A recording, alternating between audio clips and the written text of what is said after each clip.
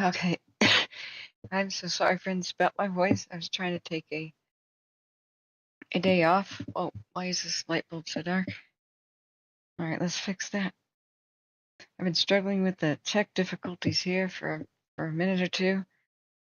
I wanted to be live immediately because of the level 3 evacuations at Lone Rock, Oregon. Let's see, is this better? I hope so. I'm on the verge of completely losing my voice. I don't know if it's the heat, the smoke, the pollution, the pollen combination. Hey, J.E. Cat, thanks for being here. Of all of this, but my throat is gravelly, and I'm going to try to do a roundup and monitor things best we can to try to save voice for the future. So thank you for being here, friends. Jury Selection 420, hey, welcome. It's a frustrating situation. I've also been working behind the scenes to try to get some sort of a view of this fire at Lone Rock, Oregon. It's pretty remote. Very small community. Oh, excuse me, let me shut up my phone. It's just beeping like crazy here, sorry. But it's people trying to help me find these cameras and possible audio at the moment, though we can't find anything. So let me just tell them I'm live. Guys, put it in chat instead of on my phone, thank you. Alright, so it's ballooned to 20,000 acres, and earlier today, there's been a lot of screw-ups on watch duty, actually, just over the past couple of days, and I'm not sure what's happened. A couple of things were not their fault, and a couple of things were probably people just reporting what they heard from fire crews and whatnot responding to fires. The nature of these lightning strike fires, especially in California, has been, it's hard to tell which smoke is which. So even fire crews are sometimes on the radio chattering about this fire, that fire, and they've been renaming fires the same thing. That's also not Watch Duty's fault. Hey, welcome. Thank you so much, Angela, for getting that information for me. We've been trying now for like 2 hours trying to figure out just how can we cover the Lone Rock fire here, because we've got some scary images. We got the level 3 go now. We've got the bad weather and the wind blowing right towards it. The entire town is evacuated. Sections of different counties are evacuated, and yet we can't really find any information. We can't find a camera or a radio. If anybody does know of a radio, that'd be great, because the wind is headed right to it. Let me adjust my layers here. And put on satellite hotspots and whatnot. They started doing this around 5:30. They just took the level 2 that was there yesterday, and then boom, up that up to a level 3, like go now. So, 1 second.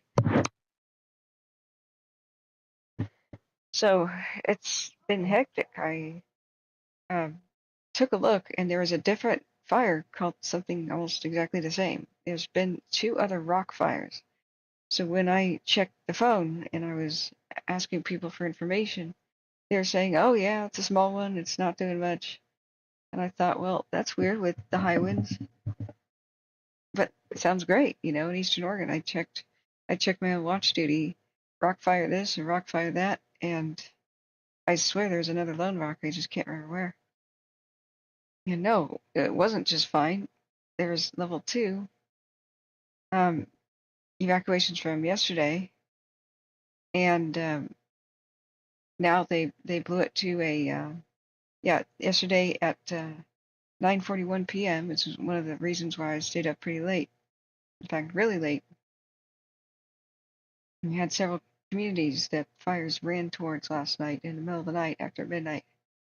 So around 3:45 in the morning, I figured out that I could probably go to sleep, but then I was ravenously hungry because I streamed for like 16 hours and only had one meal. So you can understand why my voice is a little bit messed up. But the hurricane fire was off to the races. everything in Kern County was absolutely insane. We had multiples breaking out to just 7 hours later. People came in and said, "Can you summarize?" I'm like, "Summarize? The situation's still unfolding. I haven't even been able to click on all fires, let alone had a moment to summarize." So what they did at 5:30 here at PM, where I was a little bit confused about, I thought they were just a level 2 at the time. I think I maybe even checked it about 2 minutes before before they hit level 3s, and then came back to the phone an hour later. So at 5:30, they blew it to a level 3 go now evacuation for a really large area. This is Lone Rock, Oregon. It's by Condon. It's very close to the border with uh, Wheeler County, but they're in Gilliam. So it's a little, very small, nice and compact town/city. So it's got defensibility, but this is really bad looking, which is it's ballooned in acreage.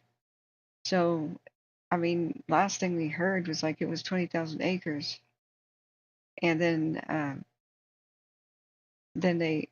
I don't think we've heard since actually. So who knows? But the wind is blowing right to the town. So let me get you a view of the town. Thank you all for being here. We've got some images, I believe, from whoops, I did not mean to create a new tab group. Did not need to do that. Hey, click. Sorry, lots of tabs open right now. So the Gilliam County Fire Services were sharing this. I didn't know about this about 12 hours ago. It's rolling hills, wheat, hay, that kind of thing.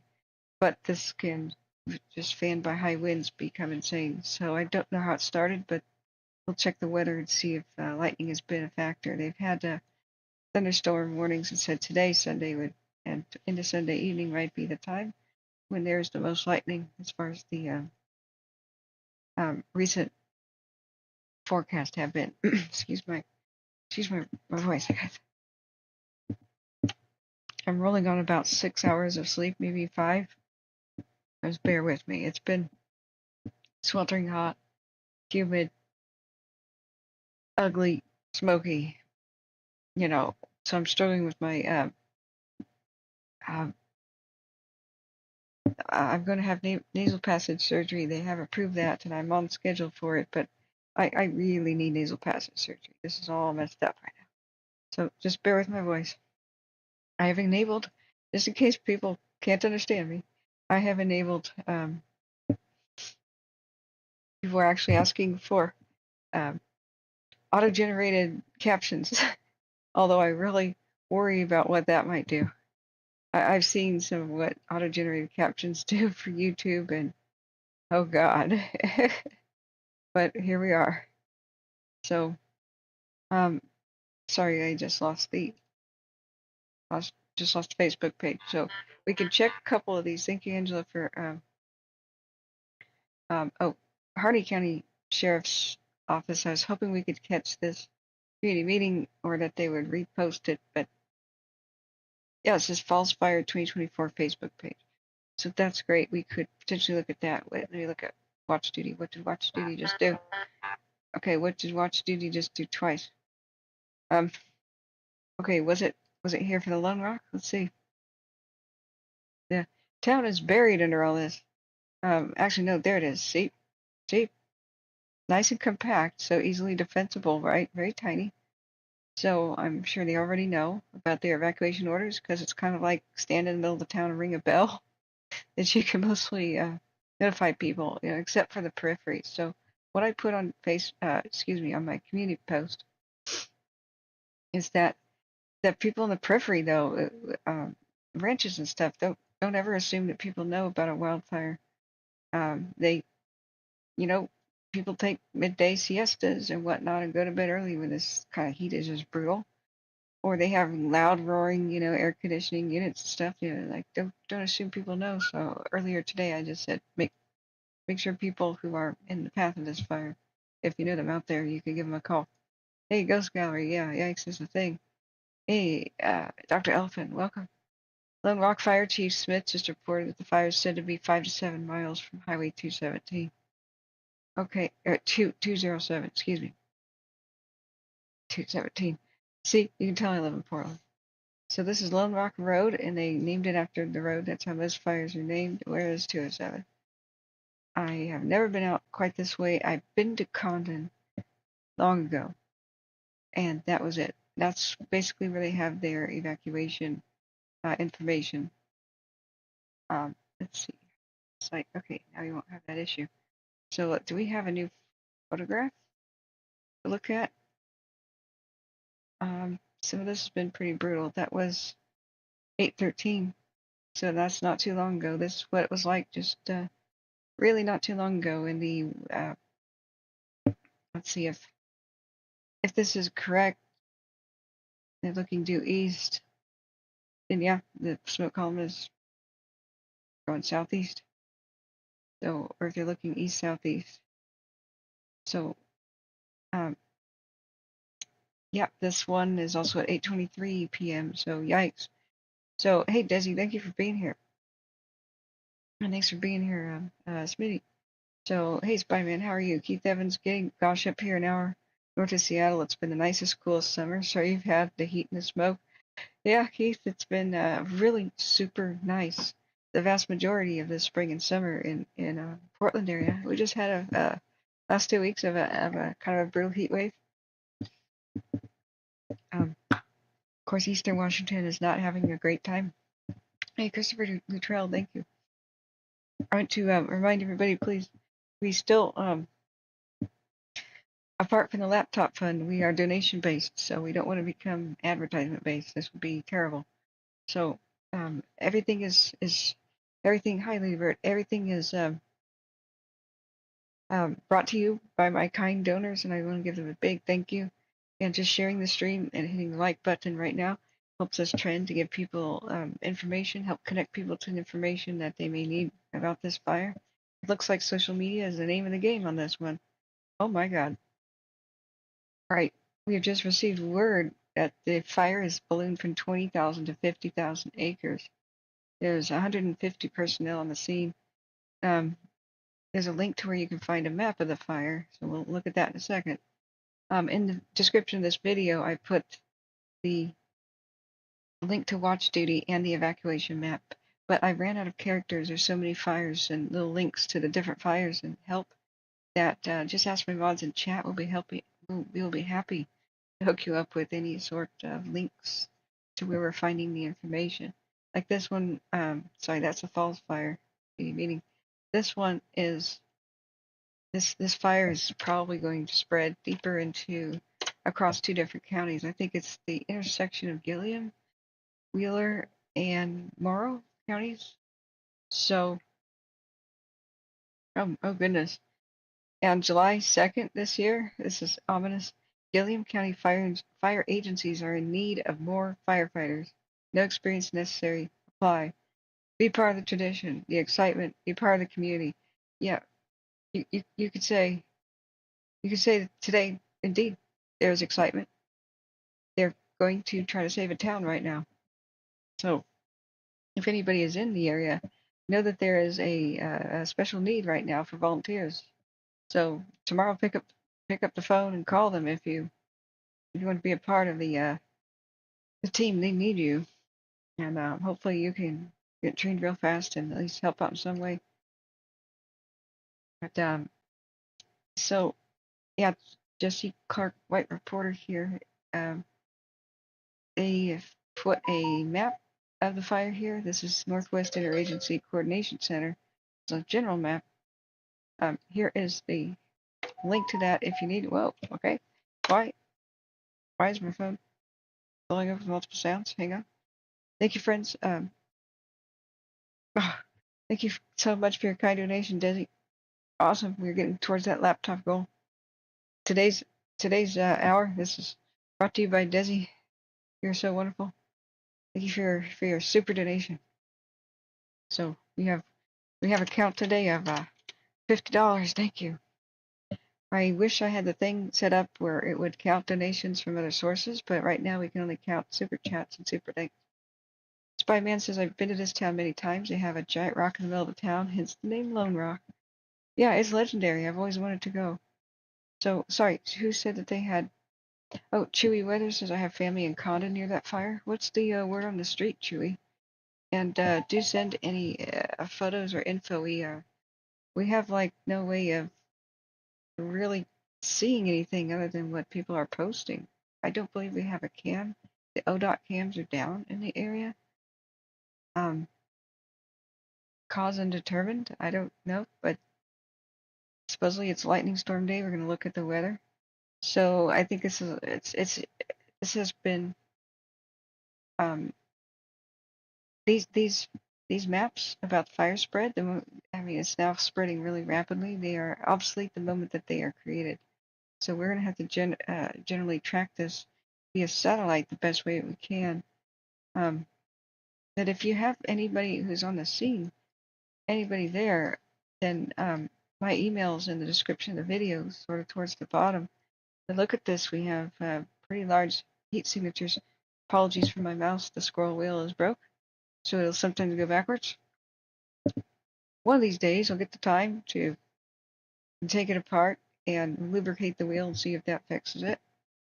It is not this day. So sorry for making your car sick, friends. So due to the nature of the high wind situation, oh, well, the satellite passed by two minutes ago. Red, remember all these squares are margins of error, and each one is an individual square. That means that there is just a heat detection. It's not a fire detection, but heat. Sometimes that's drifting smoke. It's hot. Just bear in mind. But that's all of it is margin of error. So, like for example, see this little intersection of the four squares? Even if there's just a little fire right here, it would trigger all of those big areas. Oh, I just want to let people know about that so that they can understand. Spyman says I used to have family living in Spray. I've never even, I don't believe I've heard of Spray. Is that a little town or like a little region? Um, I know Spyman. At least 10 people have died in our heat wave in Portland, in Oregon, and a lot of them in Portland. It's just, it happens all the time, though. It's just terribly sad. That's why I said, you know, some people can do charity via let's check our cams just to make sure about things. We'll be checking on the Shelly and other fires, of course. If there are any new developments, I know that the hurricane fire was nasty last night. It was running for a couple of towns and just looking absolutely insane. We're going to go down to Kern County. We're going to look at it too. I just want to get some sort of an idea about what may be going on at Lone Rock right now. Vegetation fire, a new one. Let me see what that one is. In Kern County. Speak of the devil. Like, how does this work?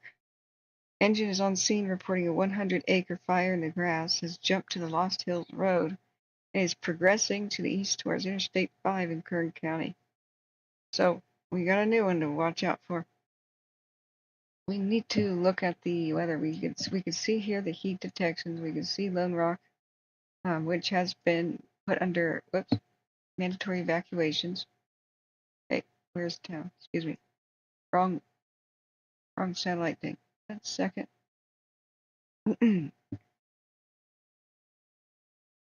Well, here, Lone Rock.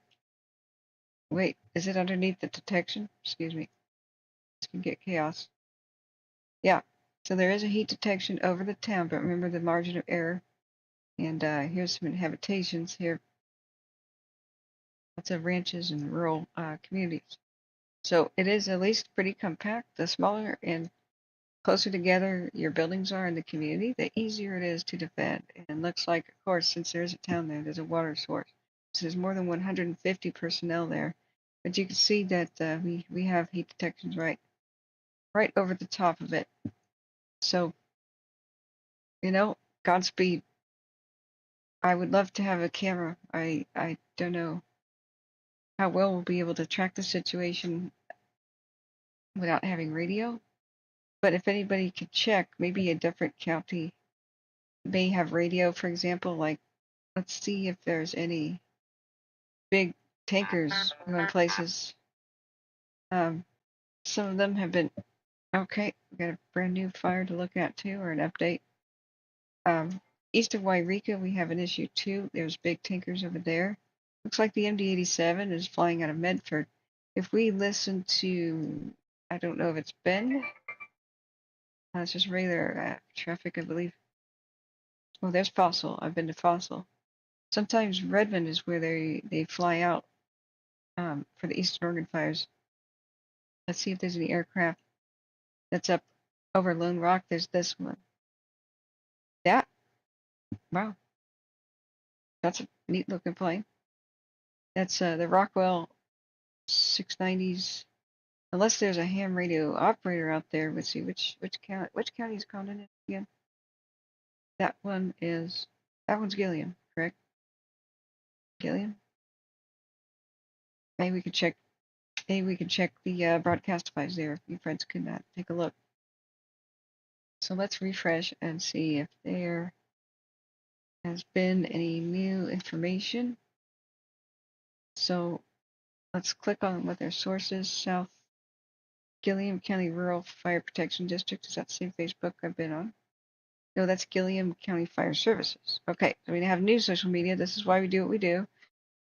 Oftentimes locked behind make an account and reset your password and give us all your information so that we can one day have a data breach and oopsie, you know, all your stuff is out there. Locked behind all of that and a login is sometimes all the critical fire information.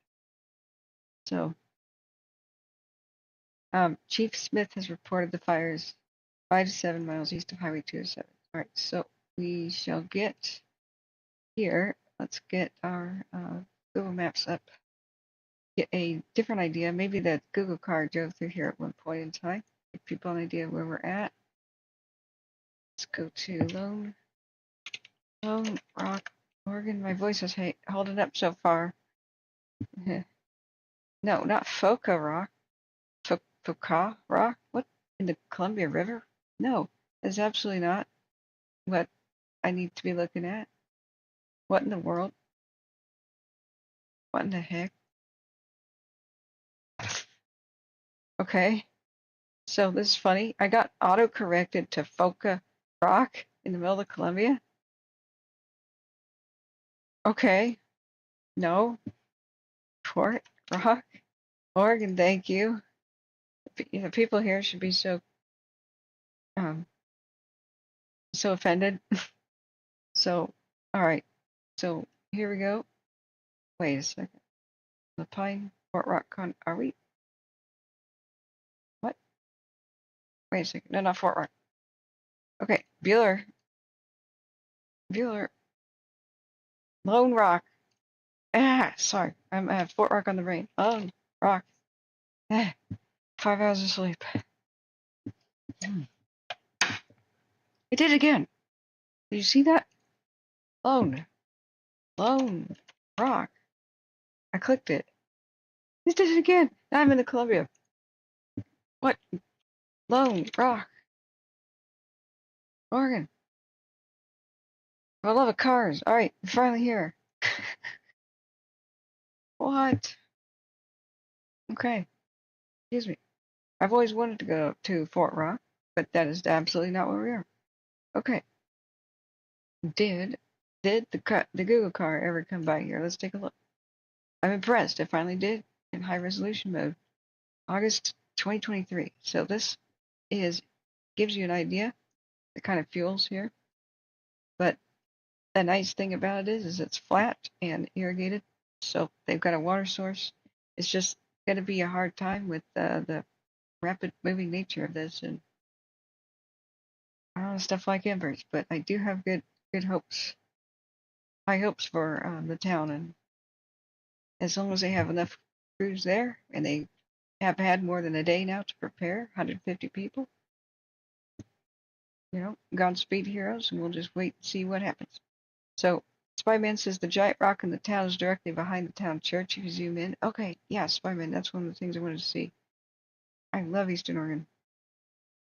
Just, they actually care about and preserve the history. And Banks just allowed the destruction of a pioneer 18 like mid 1800s homestead house that has been lovingly restored, and the historical society wanted it. They just destroyed it, bulldozed it in the middle of the night, basically, after $20,000 was raised towards moving it so the historical society could save it. They just bulldozed it, and they're cutting down oak trees that were there before white man in Banks, Oregon, to put up a sewer treatment plant that could have been anywhere else. It was an end of the Oregon Trail, one of the very few surviving pioneer homes. Pieces of junk. Just, ugh. But you could still see some history in Eastern Oregon. People are like, hey, let's preserve it. Out here, totally different story. There is no protection for our history in Oregon. It's like Western Oregon hates its own history. Okay, where's the main church? Sorry, where's the rock? Where's the rock of Lone Rock? Let's see. Anyway, it's not as important as checking on Spyman. Tell me which intersection, and I'll take a look. But this gives you an idea that it's nice and compact, defensible. Ground speed are heroes. So we'll keep checking our social media to see what is going on there. The other one. Excuse me. Let me sign in off camera. Twitter. Every time I sign in, it says, "Did you sign in?" It gives me an email. Yeah, I did. From exactly the same place every single time. Thank you, Twitter. Okay. So what we need to go to is, well, we have I retweet things, by the way, friends. What we have here, a second.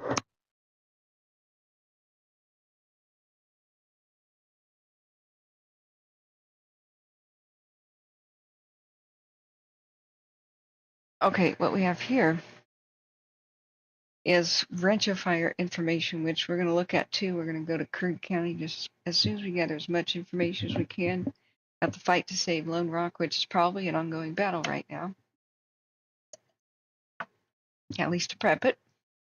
A legit gamer says the Rockwell 690s are here used for air attack. Yep, absolutely. So I was hoping maybe if somebody could check, say, the Redmond, the county that Redmond is in, see if we can hear the pilot chatter. That's how we were able to hear a little bit about them working when the fire was at La Pine. Remember the Darlene 3? So sometimes you can hear air attack speaking back to the people back at the airport where most of the fire planes are taking off from. Now we're going to have to check on the Dewey fire and others. Just put in the chat the next one you want us to look at. We do see next to where the bogus fire was, we do see a lot of airplanes working on the Dewey. Remember, are you guys fans of Three Stooges? Remember the law firm that the Three Stooges started? It was called Dewey, Cheatham, and Howe. That's the only thing I think of when I think of Dewey fire. It's actually next to the bogus fire. So both of them are candidates for the weirdest fire names of 2024. Cast your vote. We're going to have a contest for the funniest, weirdest, and stupidest fire names of 2024. So, green tea, marshmallow root tea, and Lillian tea help. Oh, that's a great idea. So, let's go back up to, Spray is a small town about an hour south. Well, I wonder if it might be eventually threatened too then, just depending on how many miles. Whoa, that's the Silver King fire. So, what we are going to do here, we will go back to the Rancho. I've just retweeted that. I lost my place, but it's the Central Oregon Fire Info Central Oregon Fire Info Twitter.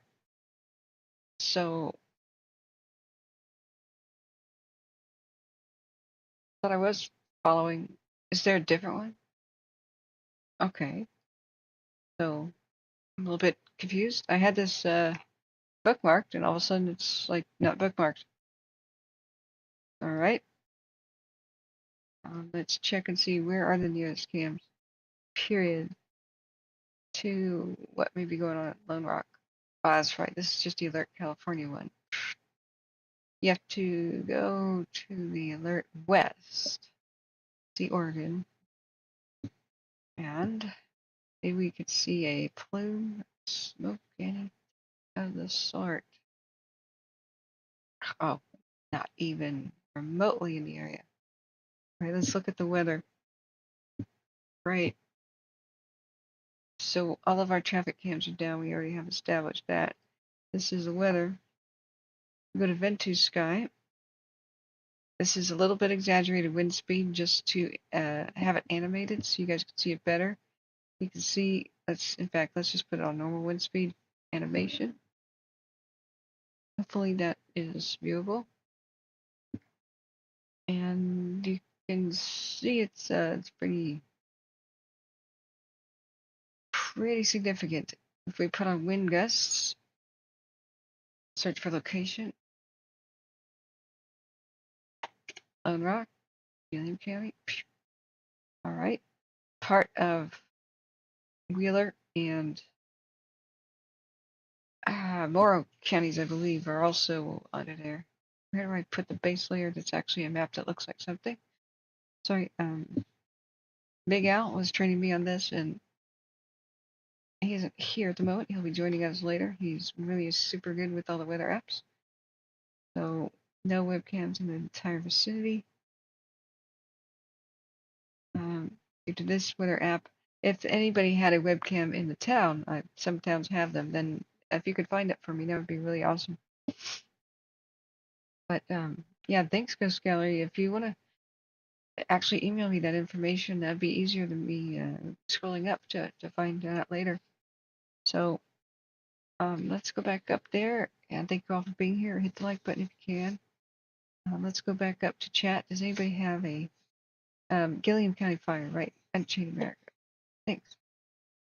Spyman says a Umatilla National Forest is in between Lone Rock and Spray, so let's hope the fire does not spread south, or it'll be a whole new ballgame. Yes, that's right. Try to turn on the map layer for, you know, is there a map layer to just like see topographic? Because this is interesting, but if we can't put a map layer underneath it that shows the actual terrain, this is only marginally valuable. Is there something I'm not getting? So,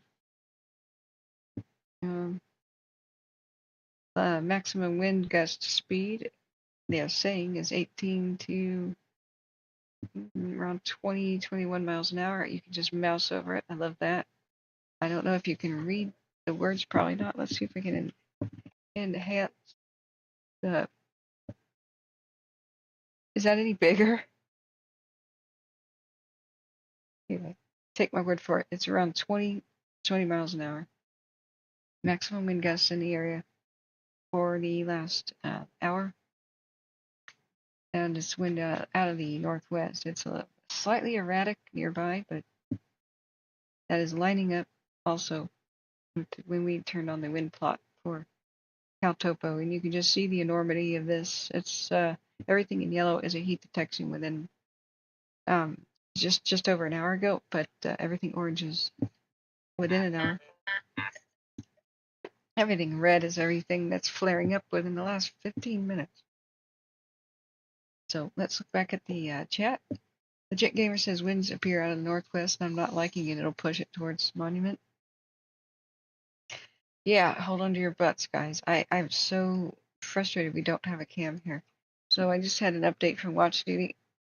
They are slamming the Dewey fire with aircraft, which is east of where the um, northeast, pretty significantly far away northeast of where the Shelly fire is at, but that's taking resources away from the Shelly to work it. There still is a little bit of aircraft there. Now, what did Watch Duty just do? Excuse me. We've got a lot of information coming in. I just was hoping I could cover this, say, hey, this is what's going on. This is where the fire's headed, and then rest my voice, but that may not happen now. Okay, we had an update on the Dewey. If we get a moment, we can watch some of the community meetings. The Falls Fire in Oregon is another situation as well. I really hope that they can stop it in, on, or around Lone Rock because, yeah, look at the forests down there. That would indeed be a whole new ballgame. So, but look at the width of all these heat detections. Look, I don't even know what to make of all the heat detections here. This is one of those how can this possibly be real kind of things without having eyes on this. This is kind of unbelievable.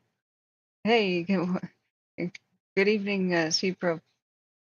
This is enormous. Are you sure you don't want to fly tomorrow in the airplane to the East Cascades? I mean, I could fly with you. We could take a look, right?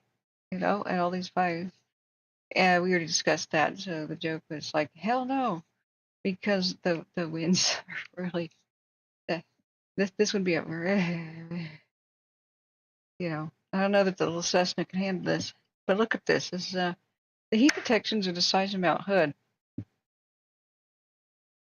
The snowy part of Mount Hood. Look, that's Mount Hood.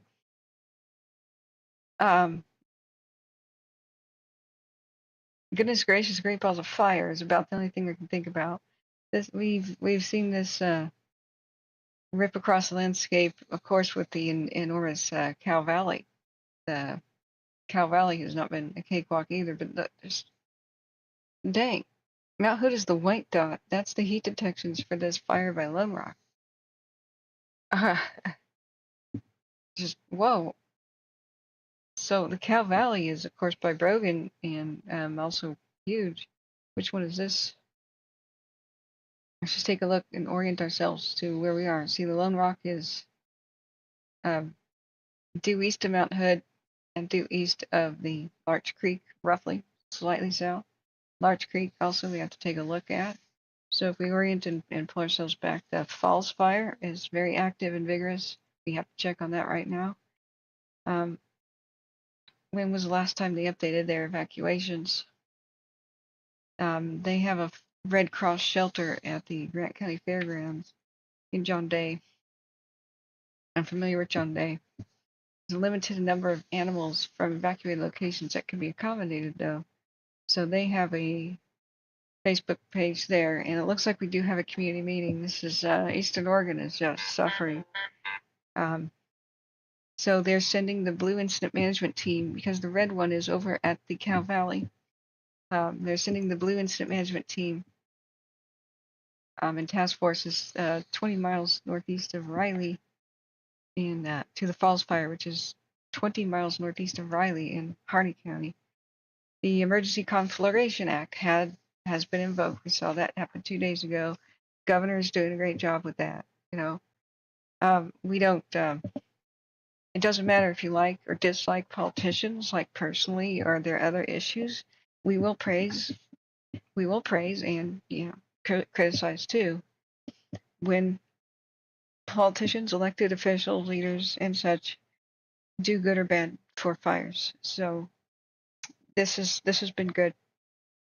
Proactive declaration of a state of emergency just because of weather is good. That's thinking ahead. Don't wait until a disaster happens when everything is lining up for one to happen. You should just assume that it will. And that's the nature of the crazy red flag weather, the high winds, the thunderstorms. So I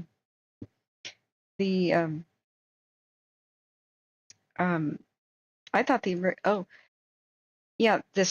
whole state is in state of emergency. That's what she did proactively. She also invoked the Emergency Conflagration Act for the Cow Valley, and I guess this is a separate invoking of the Conflagration Act for the falls as well. So when that happens, what a conflagration is massive, widespread destruction of either buildings or private property is generally what that means. Um, it's a little bit loose. It used to be pretty much cities burning down, but now it's just it's kind of including ranches and private property and infrastructure too. So it does not mean that just because it is a conflagration that any structures are lost. I just want to make that clear. So the false fire in the morning was 55,000 acres, no containment whatsoever. We've seen them go from just evacuating pretty much basic campgrounds and to a discussion, and I warned people up just on the stream. I don't know if anybody's watching, of course, but I warned people that they were discussing and said they would put on notice Burns and what's the little town right next to it? Burns and sorry guys, I've had 5 hours of sleep. Um, um, what's the little town right next to Burns? Sorry, this map is not really labeling things. Anyway, Burns in general. So let me turn off the red flag. You can just see the red flag. We really don't have a presence in Eastern Oregon. So if you do know anybody in Eastern Oregon, please hit the share button and text them that the channel exists. The channel link here is the way that they can click and actually find us again. There's a lot of, especially older folks, they don't know that they think channel and they think like television, so they think that there's just one link, and so we have to restart the stream at least every 12 hours. So sometimes they think, oh, it's over and done with, when we're still live. Heinz, thank you, Legit Gamer. I really apologize, guys. I'm just struggling with my sinus infection and a lot of lack of sleep, so I'm doing goofy stuff. Please catch me if I fall, right? I confused Lone Rock with Fort Rock for a second. Just bear with me. So we have another new situation, but we will try to watch the community meeting a little bit later. We have the priorities of the new situations in Eastern Oregon that are basically train wrecks in progress. It's dire. Oregon is struggling. These are very low population areas, and these are massive fires. So it's just going to take a long time to get anybody around here. They've been trying already. We've got long distance aid coming in, but this is, I guess the equivalent would be 2 fire engines responding to a Costco on fire, or an entire shopping mall on fire. Like, what are 2 fire engines going to do? Like, we're talking about the local resources. So the state resources have been mobilized for many of these. The entire state's in a state of emergency, which can mobilize Fed resources. So we have also been elevated. What is our national fire preparedness level right now? Which is, a threshold for mobilization as a nation. I think we were at 4 yesterday. I'm not sure what we are at right now, but it's like DEFCON 4. That's what John Bruno was saying, the retired fire captain of Shasta County. So let me, also let me tweet that I'm live really quick, and then you can share the tweet, because whenever we get this information on Twitter, I'll try to repeat it and share it, and that can help spread the word really quickly. So let me do this real quick. Share via Twitter. I guess I'm not gonna just quickly do this. I'm gonna be, oh dear. So I'm live covering the Fort Rock fire, which I guess is a hashtag. The Falls fire, the Shelly fire, and others. Share. To tell people, share. Hey, I have to type in California and Oregon live wildfire tracking. All right. It's hashtag Fort Rock fire. Maybe we could just check that out. Okay. So here, let me link you to the Twitter thing I just shared. I'm proud of myself for actually remembering this. Here it is. Hit that and share it on the Twitter, and that'll be wonderful. So Marcia says alert wildfires pointing at Lost Hills area just northwest of the cams are pointed at the hurricane. Hey, thanks, Marcia. Is that what you want to know about? We're going to look at Kern County too. How's it going in Kern County? Cedar Canyon. We frustratingly, I don't think we have any cams here for what's going on in Oregon. This is Kern County's Wildfire, the mobile cam, which appears to be in the same spot. There were some rain clouds moving over at dawn, but I don't think it did enough. If we look at Ventus sky, we can see cloud cover and in general, so there's not that many clouds. Thunderstorms. I don't know if that's their potential. I don't know how to read this. Maybe Big Al will walk us through this, or anybody who does know more about weather than I do. I think that's their potential to form. North of Bakersfield, it's showing there. Tahoe, in the Sierras, it's showing that. In Monroe County, it's showing that. In Central South Oregon, Malheur County, and exactly where some of these fires are burning, like the Cow Valley. Oops, we got an update on Watch Duty. What is this? What is this? Hit the like button. That really helps the stream. And hit subscribe if you ever want to find us again. We're having to go live every 12 hours on a new video really hurts our ability to be up there in search ranking. So that means if even if somebody's actually searching for the exact fire names, they'll get 2-minute blurbs of somebody with a microphone. Hi, I'm local here and I'm watching this fire, but they won't get their live questions answered, So let's see. We're back to regular wind speed. You can just there's a big chart on the right. You can kind of get an idea that the minty green is around 30 miles an hour. Where it starts to yellow, that's beyond 35 miles an hour. But when we put it to gusts, this tells the real story. So we're having near Lone Rock 40-mile-an-hour wind gusts. Hold on to your butts. In fact, man, 1 second here. Let's get the sound effect.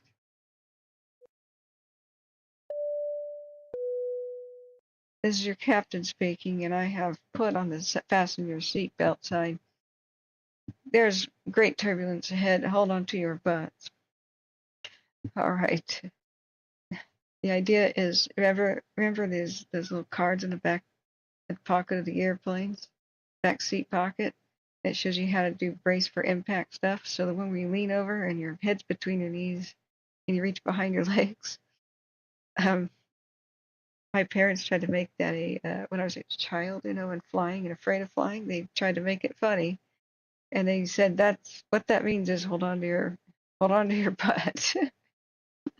It worked as a kid, and when I saw Jurassic Park, I was like, hey, Samuel L. Jackson is quoting just like my parents.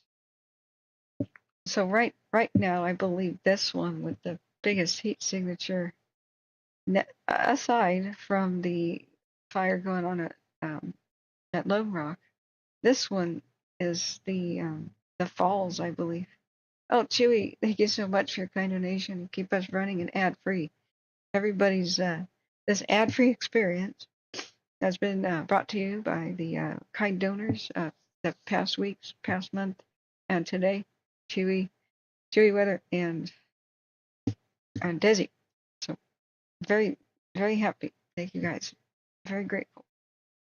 Let's go back up to check my notifications. Yeah. Do you mean email? TM? I'll try to look. Right now, I'm quite behind on that. I'll try. Is it urgent? Kern County, welcome back. Plane spotting says fire in Lost Hills is 500 acres, rapid spread, and just jumped the freeway. Oh dear. Okay, That's Lost Hills is that Kern County? We have multiple emergencies. And what is this red spot right there? Like, what is that? Let's look at it real quick. But remember, I'm covering multiple states. Just let me know which one that you guys are talking about, because I'm operating on 5 hours of sleep. So there's Cow Valley there. The Falls Fire is north of Burns. Let me just orient myself real quick. I want to know what that is. So if we go to Burns, Oregon, the heat detection to that one, okay, that's the Falls Fire, but what is just to the west of the Falls Fire? I don't know. It could be new. That looks ominous, though. It's not on watch duty. We have to check whatever that is. I'm sure it'll make an appearance soon on watch duty. But that's ominous. Every once in a while, it's like, sorry, my mouse scroll wheel is broke. Every once in a while, that's like overheating power lines or something. But if you zoom in and don't see them, it's probably a new fire. So let's look at. We're gonna zoom on down to the McKitterick camp. Is that the hurricane one? It's by Bakersfield. Okay, let's zoom down. That's the white fire. Let's zoom down. Thanks for the heads up. The hurricane bothered me. The hurricane fire really bothered me last night. That was rip roaring. Then most of the camps turned away from it. It came and just blew down the mountain.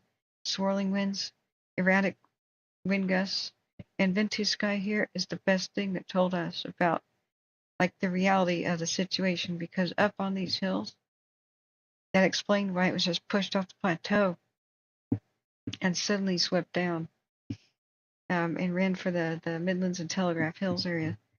Um, sorry, excuse me, what was that small community called? I can't remember.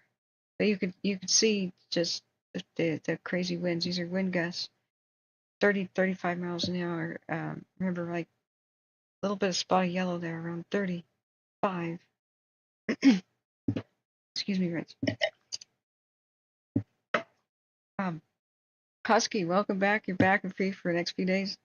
Okay, well, thank you. Hop in the co-pilot seat. Help me keep track. Thank you so much, Husky. You're the camera master. Yeah, we were watching it on Buena Vista Kern, which we are talking about the hurricane fire. We'll resume coverage. We're kind of deaf, dumb, and blind until they give us more information about the battle to save Lone Rock and stop the rampaging enormity of Oregon's next big horrible fire, the Lone Rock fire. And the Falls fire is not looking great either. There may be a new one just west into what county is it? Sorry, into Crook. You may be on the border with Crook County. We have to see if watch duty creates a new thing. So hold on to your butts, guys. Hold on to your butts. So the Lost Hills north of the hurricane fire. I see. Whoa. Whoa. Whoa. That was minutes ago. Whoa. All right. Yeah. Once again, for the new arrivals.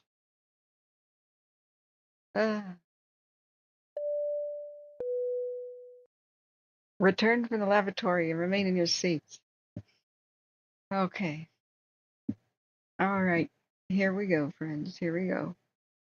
100 acres in the grass and it's Jump Lost Hills Road. Isn't there a lightning map? Didn't I have a lightning map thing? Excuse me. I have to put away some tabs. Wasn't it like lightningmaps.org? Here it is. Are we having new lightning in California right now? The one for the nation, Fresno County. Fresno and Kern may be having lightning right now. I can't even zoom in for some reason. I haven't been able to get this to work right. So if somebody else wants to check it out, lightningmaps.org. It just may be my browser's having an issue, but I would like to know if there's lightning right now. Let's look at the cams. So that's the Shelly fire. Excuse me. Let me put this view away. Bucket and Shelly fire, so we're not running out of places here. All right.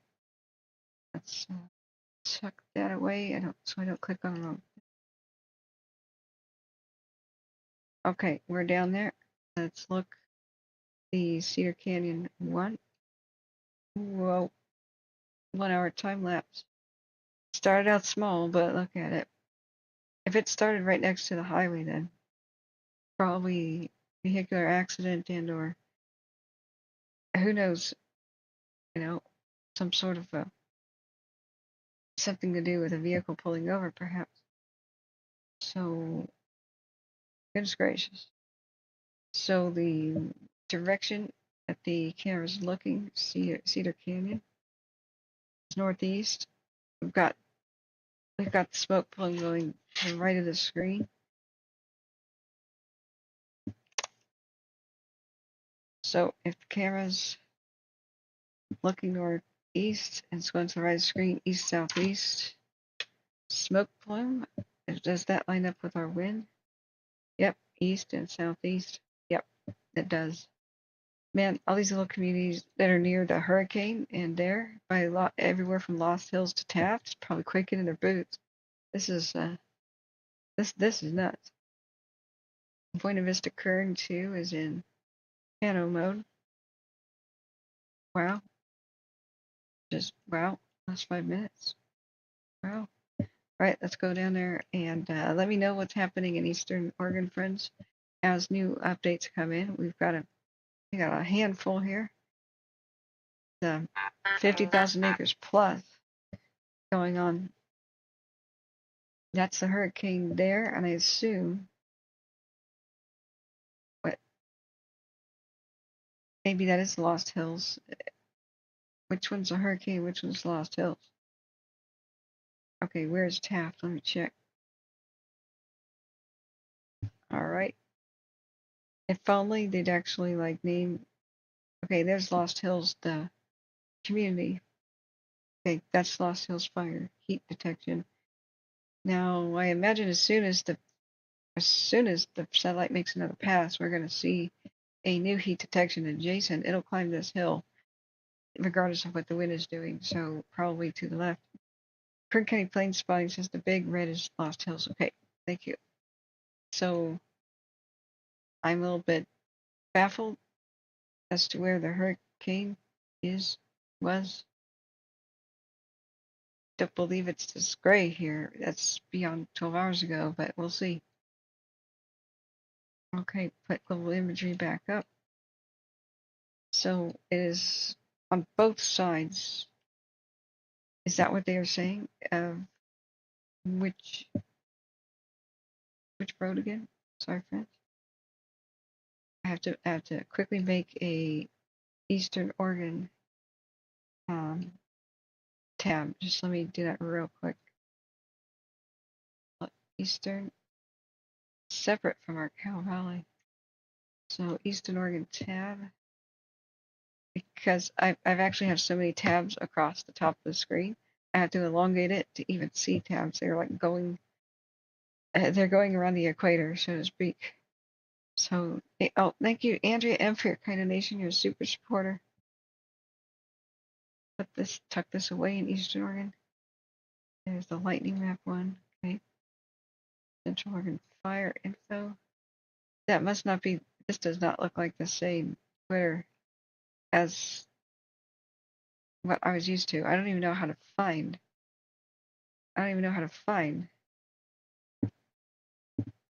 Um, you know, anybody on Twitter that I've already subscribed to. But we can go to and look for things like that, like say Lone Rock Fire. It's got to be a hash for it. Yes, Central Oregon Fire info. This is what people should follow. Excellent official resource on official information. Hey, Rob says hurricanes tend to blow on to new locations. Yeah, the hurricane fire.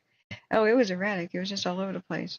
So it jumped 5 and then into Lost Hills Road. Okay, thank you, Kern County Plains Body. Was it from I-5 and jumped to the west or to the east? I mean, the wind is coming out of the west. But like I said, it's been super erratic. So let's see if we have anything. 4 hours ago, the Lone Rock fire from the air.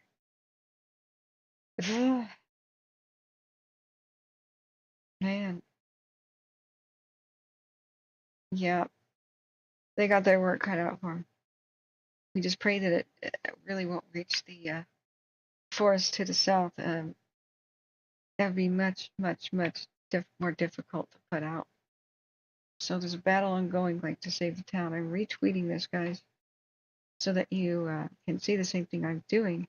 I have to quickly blitz through. So,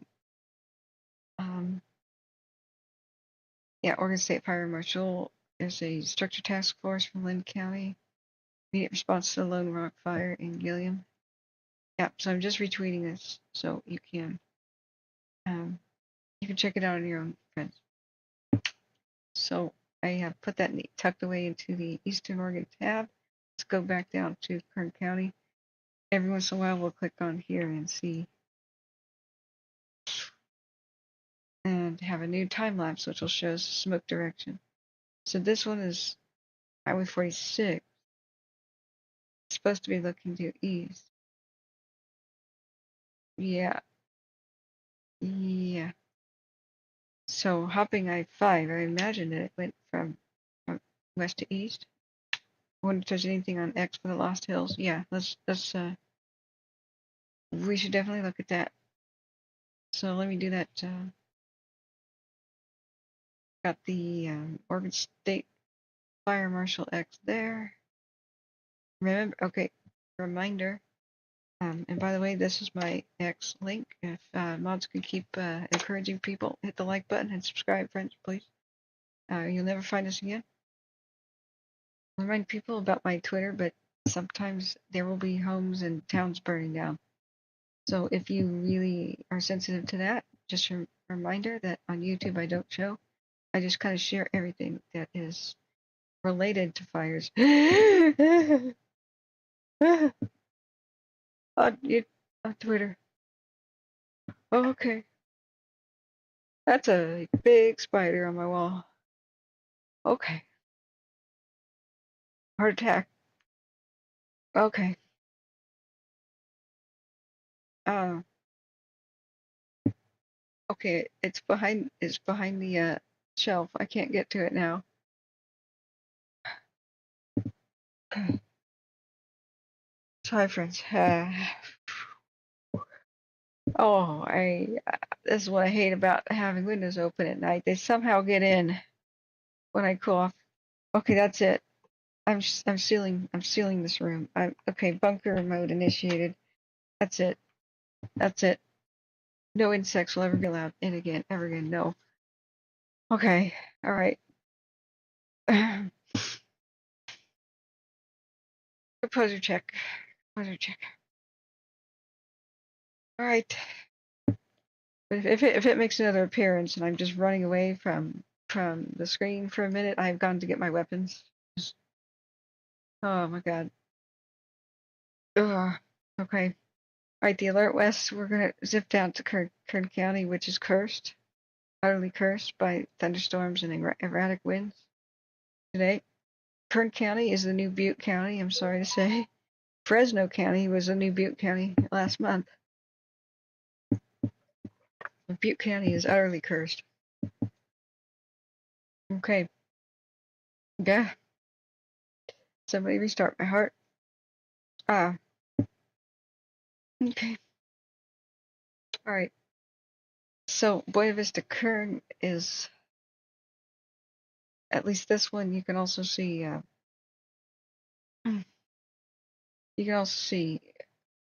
webcams, I believe, like traffic and the like. So I don't see them showing up on the map though. So if anybody wants to check Alert West live, What was I doing on Twitter? What was I doing? Bunker mode initiated. Yeah, I get the vacuum. They crawl right out of the vacuum. It's an airtight thing. Yeah, there's special spider suck up vacuums and ants and spiders. I'm gonna invest. There's also spider guns that shoot small pellets of rock salt, which just means regular table salt but bigger chunks. And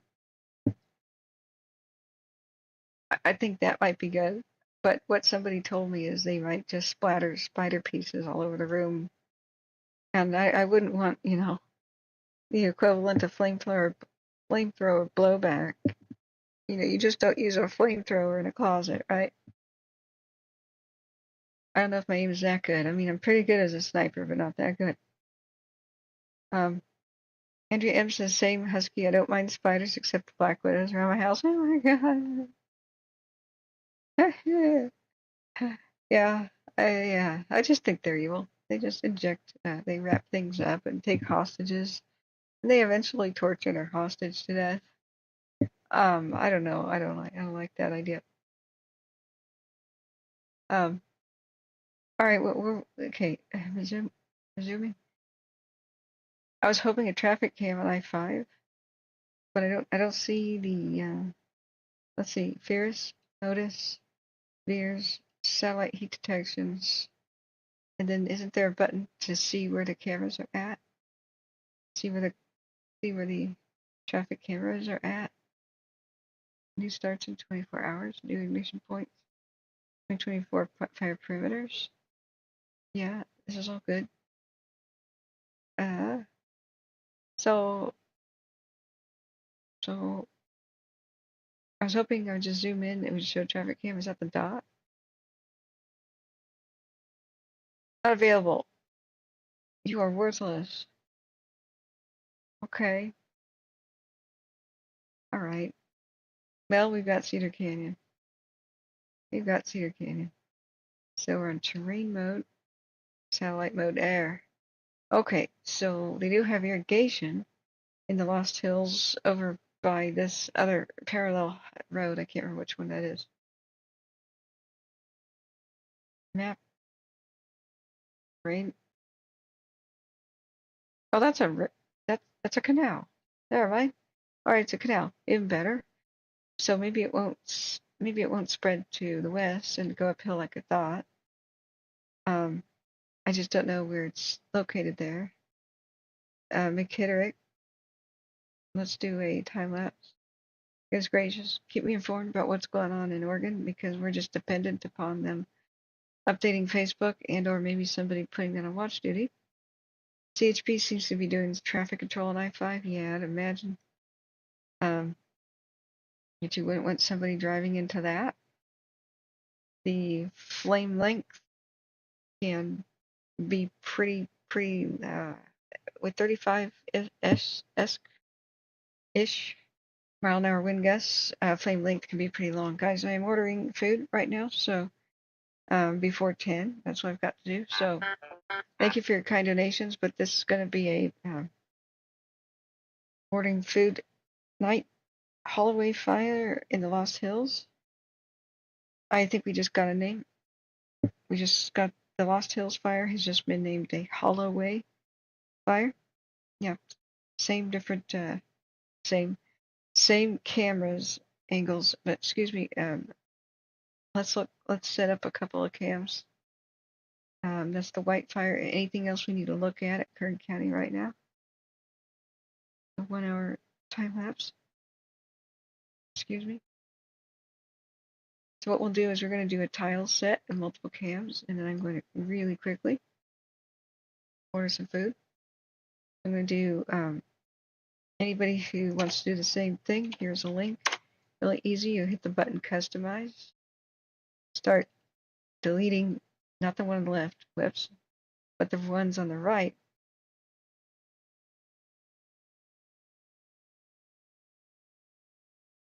Like this. If you do all of them, then it goes away.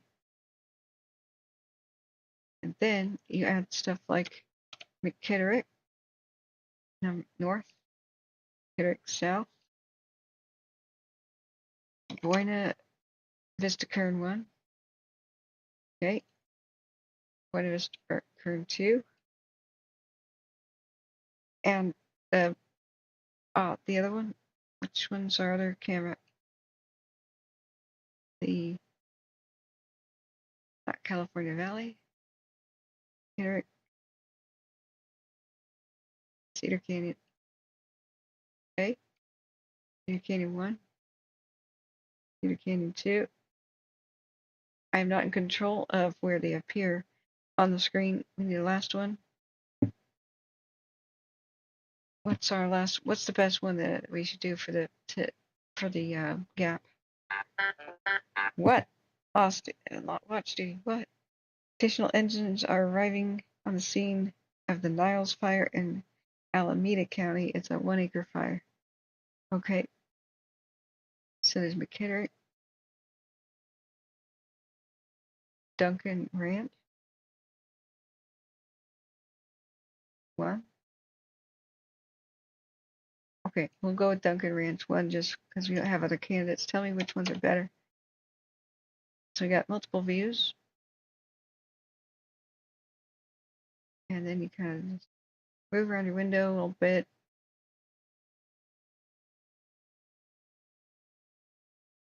Is this doable? See, transform, fit screen. Is it up there? Perfect. Save, copy URL. Boom, there you go. Anybody who also wants to check on this, then we can do play time lapse. 1 hour. New fire near the Lost Hill is only 10 acres. Only. Great. Any lightning down there. All right, I'm going to quickly order some food. Thank you so much for your kind donations, guys. As you can see, cooking is kind of out of the question. I didn't have a moment to speak and look at all the fires, let alone cook. We're ordering a let's order a pity pizza. The one last night, I burnt it on accident. So I ate the non-burned parts. The one I put in the oven. Smee says, correction, the Holloway fire is new. Oh dear. Okay, thank you for that correction. Yeah. Chipmunks eat spiders. I once had a pet chipmunk. We nursed it back to health.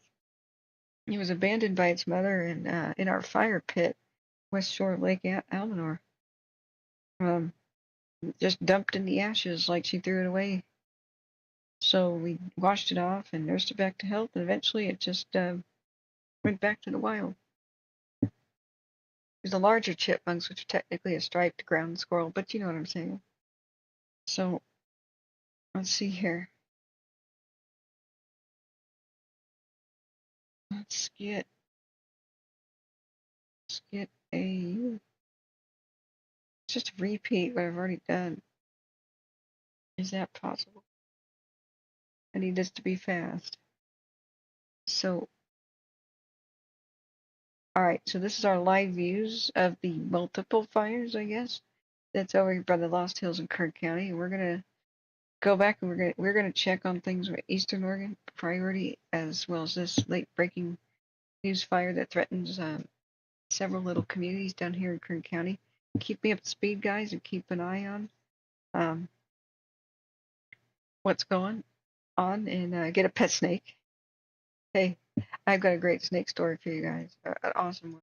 I rescued a snake that looked like a little baby rattlesnake, and at my aunt's house in California. Man, that's a very cool story, and you won't believe it. Large, any epic stuffed crust pizza with up to 5 toppings. Yeah, how about that? Let's do that. Okay. Sounds great. All right, let's just create our own then. All right, we're gonna get barbecue sauce, normal bake, normal cut. Cheeses are normal. Meats are bacon, grilled chicken, double grilled chicken because I need that protein. Let's get anchovies now. Just kidding. It's just bizarre. What do I look like, a ninja turtle? A turtle, I would say a mutant turtle, well versed in martial arts. And pineapple. Fight me. I'm putting pineapple. Okay. Heck, we're going for extra bacon too, because I need my extra protein. All right, the night will, only the night will tell about whether or not this is a pity pizza or a victory pizza. This is some of the most challenging environment. Scanner broke. Thank you, Kern County, for checking on that. Only the night will tell if this is a victory or a pity pizza for us tonight. I just got a new beep on watch duty. Hang on, I'll check it out in a second. So, yeah, add to the cart. Okay. All right. Excellent. This usually would be $33. It's $21. Excellent. Delivery fee is $7.25. Ah. Okay, that's the way it is sometimes. The way it is. Okay, it's just the way it is.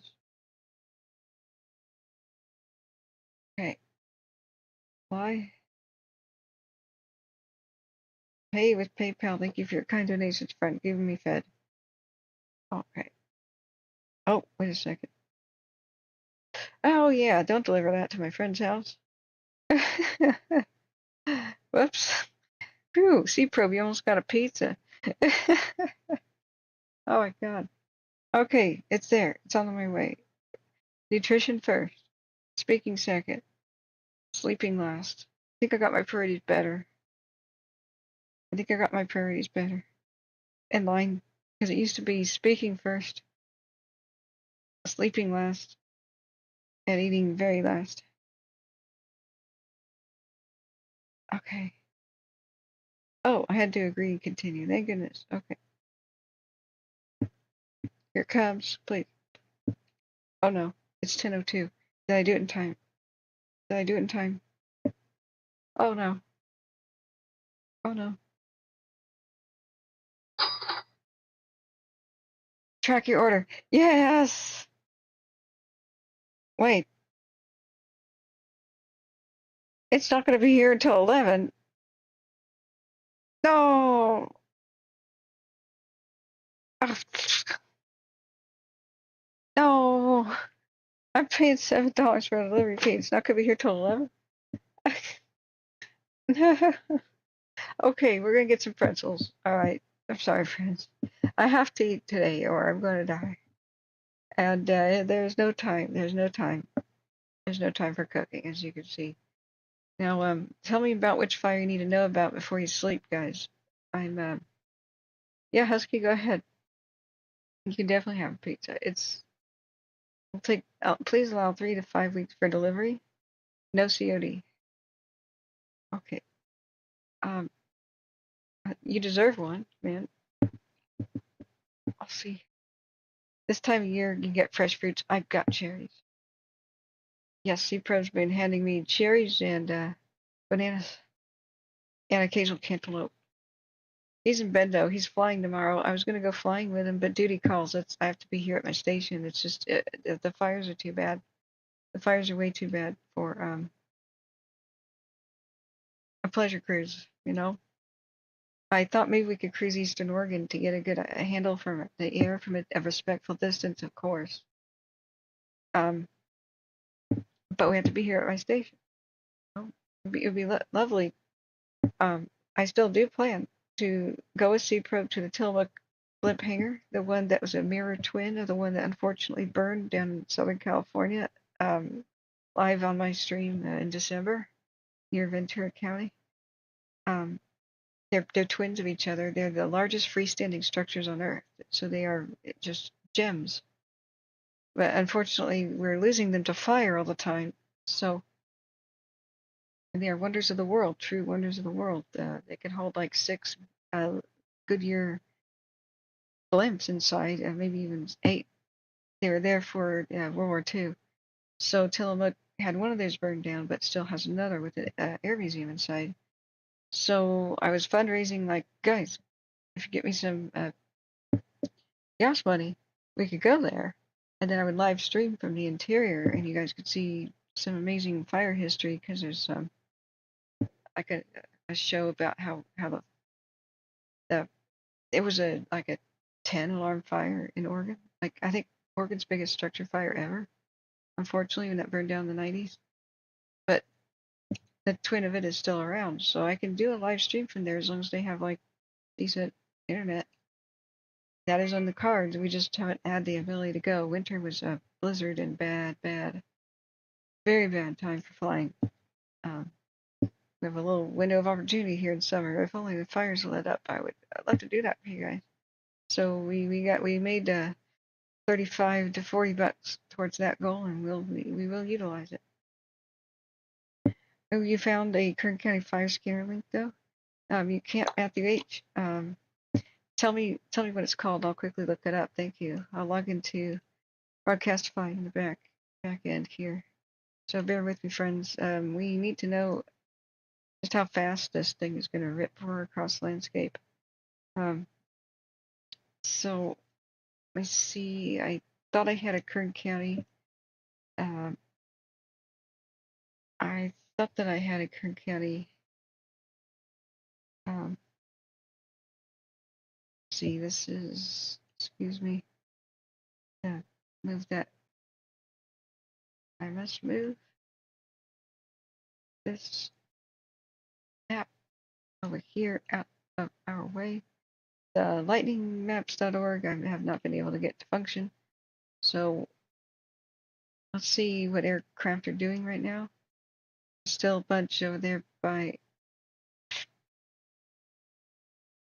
Redmond, but is anybody scouting what's going on over by Burns? This could be a normal flight. It's just 172 Skyhawk, but I was hoping there would be some that would be looking at the situation in Oregon. That would mean we would get a new map. So let's see. What is that? There's a Hercules. That's over east of Hesperia. What is it doing over there? I don't know. We'll have to check on the other fires too. I have no idea what it's doing over by Hesperia. Vista, right? It was. Got two helicopters, nighttime helicopters, the Chinooks. It must be Colson Aviation over on the Wildfire. Do not see any on watch duty over the hurricane or the Lost Hills. Which actual cameras are looking at the hurricane? They have a 20% containment on it, thank goodness. I'm not sure. But let me look back at the chat. Where did I even put that the super camera thing I made? Goodness. Okay, I have to elongate the window. Bear with me, friends. Until I get some blood sugar. Okay, there it is. Let's do a time lapse. 2 hours. This is looking at the ongoing crazy situation. Come on, 2 hours. 3 hours. It's only capable of 1 hour. Is it stuck? There we go. All right, it's capable of 1 hour time lapse. Situation that's escalating and roaring out of control by I-5. Buena Vista Kern 2 is in rotation mode. So we're going to get rid of that one. McKittrick South. What's the latest info on this? Let me look back at watch duty. Current case is Canadian RAFC C-130. Oh, it's doing military tasks, no wonder. Okay. Yeah, the Tustin, Orange County one, William. God, that was so sad. And so they thought they put it out. They put it out the roof fire, and then they didn't. I mean, one little thermal camera, and they could have seen it. And then they're like, oh, it's a total loss. They just really dropped the ball. They failed utterly to put that out. That was just ridiculous. Complete waste of a natural wonder. That's all old growth. You want to know where the redwoods went? You know, the old growth redwoods and sequoias of the time that were logged, and the old growth of the Cascades in the Pacific Northwest. It went into those blimp hangers. You can't get this stuff back. It's miracle wood. Like, it's some of the most valuable wood on earth, and they're just letting it rot and waste and burn up. Good. I mean, great job. Just ridiculous. Um, and then they're like, "Oh, we should tear it down, restore it, and shut up." Um, these are the largest freestanding structures on Earth made out of wood.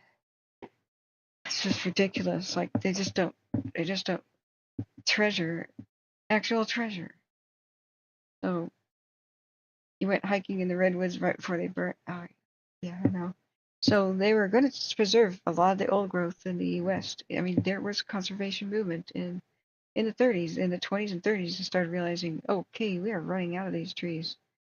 And people just kind of became aware that, crap, we've made grave errors, like the ones born before the Bronze Age, especially.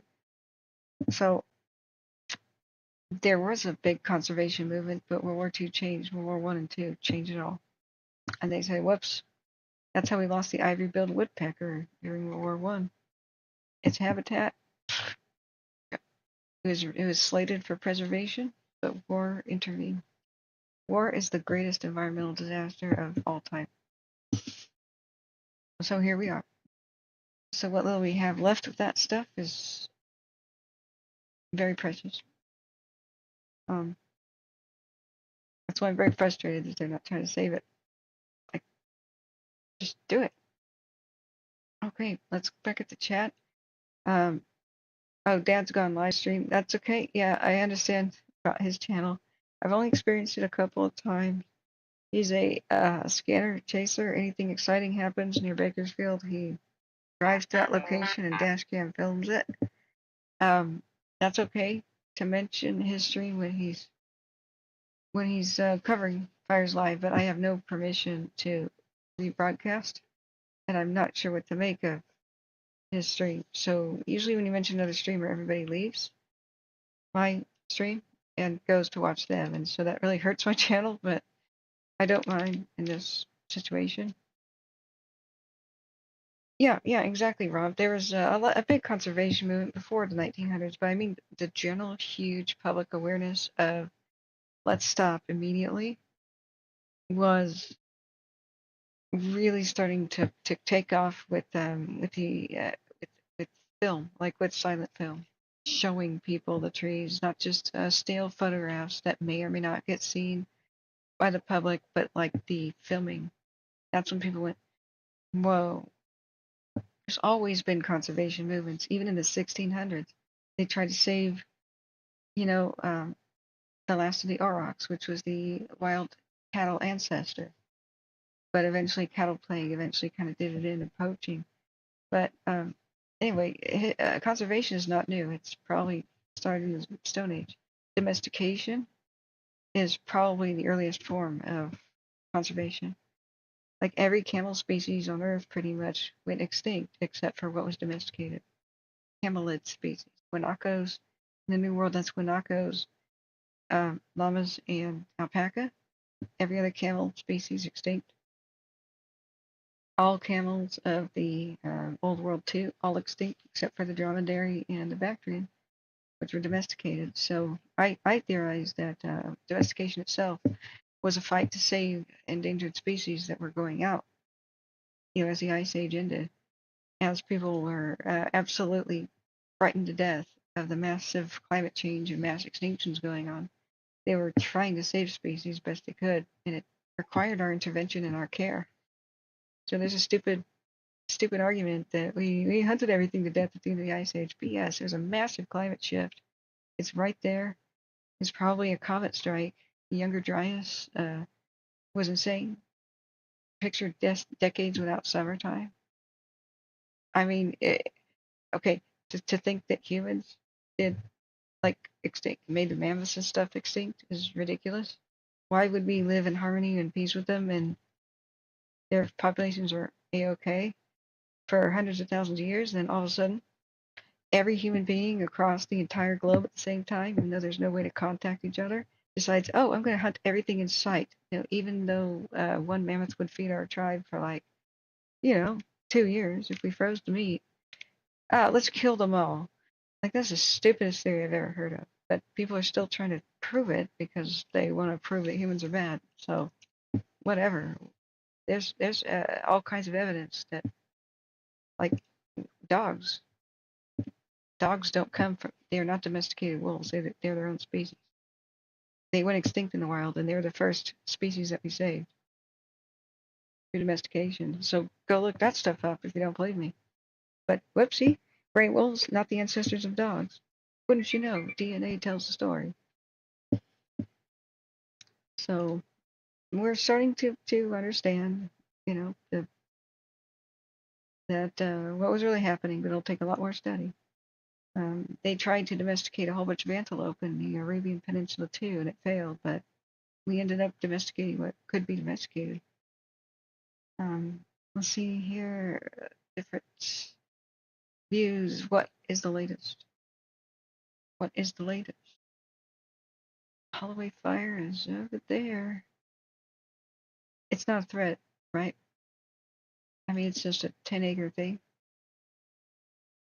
en route to vegetation fire. So this camera, Cedar Canyon 1 is actually looking at it. Let's verify. We have our collage, but it's Cedar Canyon 1 looking at the smaller fire. Where is its beam? Cedar Canyon 1? No, Cedar Canyon 1 is now looking at the true Lost Hills fire. Oh, so it's rotating between that. I see. You would think Cedar Canyon 2 would be on one and Cedar Canyon 1 would be on the other, but that's not the case. All right, so it's cycling. So McKitterick Summit, though, is focusing on the much larger, I believe.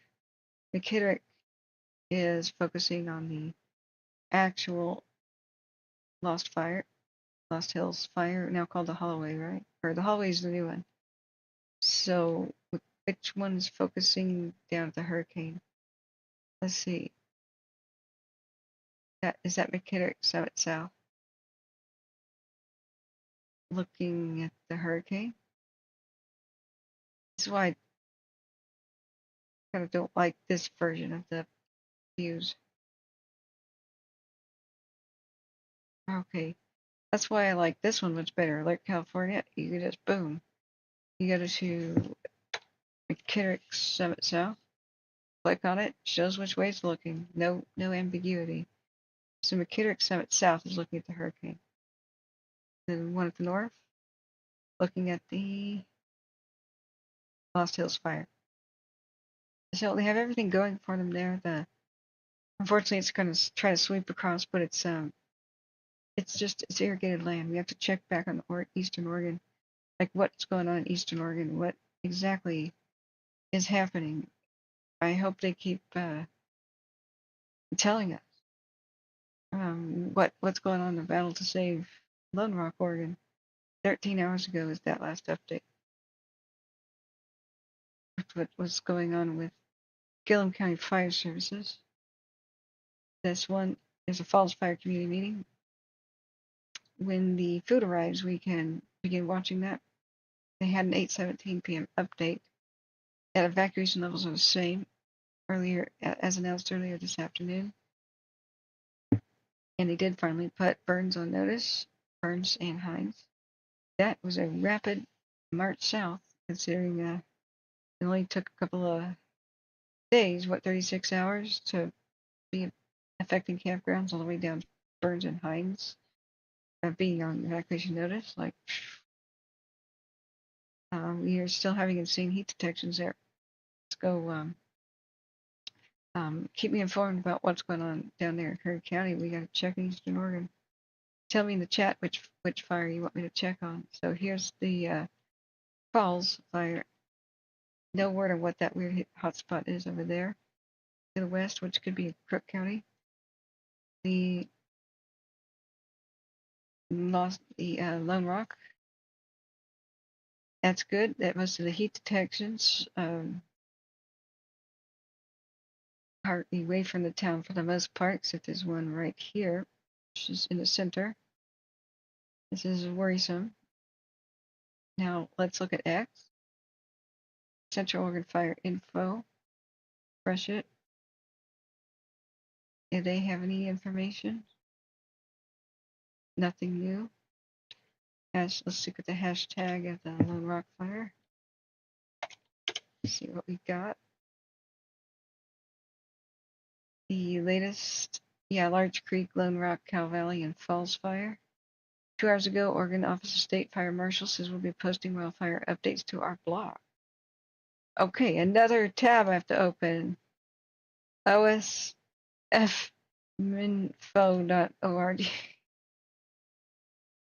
Okay. All right, at least it's not behind a paywall. Here's the new information if you guys keep spreading that one around. They have shut down I-5 in both ways. Thank you, Matthew H., for the update about what's going on with the Kern County, Curse of Kern County continuing with the Lost Hills Fire. The Cedar Canyon 2 is looking up at the Holloway. Okay, thank you. I-5 is now a complete mess in the Lost Hills area. I'm sure it is. I'm sure it is. But being down there in the flatlands, it'll probably just rip over through the area. They'll stop it at with some, perhaps some sprinklers if the irrigation stuff is up and running. They've got it hemmed in on the west side with that canal, I believe, and the wind is not blowing that way. So they'll probably just jump ahead of it. It'll be a quickly done state of affairs if I just had to take a guess. Link for Broadcastify, thank you. Smitty says, yeah, there's too much to keep track of. Yeah. Kern County Forest Service, thanks. See what they're saying. Got that on low in case they start chattering. All right, that's playing and Broadcastify. So this is a blog maintained by OSFM, Public Affairs, or State Fire Marshal. Right? Current fire maps. Incident information sorted by. Sweet, this is perfect. This is the kind of thing that I've been calling for years. One website for Oregon, all the Oregon fires, right? One website for all the California fires. And then, boom, boom, boom. Here. We're no longer in contact with the RTA. Okay, that's not promising, but we'll give it another chance. Kern County. Okay. All right, I'm giving it 10 seconds before I turn that crap off. Okay, sorry, friends. What we're looking for is information like, yeah, it's jumped this road, it's headed towards that neighborhood. Because we listen to find where the fire is and where is it going. But and who's on Battalion 6s? Because I still have a lot of units showing en route. Good. Paper. Right. Are there any structures threatened? 26, Kings County 309, 34, 31, 32, 24, 37, and Dozer 9. I copy. 26, Kings County, Engine 309, 34, 31, 32, 24, 37, and Dozer 9. I'll put all others with Battalion 6. Which? Yes, 33 is on that rescue. They'll be still assigned to me. Rescue. Copy. We've got them on the rescue. We'll assign them back to you when they're complete. Yeah, I copy. A rescue. Is that a rescue unit or a rescue in progress? They're on scene at the Holloway incident. Copy. Can you confirm the status of your water tender? They're on scene of the other incident. Just a copy. Well, they got their work cut out. 812 Powers Avenue for a fall. Okay. Battalion 6 on the Holloway fire, and 3 is on the Lost Hills. Thank you, Kern County. Thanks so much for Husky for getting me this this link. I totally spaced out on it. 5 hours of sleep. Holloway, I see. Be advised, my incident is in the oil field, so I do not need a dozer over here. Dozer 6 and 7, you copy?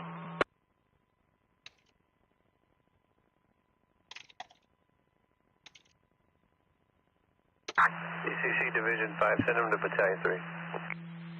Copy, Dozer 6 and 7, you copy, respond to Battalion 3's incident on GP.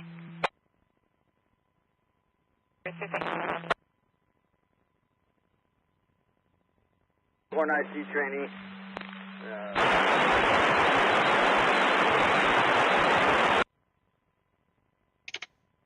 Okay. Division 5 advised, send the dozers to you. They are not needed for the Holloway. Yeah, I copy. I'm going to still look for more information about what's going on in Eastern Oregon. Patrol 466, we're arriving on scene. Do you have an assignment? Not much. That's affirmative. I'm going to put you over here with Patrol 61. Why don't you guys just leapfrog on your way back towards the southeast and tie in with 67.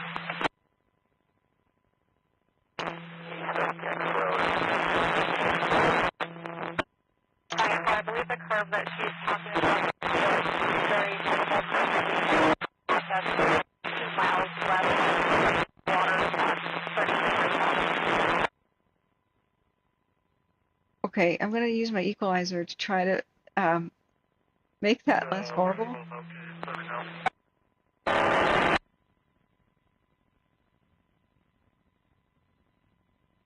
Another 2 miles. I'm comfortable reducing incoming code 2 at this point. Reducing battalion to code 2. Good. Affirmative with Larch.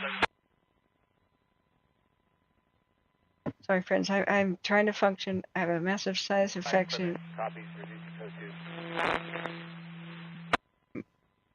55 copies. Food is on the way. Thank you so much, your kind donations. We are ad-free because of your help. Even a dollar helps. If not, please share the stream, and like button is a free way to help. We're trying to connect people with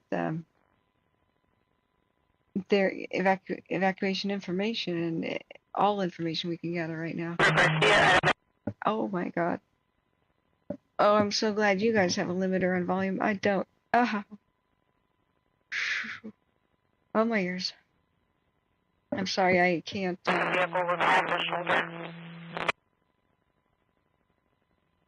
I can't adjust.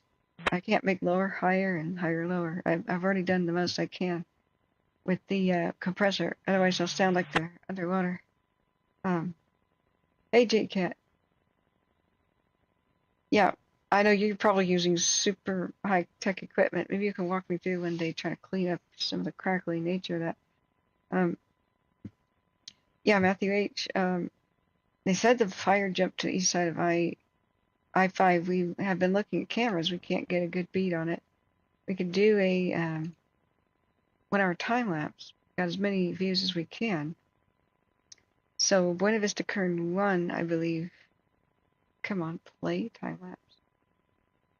Bueller. There we go. Buena Vista Kern 1, I believe, is on the hurricane, if I have to guess. Now your shot 6 we moved around. We're going to just search on the way back. But I'm satisfied. I have a look. Yeah, I keep searching social media for updates on Lone Rock, but the town.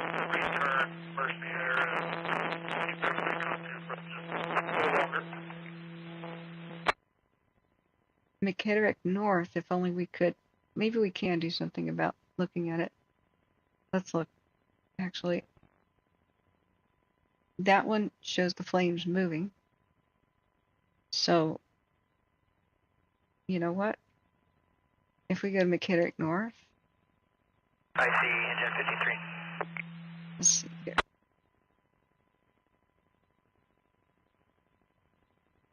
Holloway, I think. Yeah, that's flames. Yeah, we're coming up on Be right back. your location. You want to sign it?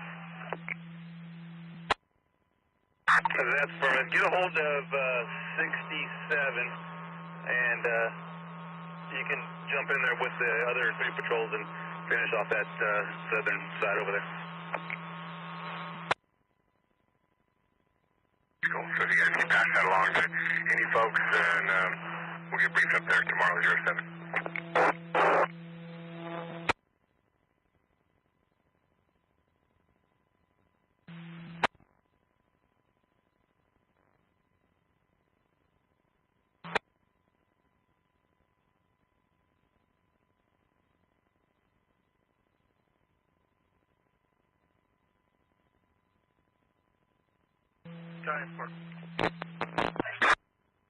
All the way to Cal. Quick.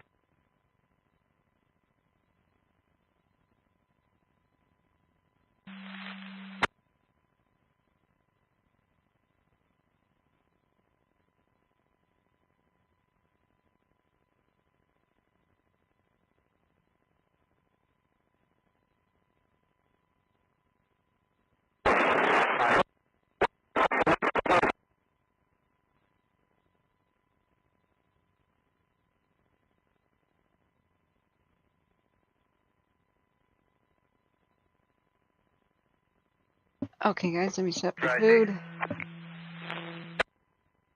We can see that it is to the right of I-5, guys. It is, oops. That's how I was able to tell. Let me grab food and be right back. 25, engine 55 on Kern 1.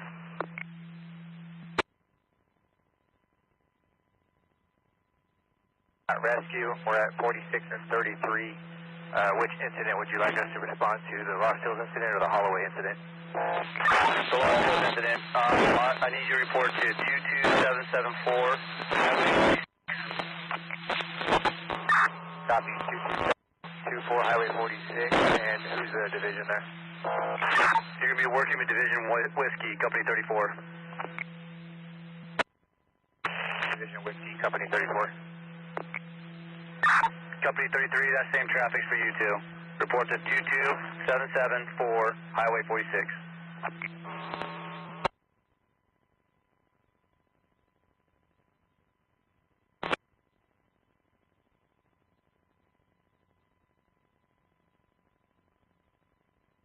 Confirm that was for 25 and 33?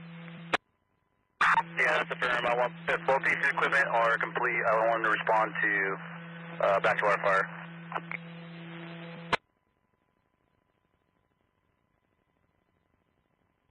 They'll assign their attempted one pay, but I'll put 25 on it. I copy, thank you.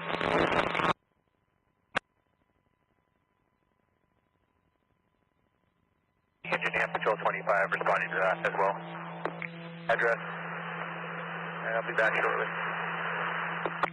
Copy. And 25, I did put your assignment in the narrative if you need it.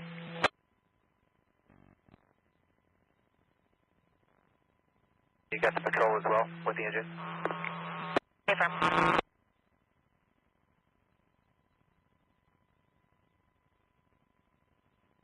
64 Hall.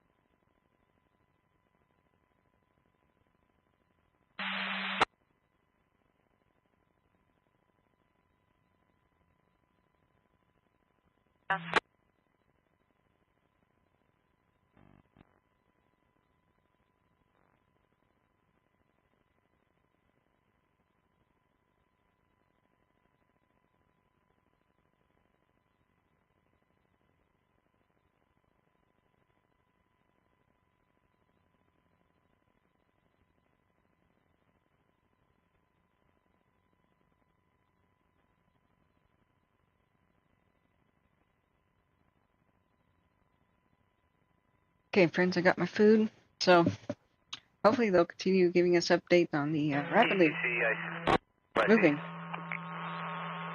rapidly moving fire here in Kern County. We're gonna go back and check on Eastern Oregon, Shelly, all the others too. Just, let me go take a bio break. I'll be right back.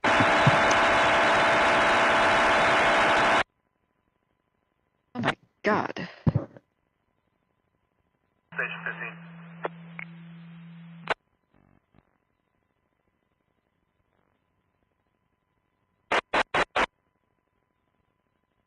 Our incident.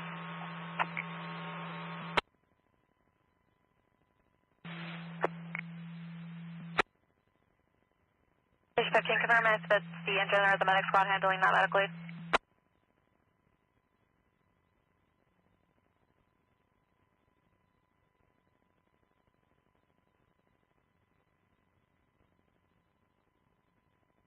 I think.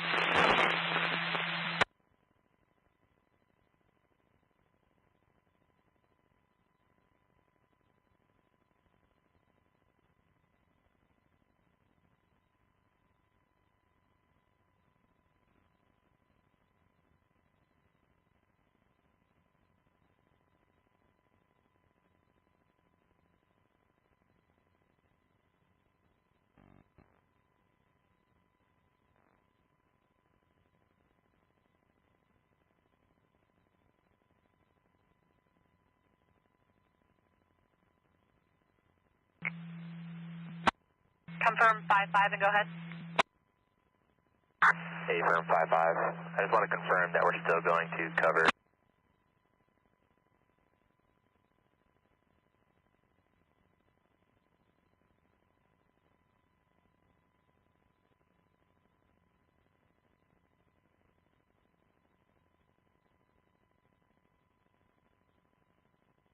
ECC Medic Squad 15. Stand by.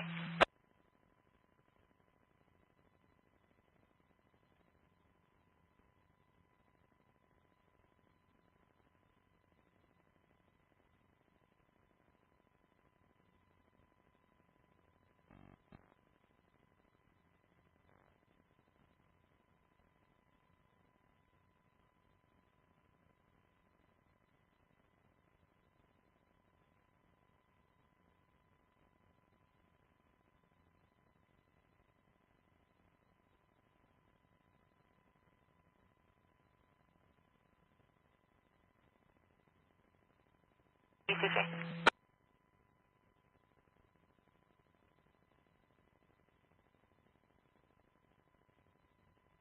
And also, engine 55 was en route to 25 to cover.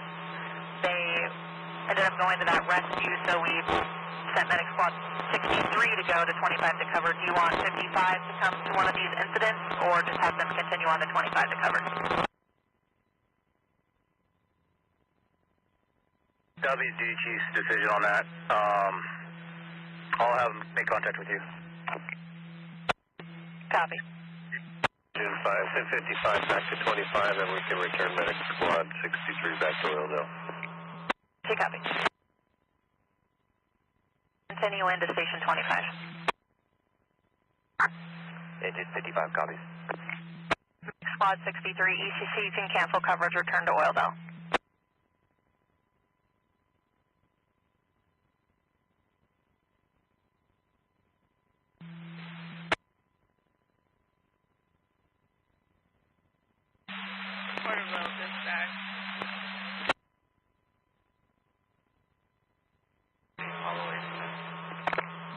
Okay, come Copy, back. 463 Holloway.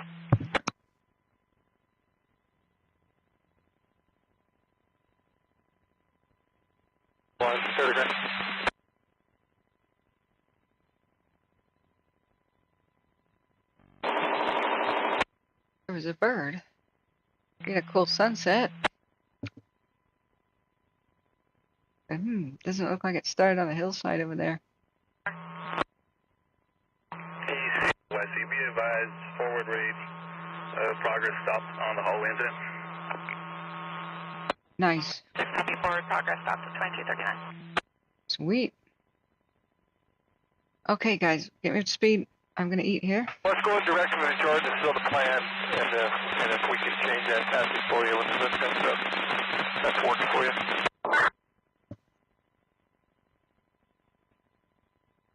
Just follow that dirt road out that's in front of them, and meet me out here on the southern. And I'll have you start mopping up with the crews that are out here.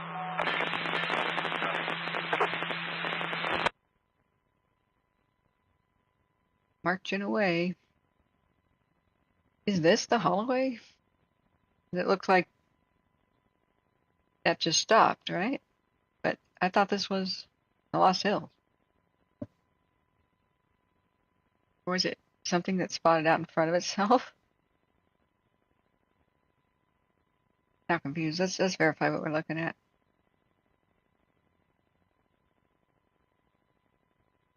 Yeah, the Lost Hills.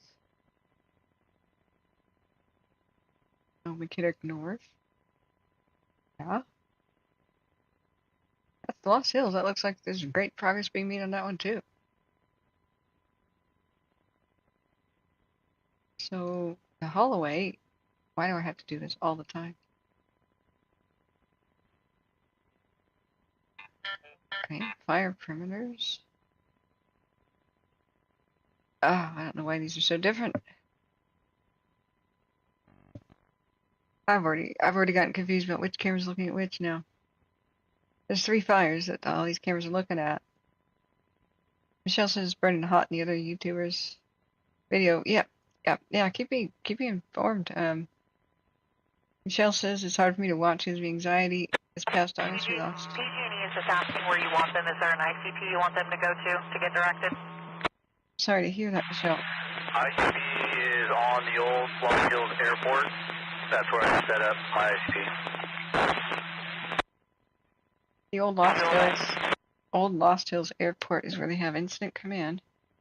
I have to eat here before it gets cold. This is so great. It arrived. Code to Medical Aid 725, Kern Street, Apartment A is an Adam for a fall.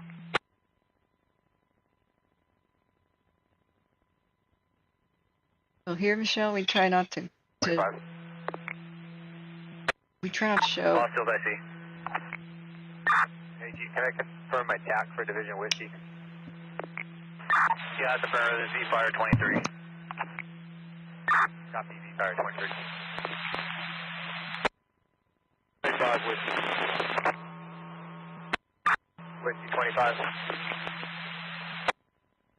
2523 is real spotty. Just meet me at that address, 22774, Highway 46. It's going to be right across the street where main drain and 46 is. I'll be there in a few minutes. Yeah, I copy that. We'll be there in approximately 8 to 10 minutes or so.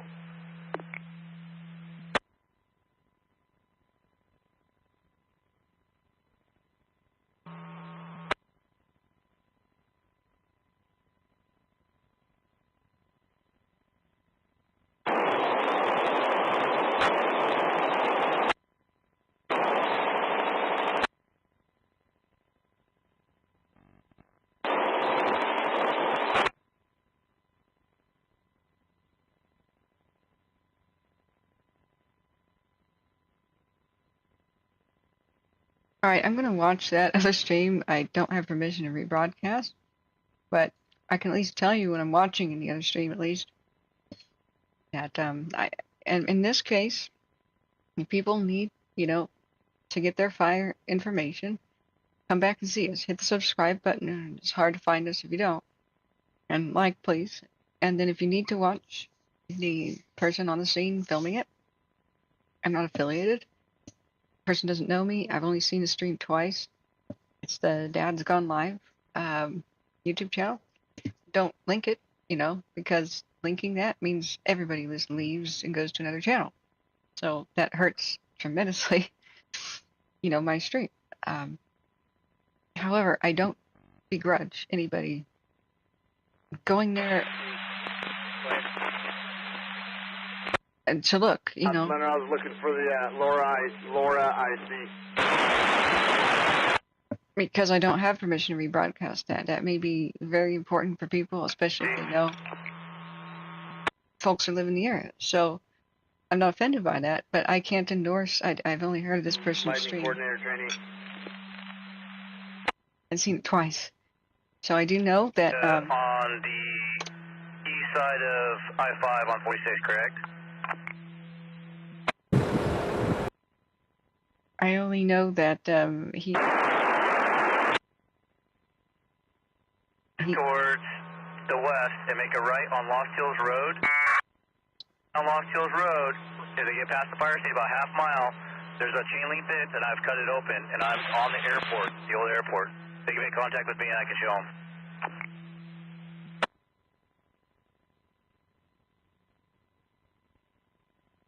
Oh, excuse me, I have to put this in the lake tab.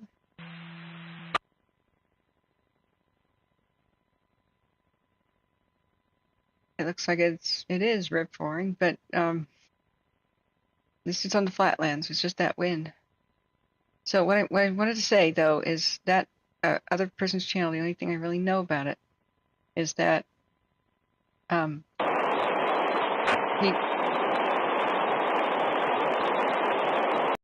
right, screw you, radio.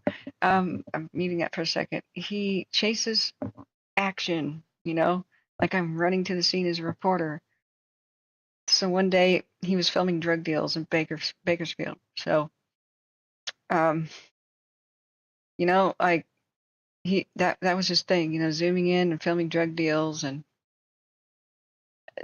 then there was a domestic violence call, and he drove to that neighborhood to film the police in a domestic violence call. So I just tuned out at that point, but I think he might get killed doing this one day. I mean, I worry for him, but he's an action chaser, so you can see all kinds of stuff, crime and whatever there. But he did a great job of driving to some vegetation fires in Bakersfield that looked like clear arson at the time. That one night, I just want to let you know that you might see like shootouts and gangster action and violence, ultra violence. Like he's not a fire chaser specifically. And then he listens to the radio and sometimes takes off, you know, hearing that there's a gruesome car accident. I don't know if he films that kind of stuff, but I really don't know. Just beware that that's the kind of thing you might be seeing. He'll switch from one event to another.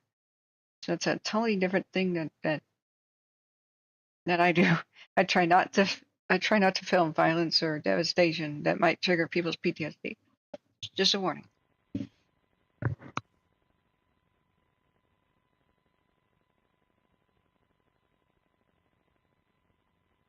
This is our 5-minute time lapse. Assuming this is Lost Hills Fire, it's Sierra 15, land at base 2347. I don't think it's moving anymore. So just because it looks on his channel. Yeah, I copy. Like smoke and flames doesn't mean that it's like 4, channel 4, tone 4. It doesn't mean there's a big threat there. All I have to do is contain it. They don't have to really put it out. If it's burning in a field right now, then they just need to keep it from spreading to another one. Downwind, that's pretty much a done deal. I'll turn the radio back on and eat.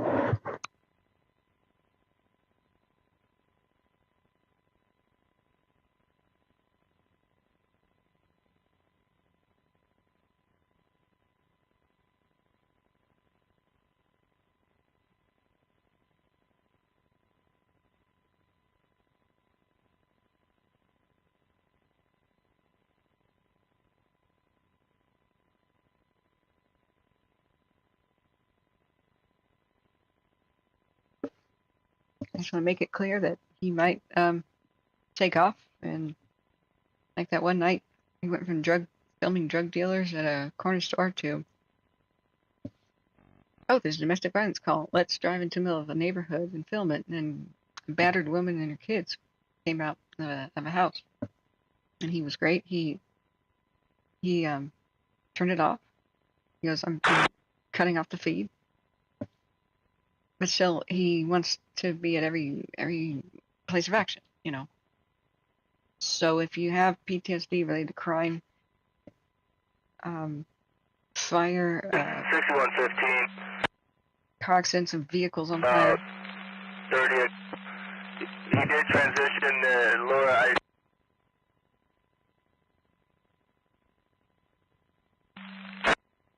Okay, I copy.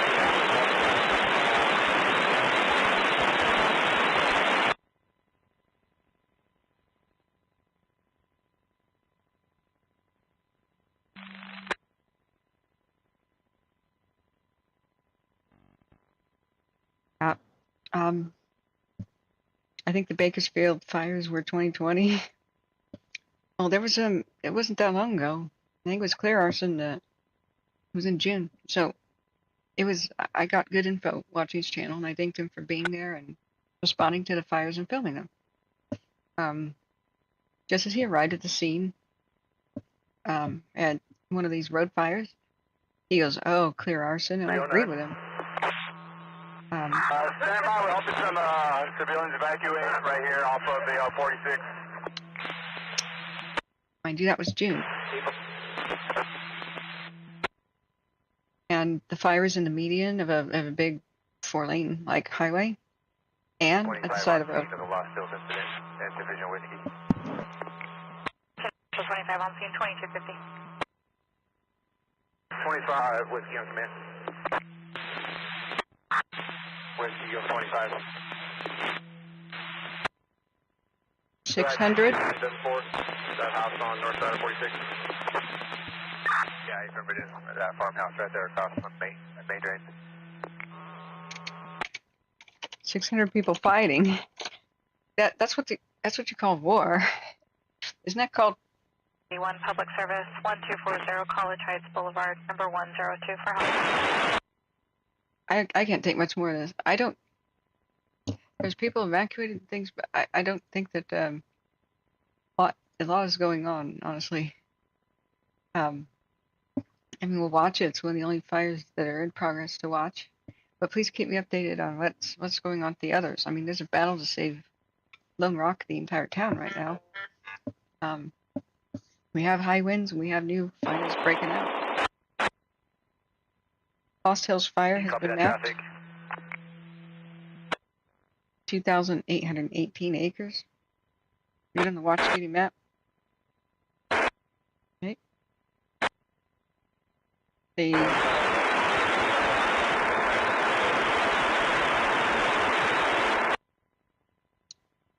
At least I don't see a lot of forward progress. Maybe it's lateral. Is it wide? There is a small community here in danger. They have evacuated people. There it's a command post. It's at the Lost Hills Airport. We can look at that in a second. But I really am not getting any good information from where he's positioned. And I'll watch him so that you guys don't have to, because this can be very PTSD triggering. Right now, I see a red sky with some flames, like distant background, but I just see silhouetted like a hedge or like a line of trees. He's looking up, like angling up the camera, probably on the dash or roof of his car. A little bit of flames poking up there, about half the height of a telephone pole. But there's absolutely nothing to see. We can't get any useful information. I have it muted, of course, because it's just showing a big red sky. That's it. If he zooms out or something, maybe we'd have some info. So, but that one night, it was good. I thanked him for choosing to cover fires in Bakersfield that night. Not that anybody noticed. I mean, his mods noticed. He pulled up one night in Bakersfield. It was a dead calm wind, by the way. Warm but not hot. The median was on fire. The side of the road was on fire down into a wooded area. And you could see clearly that, it looked like arson. Then homeless. We have multiple poles out here that have been burned. I'm unsure if any are burned through, and also they might be intermixed in with private fire lines. power poles burned. Somebody homeless went up and talked to the fire crews, and just as soon as he got there and filmed and they started to put it out, a 10-minute drive down the same road, 10 minutes later, another fire started, and we're like, oh. So it really looked like somebody was going down the road, throwing incendiaries out their window. You know. Vision Whiskey, Company 31 on command. So, I mean, that was good that night.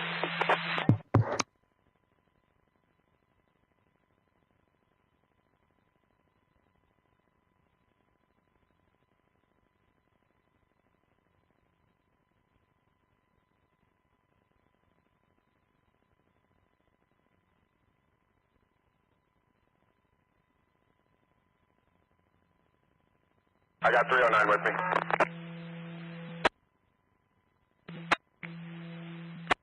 I see ECC.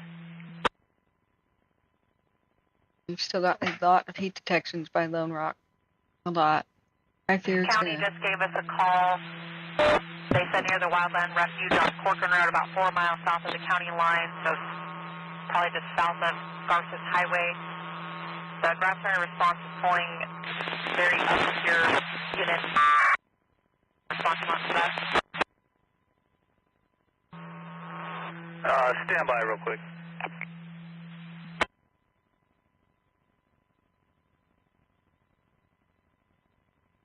Well, we've got art in the form of these heat detections. It's rip roaring through the fields here. Looks like you've got irrigation, and I don't know if this is orchards or... No.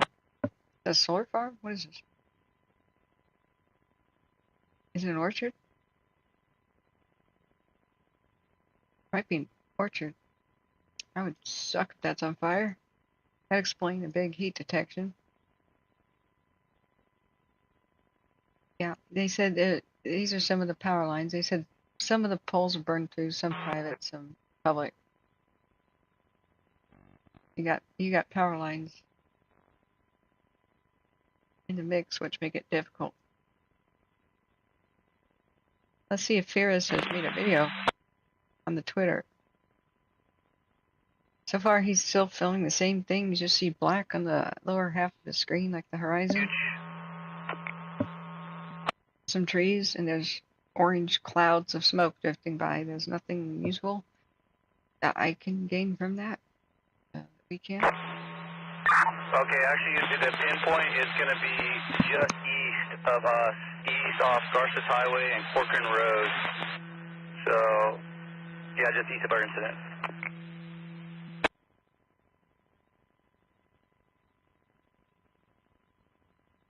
Garkin, what highway in Garkin Road?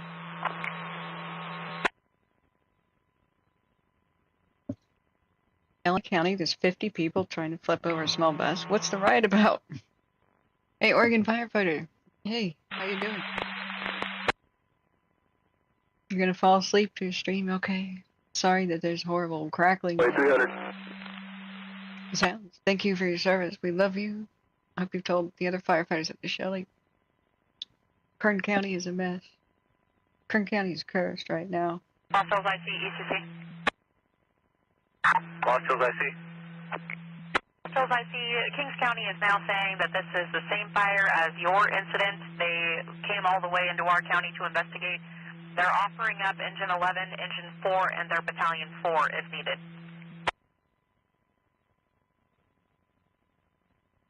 What? Copy, stand by. Being upstaged by an LA riot. We're approved for that if you want to use them. Cool. Kings County's like, hey, you want to help? You want our help? That's so cool of them. We're gonna look at the Shelly too.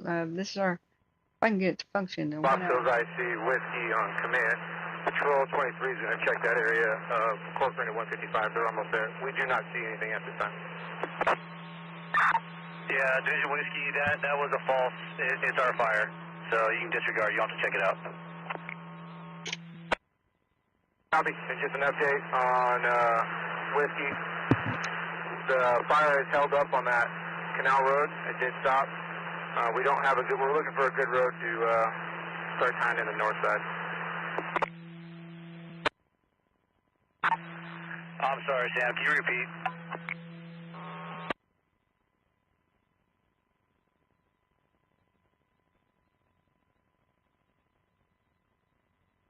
He might declare forward progress stop. Cool. Any small fruit trees? Because, like, what we've been seeing Smoke here. investigation in the area of Merle Haggard Drive at North Chester. What? Okay, that's weird. Weird things happen to me. Merle Haggard was a country singing legend. He's gone. He died. I see they are now advising they are not available to assist. Oh. So, remember that Shasta County, the structure fire that looked like a forest fire? Up on Lake Shasta, there was that bar and grill, the Silver Thorn or whatever it's called. That was Merle Haggard's joint that he played. He had a place in Monroe County and near Shasta County. He lived on a houseboat. Now there's a fire on Chester at Chester something and Merle Haggard Drive. What is with him? Like, my mom just told me right before all this happened.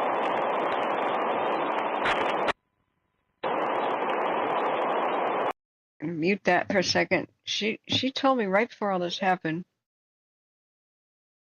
that, because I told her there were fires by tourists and stuff. She goes, well, I met Merle Haggard up there in a bar. And I was like, really? And she goes, yeah, he had his place up there. So Mom tells me that as I asked her about one fire in a tourist, and then the joint he played at Shasta, which is right next to where he had a houseboat and lived on it for a bit, burns down live on our stream. Now there's Merle Haggard mentioned again here with a smoke checker.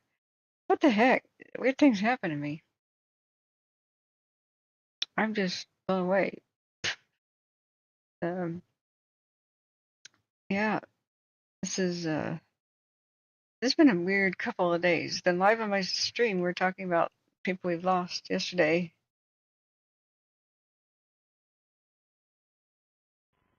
Yeah, that's affirmative. It's our fire. Copy.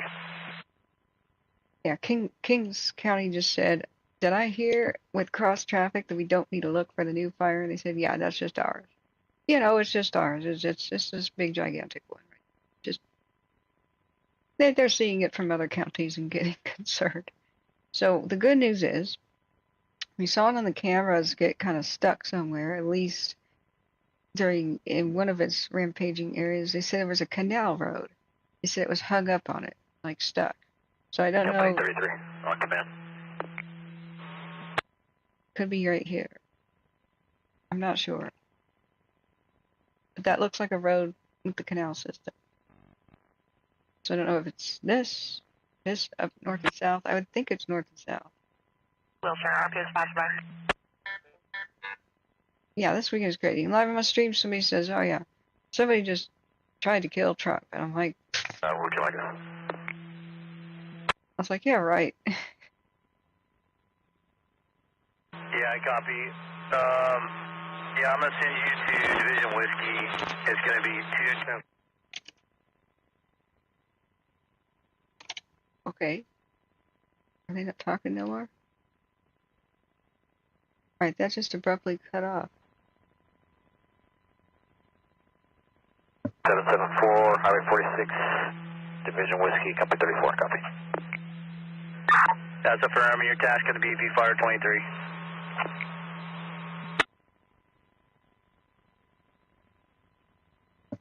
Okay. Copy. I mean, it's good to save the orchards. I don't know if there's much at risk.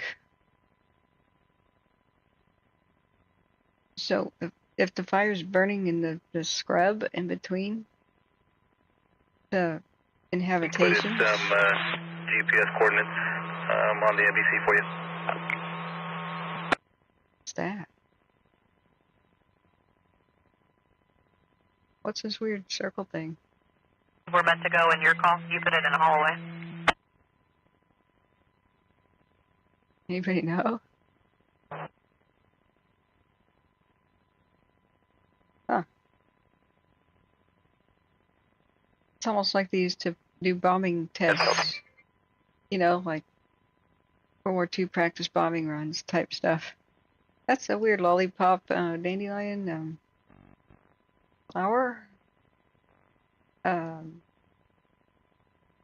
What is this? Okay, let's flip into historic maps. Now my curiosity's here. Historic map.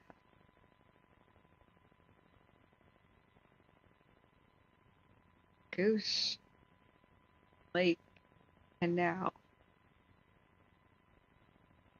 Don't see any reason for that to be there.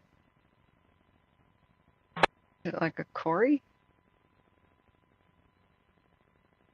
Yes. 32? It's a daisy. Just confirming that the bonfire was at 1916 Locust Ravine.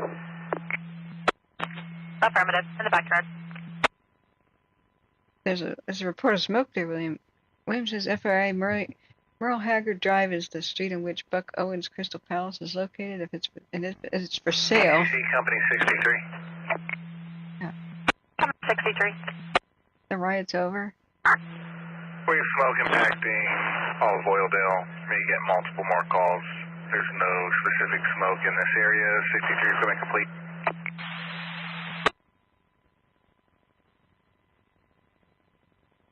Yes, it's a flower.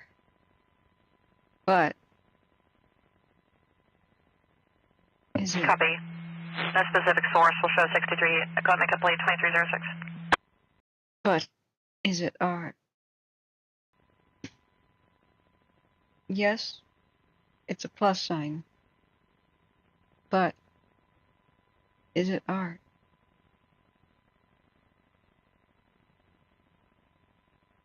Alright, let's try to check on East Oregon 2. I don't think we're going to get an update till dawn. That's just the way it is. Way it is. 3 hours ago, Oregon Office of State Fire Marshal. We want to check on the Shelly and the lake too. And the rampaging Cow Valley. Let's do a 24-hour time lapse of Cow Valley.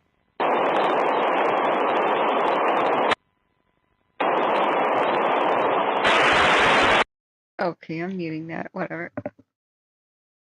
I just don't see that there's a lot to burn, and that's endangering human habitation.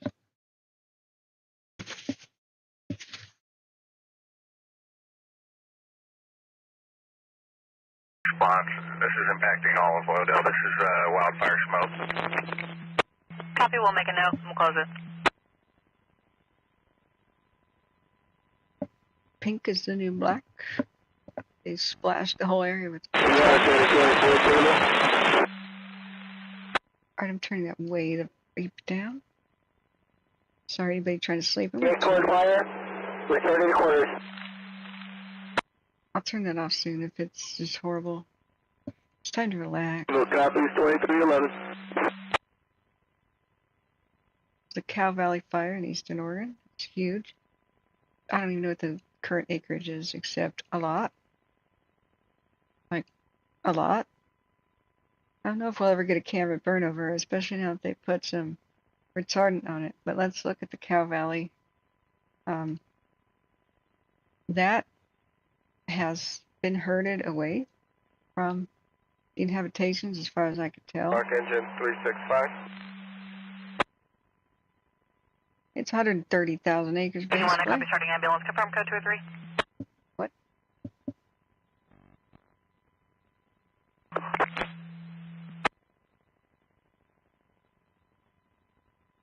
Quarters Bakersfield. 4 hours ago, it says 129,000 acres. Inflatable copies, 2312. Why does Kern County want an ambulance? Is that smoke inhalation? There is minimal growth in the northern and eastern edges of the fire. Yay! That's where we were really worried. We didn't want it to get past this Cow Creek drainage. That's a creek. People are like, what? It's like the Grand Canyon. Yeah, all of Eastern Oregon is like that. Every creek is like the Grand Canyon because the Ice Age floods were just immense. You zoom out with Google Earth and you just see these incredible canyons, and you know, like if you're at the beach and stuff, or like mud, and you see rivulets, you know, right where creeks go and meet the beach and meet the ocean. Have you ever seen like the mud and sand make patterns like this? Okay, I'm muting that crap. It is much the same pattern, but you like zoom out and it's like from space, and that's the Missoula floods from the Great Ice Age dam breaking, a gigantic meltwater glacier lake was in Missoula, Montana, and it broke at once. So what that did is just wash away all the topsoil of Eastern Oregon and Washington. It was once lush and green and good, and until like millions of animals and stuff died. People, who knows how many, just it was unsurvivable. Unless you were at really tall mountain peaks, and then my God, what they must have witnessed. But you would have to been really high elevations to have survived. So everywhere in Eastern Oregon, unfortunately, there's not really much topsoil. Very rocky dirt, basically on the top of everything. All water sources are deep down into these drainages, which are, you know, 50 to 100 to 200 feet deep at least. I mean, you can die of thirst right next to water, and that's what Lewis and Clark and all the other early pioneers said. Is basically like the Snake River Canyon is like that too. So here, even though it's just Cow Creek, it's probably just a small affair. There's deep canyons, so this is excellent that they stopped it. The fact that they had a road at the rim of the plateau, perfect. Down in there, perfect. It would be such a different story right now. It'd probably be double in size.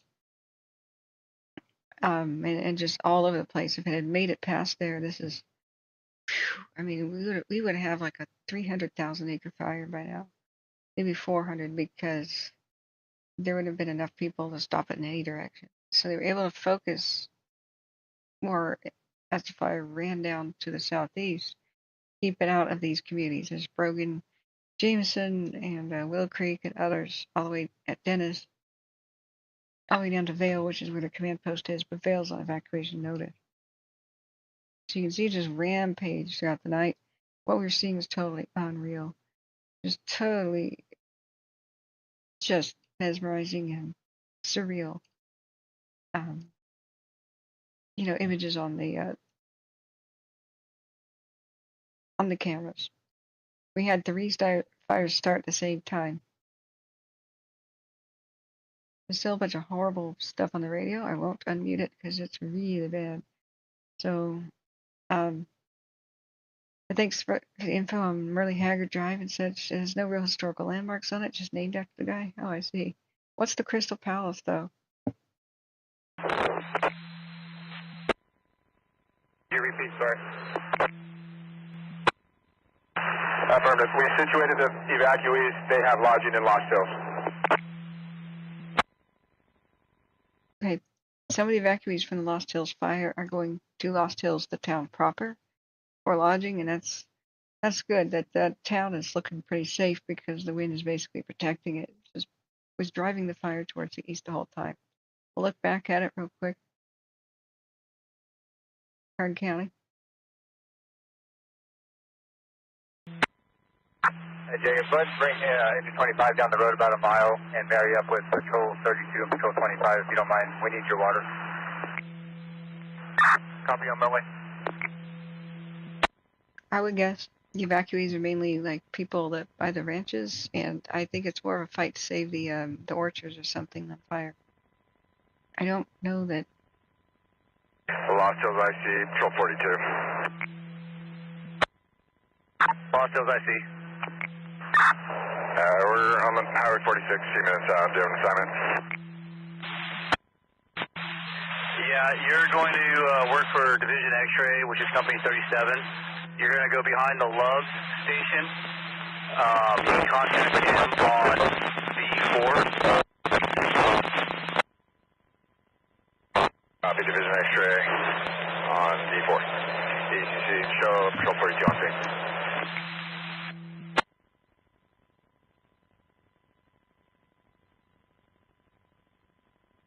On scene ID only. Patrol 42. Patrol 42.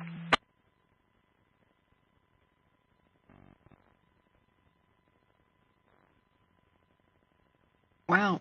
Hi, Kurdistan. How are you? I like Kurdistan. Kurds are awesome fighters. Even since the Bronze Age, man. Fighting ISIS and the ISIL, freaking Daesh. Yeah. We like the Kurds here. What brings you here? Welcome. Kimberly Rogers says, I have family in Weldon. Anyone know what's going on near Lake Isabella? Let's take a look. We're happy to take a look.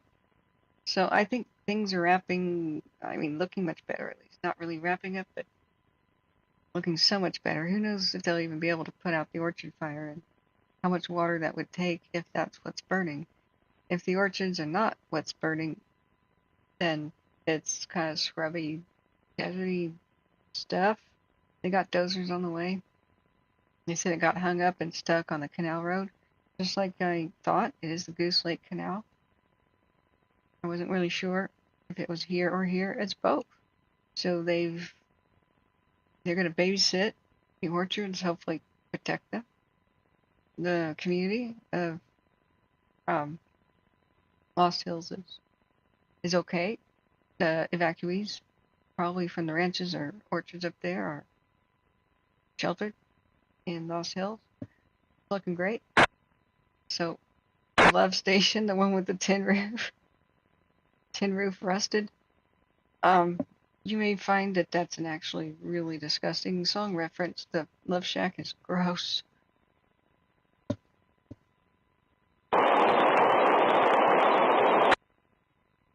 Good night, Plain Spine. Thank you for being here.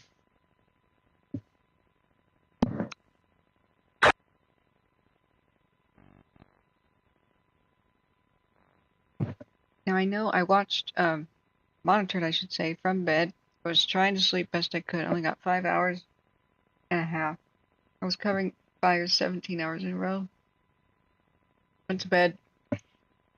Entered the stream at like 8 in the morning. Went to sleep finally, just tossing and turning in the heat. I finally got to bed like 1 in the afternoon and woke up at like 6:30. I'm like, oh no. 1:30. I didn't really want to wake up. I kept kind of nervously waking up and checking.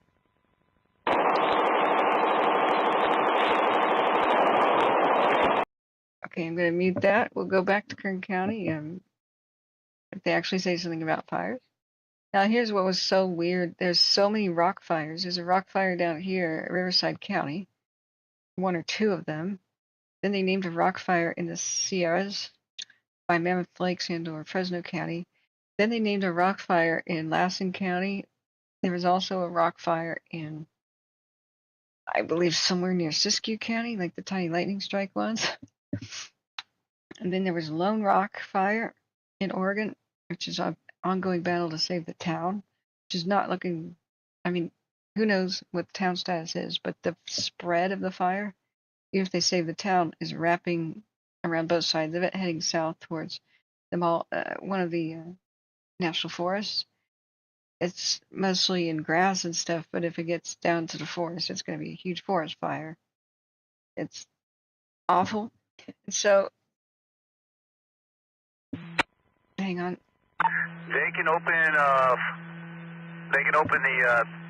northbound completely up and then southbound 1 lane until we get this south side tied in. Yes, the south side. They're reopening roads. Everything's looking better. At that crazy rip-roaring event that we just saw unfolding, as we were trying to cover Eastern Oregon best we can. Oh God, it's horrible sounds in my ear. So the Poe fire is what happened with like Elsinore and the Rock. Excuse me. These I was monitoring. Let's see. Or is like let's put it on the map like Isabella. Can't remember where exactly that is actually. I'm operating on a lot of sleep deprivation here. It's my first meal of the day, finally eating one. Thank you for your kind donations. There's the like and subscribe button too for free. You can donate. Much appreciated. So, isn't that, I thought that was San Bernardino County, like Isabella. I'm not, where's the search button? Watch duty, okay. Yeah, slide that out. You can pin it on a map. Like Isabella. We'll just make this a pin. Because time and time again people ask about it. We'll give it a little miniature city. Boing. Icon. Okay. Laura Fire. This is one I wasn't able to check on. I tossed her to my sleep, checked on things. Didn't realize the Lone Rock was getting bad because there were so many rock this or rock that fire. They just love renaming fires virtually the same thing. So, for the Red Cross, they have closed emergency shelter at the Senior Center, Lake Isabella Senior Center. It usually means people have left it. 120 acres. So the camera that we have for that one. Take a look. Alright, let's look earlier today then. Up in the hills. Yep, the thunderstorms and those have been playing havoc with these fires. Especially the higher elevations, the winds have been crazy. In places like Kern County, for example, the White and the Rancho, which we have to check on now. Then we'll check on the Shelly. And then keep checking on Eastern Oregon. And exactly like what happened with the hurricane and this new one. God knows what started it. Two of them both, I should say, the Holloway and the, we're just doing, what was that one called? Lost, whatever, fire, sorry, I'm that tired. I was hoping to just go live, say they're evacuating Lone Rock, and go back to bed. But here we are. What has been playing havoc here is if you look at the wind, it's probably, they're being very cautious and very wise. You can see up there the thunderstorms forming and the moisture, blah, blah, blah. Don't ask me to explain weather and why that happens, monsoonal, blah, blah, blah. The wind, hang on, listening to Kern County. If you go to wind gusts, see Lost Hills, I see. Stand by. Lost Hills. We're just waiting for our update. 5 miles southwest, okay. Yeah, it shows are 6 and 7, probably about 5 out. Yeah, I'm going to have you report to Division Whiskey, and the address is going to be 22774 Highway 46. Copy.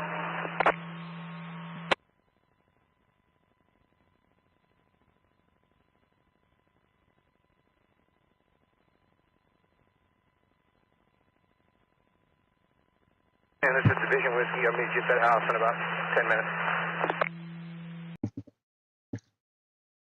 Oh, okay.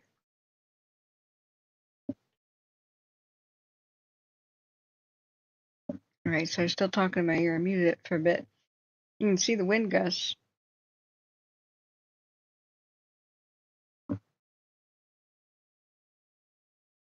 They're still chattering in my ear. Engine 53 that I can release from here. Do you need them, or can I send them back to quarters?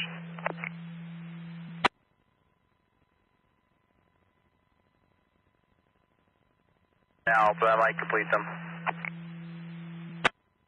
I copy.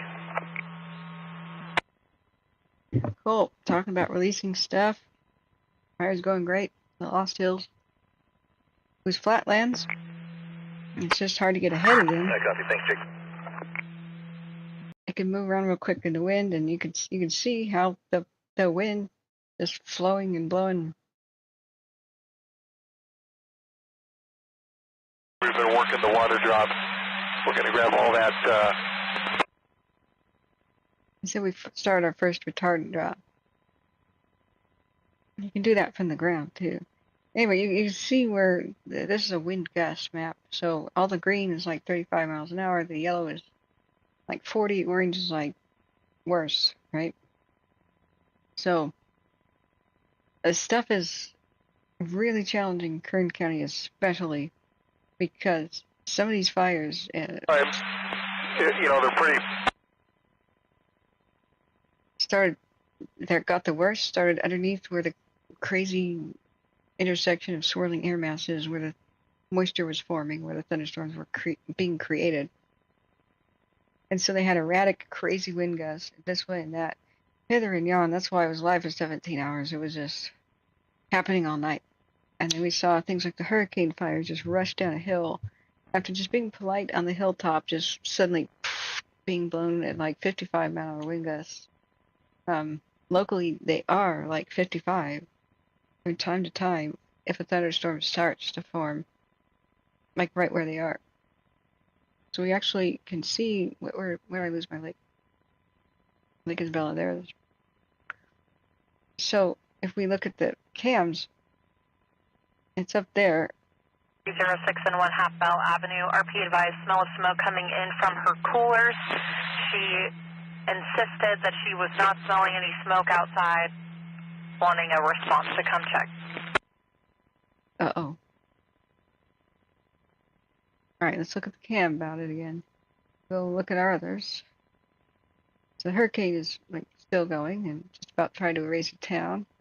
This is the current view of the Lost Hills. Where did I put the cam for the Lake Isabella? Sorry, friends. There we go. Shirley Peak. Nice little one. Looking. Let's see. None of them are looking at it anymore.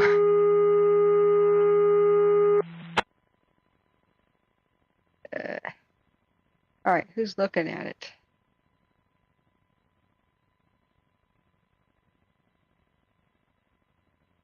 Well, if you can't see it. 34 Blade, 37th area, 10261 KT Avenue, procedure. Okay, we can see what a fire is. Let's just try to figure out what that is. With our heat detection, maybe. It's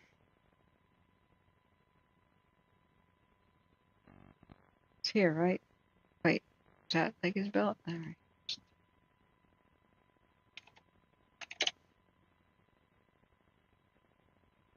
All right, yeah.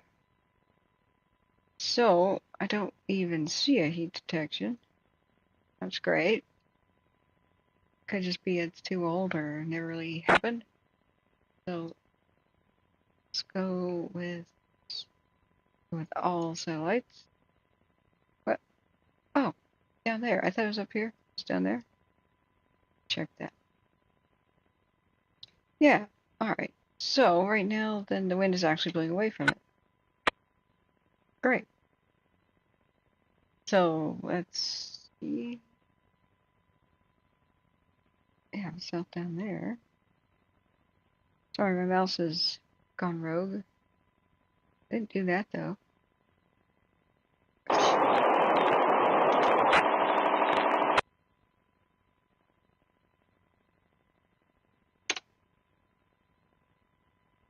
Go. Sorry, the squirrel wheel is broke. I will take it apart, try to lubricate it and fix it. If it doesn't work, I have to buy a new $80 mouse. But I've sure worn this one out clicking last couple of years. So Somebody helped me pay for this one last time. And the first time my mouse went rogue, it was double cooking stuff, and that was nuts. That drove everybody nuts. So, I don't think there really is a wind direction. Down in the parking lot, PD en route. That we could be real certain about. This is intersecting and erratic, so. Portal copies 2333.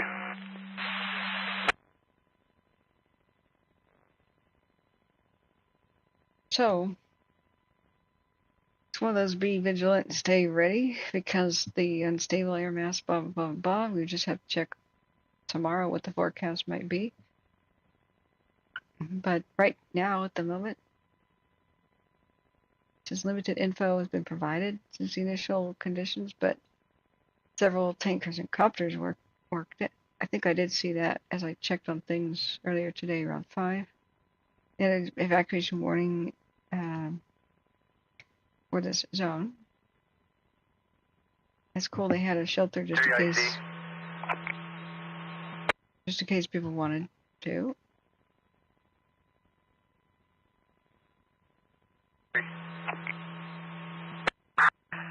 Just engine 53. I copy. I'm going to have you report to Division Whiskey. The address is 22774 Highway 46. 53, copy.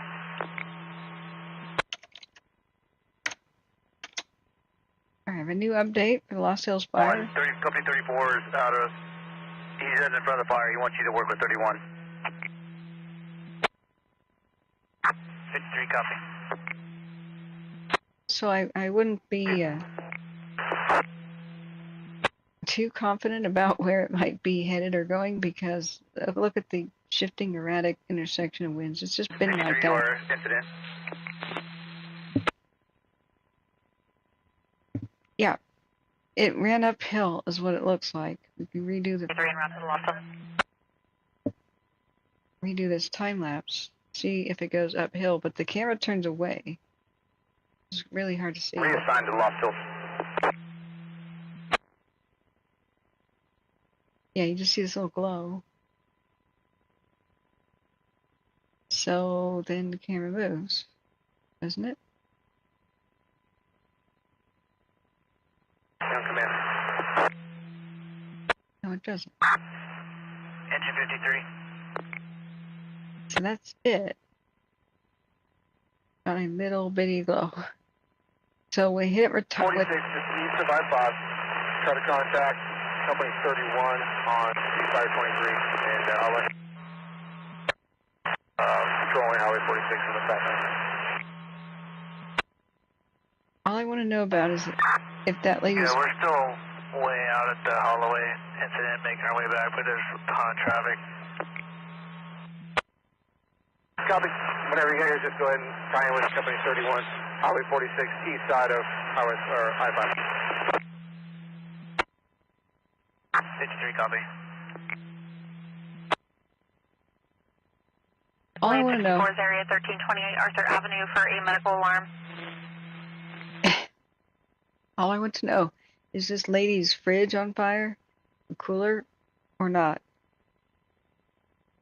We don't need to know anything more about the Lost Hills fire. It's a wrapping up deal. From the GPS you gave us, this does affect some BLM land. And also, we got a hold of Crimson Resource Management. We confirmed with their responsible that he's already out there. We let him know about the polls.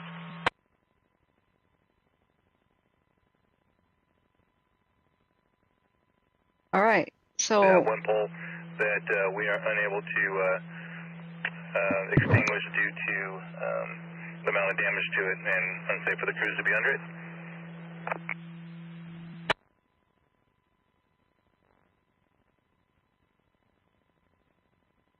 PG&E en route. The Crimson Resource representative did say that the lines along Holloway are PG&E supply lines, and most likely the ones within the field are theirs. Okay. That are affected, the ones that run through the fire off of Holloway. I copy. Holloway, I see. Lost Hills, I see. Holloway, I see. I have PG and E standing right next to me. Just give me a call if you need to relay anything. They're going to head your way shortly. I copy.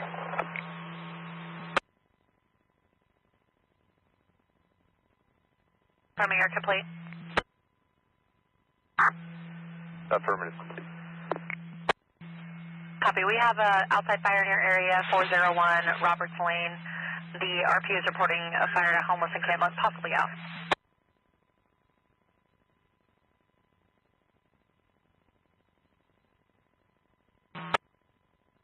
I'll give you a call. Super exciting, Kern County, man. Yeah, my phone died. Let me get a little bit of a charge. Hey, I'm going to give you engine 53. Head over there in a few minutes. It's coming from the Holloway. You just use them however you need. And then it looks like I'm going to get 2 dozers. So I'll try to send one of them over to you when I tie in with them. 31 copy. I was going to give you an update. As this thing comes south, we are going to have a threat again west to, it's going to jump the canal possibly and then head west along the 46. So I'm just going to let you know. Oh, damn. Copy.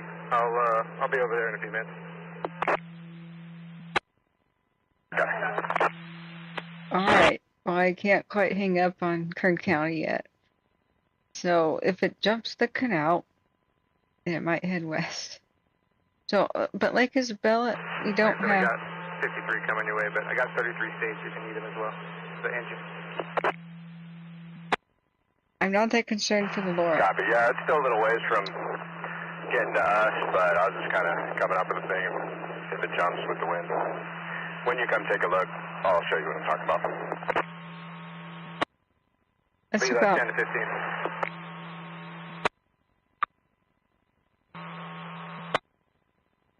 Okay, the canal road, the east-west one here, they're thinking that it might jump and maybe hit the orchards or whatnot, so they're restaging to go intercept it.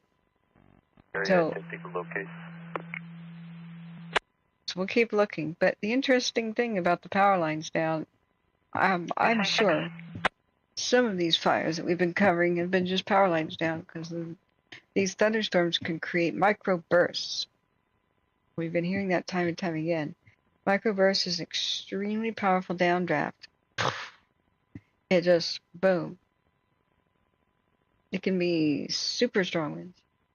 So we've discovered microbursts, like it's new to science, that they exist as a weather phenomenon. When there was an airline crash, I think it was just short of a runway in Texas, an airline was just la-ti-da-di-da-da coming in for a landing, a passenger jet, and all of a sudden, bam, it got slammed into the ground and landed belly first. And everybody was like, what the hell just happened? So nothing made sense. All the instruments and stuff were fine. Pilots and captains doing the right thing. And they were baffled, you know, and there's a good Mayday airline air crash investigator episode that really goes into weather phenomenon because it matters for fire. It really does. They evacuate crews when those pyro clouds collapse. They evacuate crews because it can create a microburst. And so that can take trees, shatter them, and throw them out. Firefighters, or it can blow fire across lines. Put a dozer on the active side to even be an option or a need for you.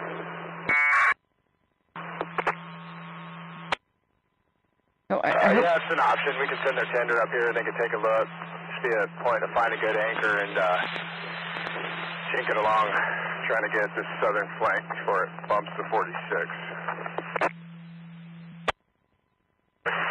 I'll tie in with them right now and send one your way. Lake Isabella is okay until it's not okay. We don't have any new info, but there's no new heat detections. The wind is, at the moment, not doing much. It's only a tiny bit of light on the screen. But I hope that was a good comprehensive. There's really nothing more to say about it, but when I'm talking about microbursts, is they could take power lines and shove them on the ground too. So microbursts can form during thunderstorm activity, especially after cumulus clouds collapse. So I don't believe that that's the case here. But when they're talking about power lines down, some of these thunderstorms, especially that ripped across the landscape at high wind conditions, like local, just for the moment, high wind conditions, maybe even just for 20 minutes. And we saw 55 plus mile an hour wind gusts rip through just briefly near the Shelly fire, but it pushed the fire across the lines. And the thunderstorm wasn't even next to it. It was to the right. It was to the east of it. That sucked in air, which fed the Shelly, which fed a huge pyrocumulus, which then collapsed and then pushed fire around all over the lines. We saw that my last broadcast, 17 hours ago or whatnot. I've lost track of days and time, but it's not a done deal. Like, it's getting close to being one, but they could see this Lost Hills fire move around. But I'm just saying that power lines need to be buried for the love of God, even if they're standing up tall and just fine in microburst situation, like near the Shelly or whatnot, or where any of these powerful thunderstorms form, can just rip power lines down onto the ground and start fires. So we'll eventually figure out if any, probably some, of these fires unless people want to.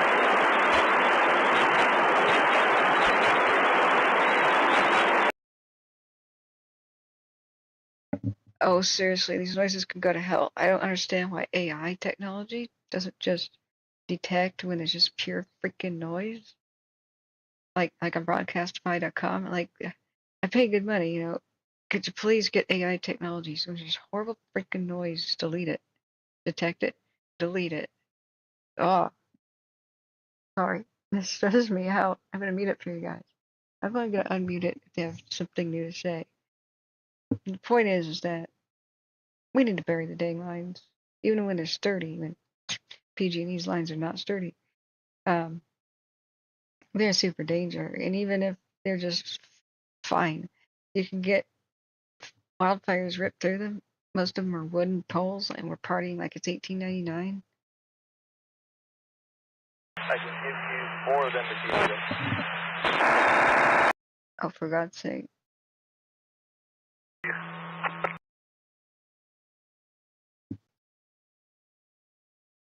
He's talking about what engines he could use here.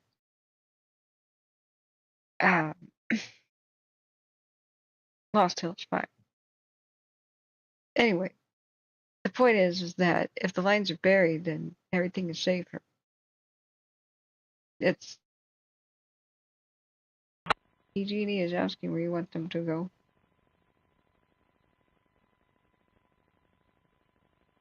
See down north on Holloway Road till they time with engine 67. Copy. Now, I'll show you a picture, like, time and time again. Like they said, there's a power line on fire just now, a little bit ago. But we can't put water on it. It's too dangerous for our crews to be underneath it. So they couldn't even, like, cross the area, let alone put out the fire on the pole, in, on, or around the pole, because they'll get electrocuted and or have live lines fall on them. So we see time and time again where all kinds of fire battles, firefights are totally interrupted. Like, airlines can't fly, helicopters can't work around power lines. If the nighttime helicopters can come by, they just can't work right around the power lines. And if they do, they're really risking their necks. So I do have a picture here. It's just not cool. I don't know if he's flying underneath them or above them or what, but this is really...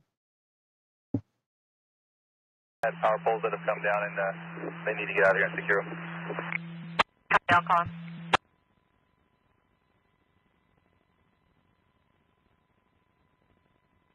It's just, why do we set them up to fail again, they fail, set them up to fail again, they fail, set them up to fail again, and they fail.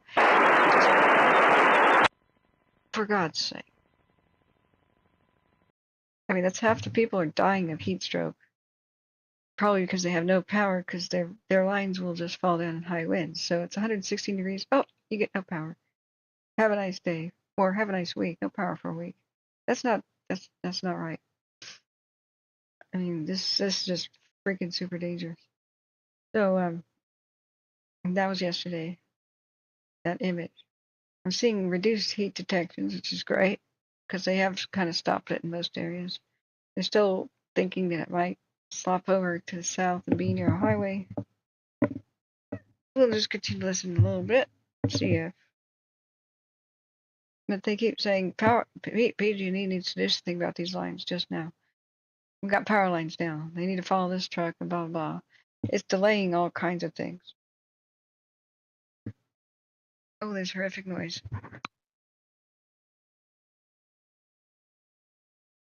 Okay, glad I muted it for you. Now let's look finally at this Shelly. Like, we haven't even been able to. Hang on. We use those for patrol. Okay, that was a trick. That was a trick to get us to unmute it. I'll just interpret it for you and take the hit. I'll just have that horrible sound in my ear and take the hit.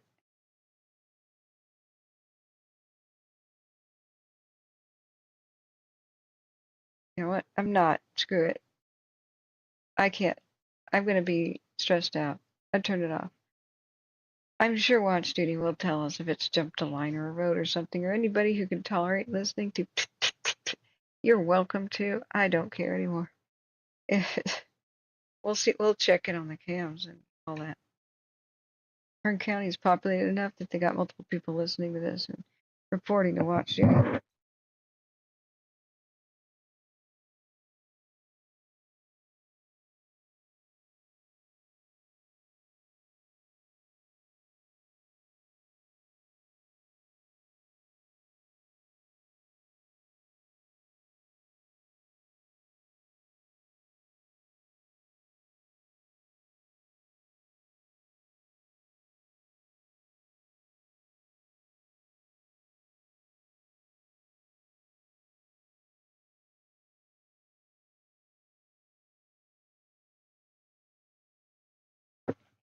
Yeah, J-Cap. If that noise is coming from the P25 system, beep the P25 system. That's all I gotta say about that. I just want to have a general rant here.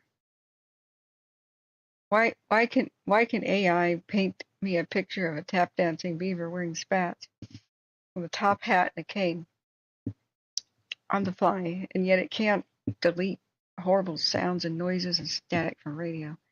I'm just saying.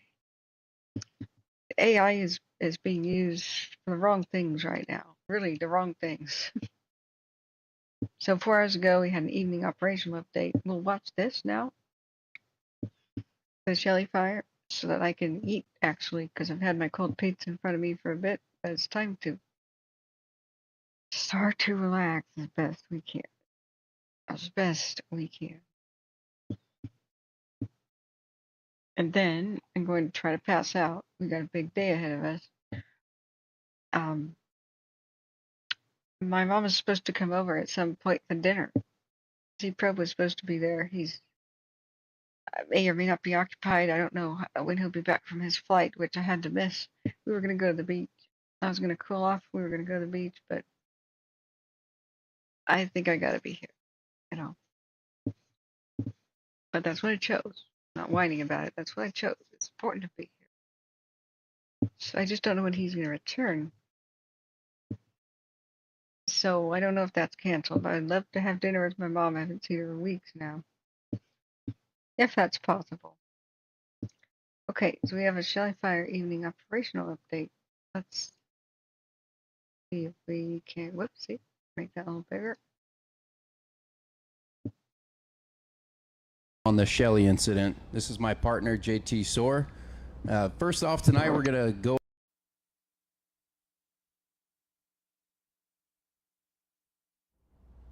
Good evening. My name is John Frederick, Operations Section Chief on the Shelly incident. This is my partner, JT Soar.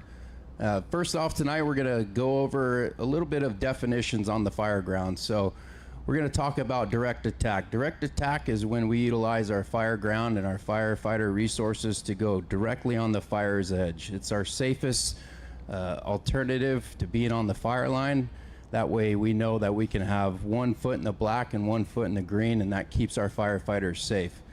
Another definition is indirect attack that you'll hear. Indirect attack would be when our fire conditions don't allow us to get right on the fire's edge, and we take a step back and utilize more road system and ridges, and that's where we like to hold our fires as well when the fire activity is too intense to get near it. I also want to talk about some of our operational objectives as well. So we utilize an acronym called PACE, which is primary, alternate, and contingency and emergency lines. So our primary lines are right on the fire's edge, or an area identified as an area that we're going to hold that line. Now from there, we work back to our secondary, or what we also call alternate lines. So if our primary lines do not work, we fall back to our alternate lines. That way we have a succession plan ready. If the alternate plans do not work, we fall back to our contingency lines. So these are some of the definitions that you'll hear us over and over saying. So with that being said, I'm going to start off in the northern portion of the incident. Up between Kidder Creek and Mill Creek along the ridge, a lot of good work has been done up here. The hand crews and hose lays have been going direct on this, and this has been holding now for a few days. Crews have been working hard, mopping up, working down into the Kidder Creek drainage. Everything in there is holding, and moving up Kidder Creek out to the east is holding well, as very well as well. This right here was a great foothold that we got. This is a big success that we established in the last 2 days. We've worked the resources very hard in this area. That way we have some sort of foothold to keep it from going to the north out toward Quartz Valley. So coming around south of Kidder Creek, along the hand line into the Patterson Creek drainage, everything in there has been holding well. The crews have been in there working hard all day long. We have picked up a few little spot fires in there, but right now it's been holding all throughout the day. Coming down in the Patterson Creek, we talked about that alternate line that we were using. And since that slop over from yesterday happened over the main ridge, with the weather today, we call it a success because of the weather has calmed down the fire activity. That's allowed us to get in there, make our way up into our backup and our alternate lines, and we've had some great success getting into the fire line edge and getting into that, doing that direct attack that we talked about. So our crews are currently engaged in there. Right now, the fire is currently backing down just kind of upslope from the Wilson Way area off of Highway 3. Working our way back down to the south, we do have this hand line, or the dozer line, working out toward Whiskey Butte. Our structure protection engines, we still are utilizing them up in the Quartz Valley area.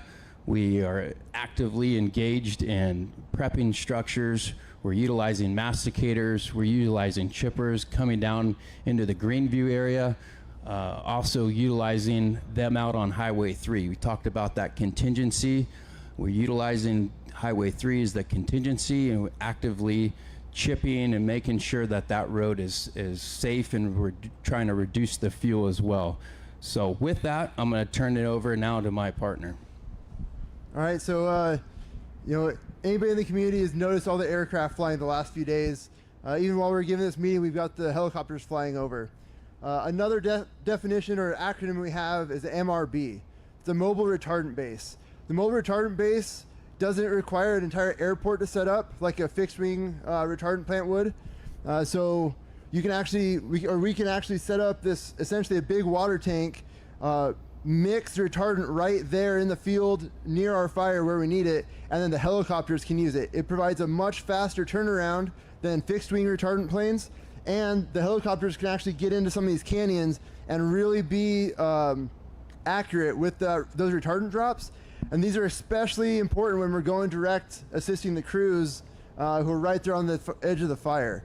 So having 2 MRBs set up now has really allowed us to go direct in some of these brutally steep, tight canyons that we wouldn't be able to really get aircraft into otherwise without these additional tactics or additional things for us to work with. So for us, going back to the upper Kidder Creek drainage, this northwest side continues to back into Kidder Creek. It is holding in an old burn scar. It's holding in some rock bluffs. So we're not seeing a lot of movement to the north and the northwest. We do have crews who've accessed it through a network of roads up Mill Creek. We have hotshot crews. They're still up there trying to get as direct as they can, find the best, safest ways to address that fire. And you know, we're not seeing much growth, but with the helicopters working with the retardant and those crews on the ground, we have a real good plan to keep that where it's at. Talking about primary and secondary lines, we do have a primary line that's farther out in Shackleford drainage. The reason we have a primary line that's farther out is because that's something that's going to give us time to prep, use the masticators, use the crews, build a really solid bomb-proof line. But that doesn't mean we're going to let it get out there necessarily either. Even though that's a primary line, we're still in here working on these small ones. We just want to be sure that if something gets past us, we got something we know we can hold in the hot, dry days to come. Working down to the south, the west side, back towards the heel of the fire, still not much growth. A little bit of IR signatures here and there. It's still east of the right-hand fork of the North Fork of the Salmon River. And talking about having people kind of a long ways out, we have spike camps as well, which are remote camps, much smaller than what you see in Etna and Wairika. You know, maybe only a few crews out there. That's cutting down the drive time. That's increasing their safety and the community safety, and also allowing them more time to be out in the field and doing good work. So, don't want to forget, we do have contingency both north and south, looking at the Scott River Road and Sawyer's Bar. Again, just trying to really identify and continue to improve those lines for the long summer ahead, just in case we continue to see growth. And with that, thanks for joining us again for the evening. Have a good night and stay safe. Oh my God, look how huge it's grown. When they finally pull out, oh my God. So it's well established in the Marble Mountain Wilderness, which is the nightmare. They're not really allowed to use chainsaws without special permission, or cars, or even bicycles without special permission. In wilderness areas in general, it's supposed to be non-motorized and non-mechanized. Everything in the wilderness. Well, okay, I guess if you want to have that for the visitors, but for the fire crews, no, it applies to the fire crews. They can't go in there in dirt bikes and quickly get there and put their gear on the back. No. They're shoeing up the mules. Like they keep talking about mules going in there. Like, no kidding. Mules. So then they have to have delays, like, oh, this mule is sick, or this one hurt its back, or this one has a stomach ache. Oh, let's get the veterinarian. Oh, this one threw a shoe. Let's go get the farrier. Let's go get the actual blacksmith, because we can't use chainsaws. Let's get the blacksmith to sharpen our crosscut saws. The misery whips is what they're called, because they hurt people's backs all the time. Oh, one of the teeth broke off. Let's get a blacksmith to buy a new one, or forge us a new one on the fly. Or, oh, we gotta. Oh, the only people that make this anymore are in upstate New York in some random historical reenactment village. Oh, let's send them on order. You know, it's just absolutely what the beep, you know. But it is what it is. Like, they don't have permission to build fire access roads. If they do, they can get sued by enviro nut job groups, the ones that are extremists. Like, you built a road in our wilderness? No, it was better to you let it burn. No, it's not. No, it's not. Wilderness, I don't think they're even allowed to replant anything that gets devastated. So whenever we have these big fires in wilderness areas, they just become deserts, basically. like in the Biscuit Fire of Oregon. So it's that's a nightmare. And even the Chris Christopherson, who's been in the community meetings, been explaining about how that's a nightmare. There really aren't any access roads, so they're just they got to get far away from it and let the fire come to wherever there are pre-existing roads. And if they want to build a fire line, it's with a rake and a shovel on the back of a mule. Not joking. He called it the golden handcuffs restrictions, that they are just not allowed to do their job by extremist rules that are just ridiculous. And if they do work really hard to build a fire access road in a dozer line, they're sued until they destroy it. This is why we need to hush all of our extremists. Like, you can't love a wilderness area to death. Okay, sanity is in the center. Don't destroy it, but don't be this anal about that. Excuse my language. So, yeah, yeah, it's well, a smith will make custom shoes for the mules. Yeah, that's what the farrier often does, and sometimes has to send for custom special shoe orders to somebody with the true blacksmith forge and like a better setup. So, hey, good night, Smitty. Thanks for being here. The Lost Hills fire is now running east. Okay. So what I'm just flabbergasted to hear about, and I'll download the new Shelly battle maps. Is great dozer line work on the east side. They said it's going to be a long summer. When people are asking like what's going to contain or put this fire out, winter. Just let's be realistic. It's winter and heavy rains. That's it. So the communities are on the west side of the fire, the far west side. I've said from day one they need to be prepared for anything, because this fire is just going to go at once on the west and the southwest side, because there just aren't any roads that are existing, and so we're gonna see a lot of huge amounts of devastation. So they're doing great, awesome, heroic work to protect, the Fort Jones area, but unless they get very special permission, and I don't know if they have to dial somebody in Washington D.C. to get it, they're not going to be able to do much to save the Marble Mountain Wilderness. We're just going to watch it burn up, which is just super sad. Um, I don't know if they've obtained that special permission. Maybe one day we should call the hotline, but um, it's a big red tape, horrible thing. So we see little dotted lines where they're supposed to put hand line in, but that's the weakest line of all. That's just rakes and shovels trying to build a trail. It's a trail trying to hold back a forest fire. Do you think that that's going to work? Yeah, no, it's not going to work. Headlines can be good in certain situations like hills and grass fires and places where there's not a lot of brush and there's not a lot of dead trees everywhere. But here we got a lot of brush, a lot of dead trees, extremely steep slopes.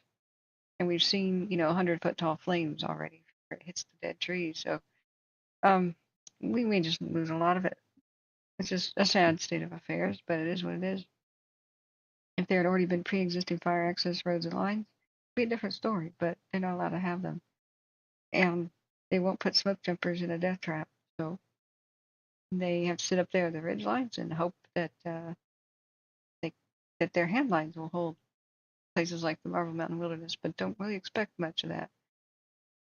So they are really handicapped fighting the fire. So I considering that, I appreciate them even more. Like, don't hate like people in the back, that the one lady who was heckling. I don't see you doing much to put out this fire. Like, okay, woman, shut up for one thing. But also, if people knew more about these restrictions, I think they'd understand that they're as frustrated as anybody else. You got to write your congressman to change this. You can't just heckle them and harass them and think that something's going to happen. Like, they're mad at their restrictions. Yeah. So, yeah, Smitty points out that a saw has to be tempered all the way across, and it has to have a spring snappiness to it, and not just any blacksmith can do that. True. Like, it's a super specialized skill. I wonder how many saws are delivered to them and they're useless already. Like, It's a specialized skill to even sharpen them, like tooth by tooth with a file. Just as if you're thinking this is too inefficient and slow to get in front of a fast-moving fire, you're correct. Ding, ding, ding, ding, ding. Oh my God. So let's go back and look at the Kern County madness. Let's look. What's going on? Do I have to listen to that stupid radio again? Do I? I'm seeing the other channel still kind of showing trees on fire as far as I can tell. I don't know what his position is, but I'll keep checking on that for some time. Oh boy, let's turn it back on. I hate it. Kern County Fire, Bakersfield City Fire, U.S. Forest Service, blah blah blah blah blah.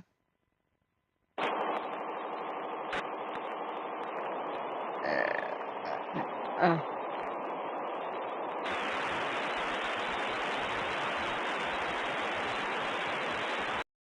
Whatever, I'm turning it off for you, and I'll turn it on if there's some more crap. Unless you want to listen to it for me, Husky. Oh my God. You can go to bed, sweetie, though. It's okay. Wait. Oh, the river fire was a new start tonight in Paso Robles. Now an overhaul. Good. San Luis Obispo County. Oh, and take a shot of milk every time they say masticator. That's our milk drinking game. They said it a few times. That's awesome. It's a super, super tractor. If they were able to use masticators in the Marble Mountain Wilderness, they might have a chance, but hey, they really can't. I just want to see the Shelly fire. It's looking downright peaceful with the moon compared to other nights. The top one is Fort Jones and Fort Jones too. Pretty awesome that they took advantage of that. But I'm astonished at how much it's grown to the southwest. That's awful. It's both the middle of nowhere, but it's a forest. It's a really nice forest, so it's freaking awful. So let's peel away from the Shelly back to the madness that is Kern County. Should have been the stream title, Kern County Madness. If it was, if I were to make those traditional, like, those thumbnails that are cartoony, the ones that have giant arrows pointing at random stuff and circling normal objects, I can make a clickbait-esque type of thumbnail, and it says Kern County, and with a huge arrow pointing at Kern County on the California map. And then my face would be like the Home Alone kid, like, ah, with a scream, like the painting, the scream. Is Kern County the new Butte County? Is it as cursed as Butte County? It's like grim humor here. Why are none of the cams looking at it anymore? Oh, where's...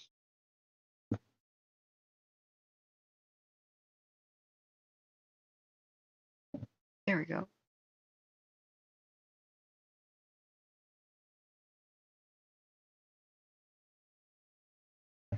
Did it actually hop? Yeah, it just might have. Ow, jeez, that was loud in my ear. Sorry, man.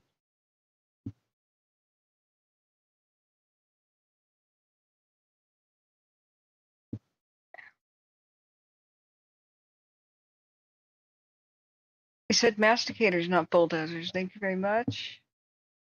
Masticators are the ones that sensitively reach past and grab bush and trees one by one and wood chipper them. That's what that's why we celebrate them. They don't crush the landscape. They don't plow everything under. They have a long arm and they grab an individual dead tree in the buzz with the grab arm, and then there's a little saw that goes on the other side, and then it turns it sideways, and the wood chipper goes, and now you have wood chips and mulch at the side of your whatever it is trail, and then like First of all, though, I have to question wisdom. Why do you want to preserve a trail so much that you want the wilderness to burn? A trail can be repaired. I just want to point that out. Oh, the wilderness burned up. Ah, at least we have our trail. It looks nice. I just want to explain that we're talking about obliteration of the wilderness, like incineration, to the point it's a desert. That's when you step in with equipment and you just try to do what you have to do. You don't do what you want to do. You do what you have to do. This is this very specific context that I'm using this. So, yeah, we need to allow chainsaws in the wilderness, of course. But that's the cool thing is if what I've been saying from the get-go is pre-make your fire access road lines and trails. Pre-make them. But they're not even allowed to make them before the fire. So if the fire's already there, you have no choices. You have to just bulldoze where the fire's in front of where the fire is going to go. That might be rare plants. That might be Indian graveyards. That might be petroglyph boulders that you're shoving aside and pushing down a hill. That sucks. That really sucks. Rare Pacific yew trees meeting their oblivion, that sucks. So what do you do? What's smart? If they would allow it, the surveyors, the foresters, the botanists, the Indians, the archaeologists, everybody goes in there and marks their sensitive areas, and then you weave in and out in between them so you don't harm them. That's the idea. You build the city walls before the Huns come, not afterwards. Not when you can see the Huns on the horizon, like the fires here. Too late. So that's why I'm for that. But they're not even allowed to build them. If you're going to build a trail, they can't go very far because there's a certain budget, right? So same people building a trail get the same wage, no matter what, no matter how quickly they're working. If they're not allowed to use chainsaws or any heavy machinery at all to even build a trail, you can't build many trails now before you blow the budget.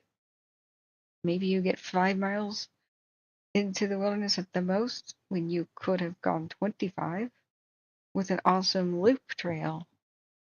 Something that would allow fire crews to escape with their lives intact, with quick extraction. Something for the same amount of money, you could have had more. You could have had disabled access. Like you could do more, but the incredible inefficiency. Like I read some of the comments and people are objecting. The Forest Service tried to make a trail and improve it with chainsaws one day, and so there's this whiny comment section. I'm against the Forest Service using chainsaws. I don't see why they can't just use a regular saw. Okay, you try using a saw when it's 114 degrees. Just try that for more than 5 minutes to see how that goes. After you had to hike it. Because I was like enjoying myself in the wilderness one day and I heard a chainsaw. Oh my God, that's not acceptable. Oh, for God's sake, just go anywhere else. Come back when the trail's done. Why did you go camping right next to trail construction? They will let you know that's happening. Go anywhere else in the United States. What the hell, you whiny person. But this is how all the money for the Forest Service just gets completely wasted with inefficiency. So no wonder they don't have the budget to actually fight, the bark beetles that are destroying all of our sequoias. They don't have any money to do it. No wonder there's dead trees right up next to all of our radio stations in the middle of nowhere that are critical for the firefighters to use to, stay alive. It's total madness. So it's just, And I don't know why you're yelling at me with like, if you use 6 exclamation marks ever again at me, this timeout material, like calm your tits, okay? There's this thing called bag balm. Just saying, bag balm. If your teats are rough and irritated and or perhaps inflamed, please rub them with some bag balm. This stuff works like a charm. It is awesome. Okay? Just rub, until the irritation is gone and let the soothing menthol action take effect. But that's what I tell everybody who's agitated. So, lanolin 8 hydroxyquinoline sulfate whatever that is, it's got a soothing effect since 1899. All right, back to Kern County. So let's look back at watch. Going back there. Okay. Kern County, what are you doing now? Okay. Lost Hill. I hope you know. The only way I can deal with things and stress is humor. All right.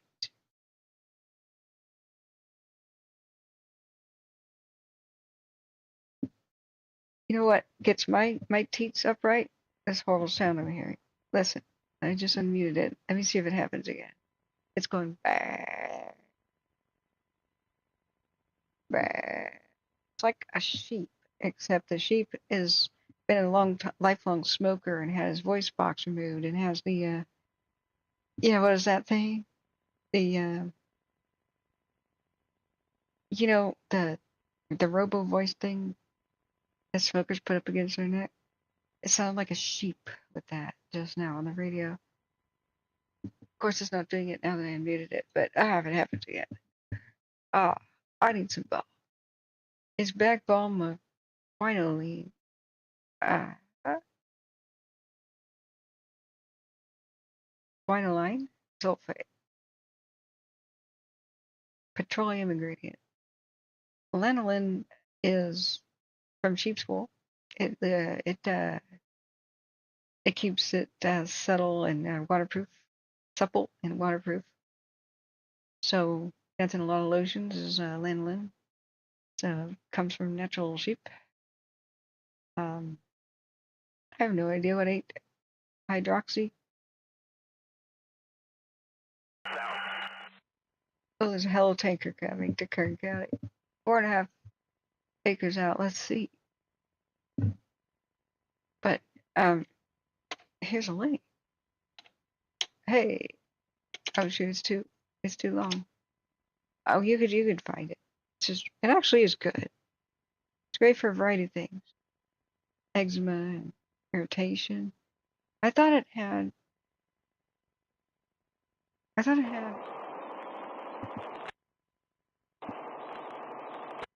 See, that gets my teeth irritated. It's for cow udders originally, and then they started using it for people because the people who were moisturizing the cow udders that were irritated from constant milking, and milking is usually pretty gentle, but it actually was vigorous calf suckling. They decided to put it for humans, so it's the bag, the cow udder, that bag. So horse liniment is okay, but it used to have a big cow udder. I love the tins. The tins have been like the same for like 100 years. I need some. I'm gonna get me some bag. There's another one that's let's see what horse liniment. Cow udder ointment. Horse liniment. If you've got some of it's for humans though. They decided to use it for people. I mean, you can always use it on yourself unless it really says not to. There's the one that you roll liniment. It's like a menthol horse liniment for humans. Yeah. When I have like it's good for tendonitis and everything. It's the same results. Yeah, Dr. Watkins. Ah, ow. Okay, I have a grudge against Kern County now. What is it? It's you roll it. It's a roll-on thing. You tilt the liquid upside down, and there's a roll-on ball. And it's like a sponge, and it absorbs into your skin. Oh, what's the stuff called? Smitty, are you still here? You were one who was suggesting that to me. Oh, I'll have to go get it. It's another 1800s.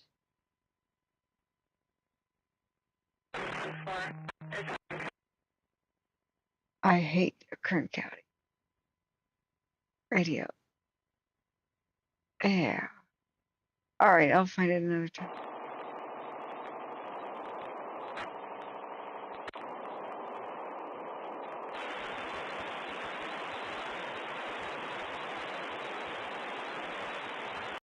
That's it. Okay, it's off. We'll just watch duty. Then, liniment or humans. It'll come right up. It's roll on. It smells kind of offensive at first, but it goes away. It's green. Aspartame. Absorbing Jr. Here it is. Absorbing Jr. It was built for horses, so horses get sore muscles and joints and arthritic pain after a good trail ride or something, or working on the track. And this stuff, that's what it is. So, like, I clicking too much on the mouse, and it's got 4% menthol and other stuff. Quality release since 1903. That's what it is. Okay. So, let's see. There's still awful noises. Totally awful noises. We still haven't had an update on the Lost Hills fire.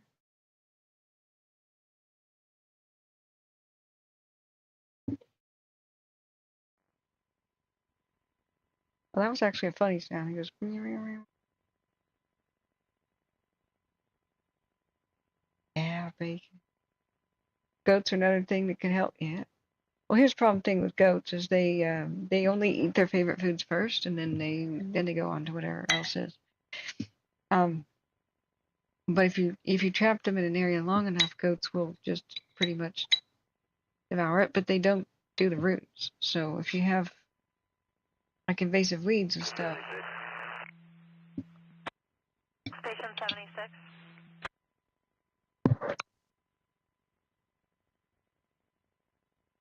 It's a nightmare if you have rare plants. Approximately 70-year-old male who has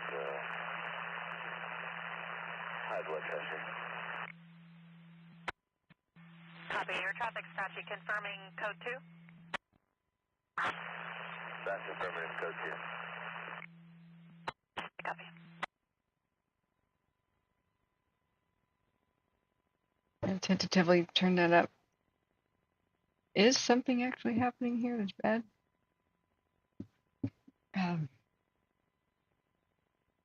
Blue cheese for his chafing issues? I don't even want to know. Alright, I don't even want to know. Absorbing Jr. is it's like a pain thing.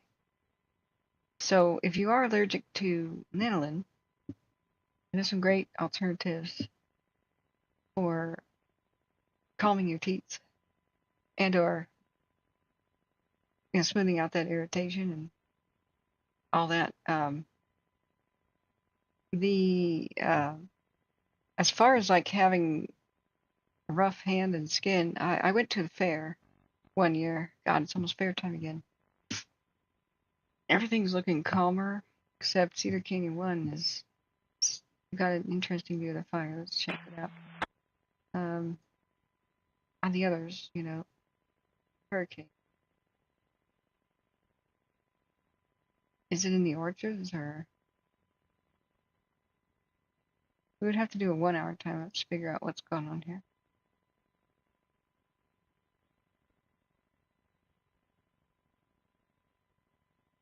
Okay. I went to the fair and there's people at the booths, selling their stuff, hawking their wares. And one guy is selling that cream. Some of them are like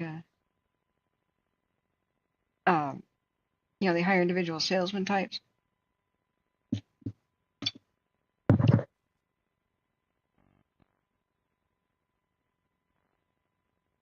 No road flow signs down there, and the power pole that was burning earlier has fallen over, and it's got a lot of tension on these wires.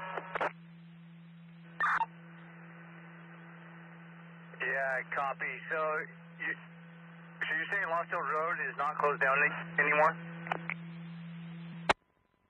We have it closed at GP Road, but apparently the south end is not closed anymore. We have tons of traffic coming through here.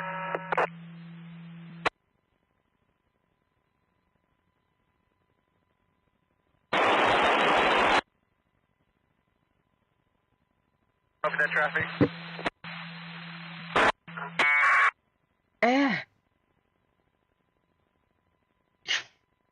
Okay, I just want to mention this stuff. I don't sell it or anything, but I was real skeptical.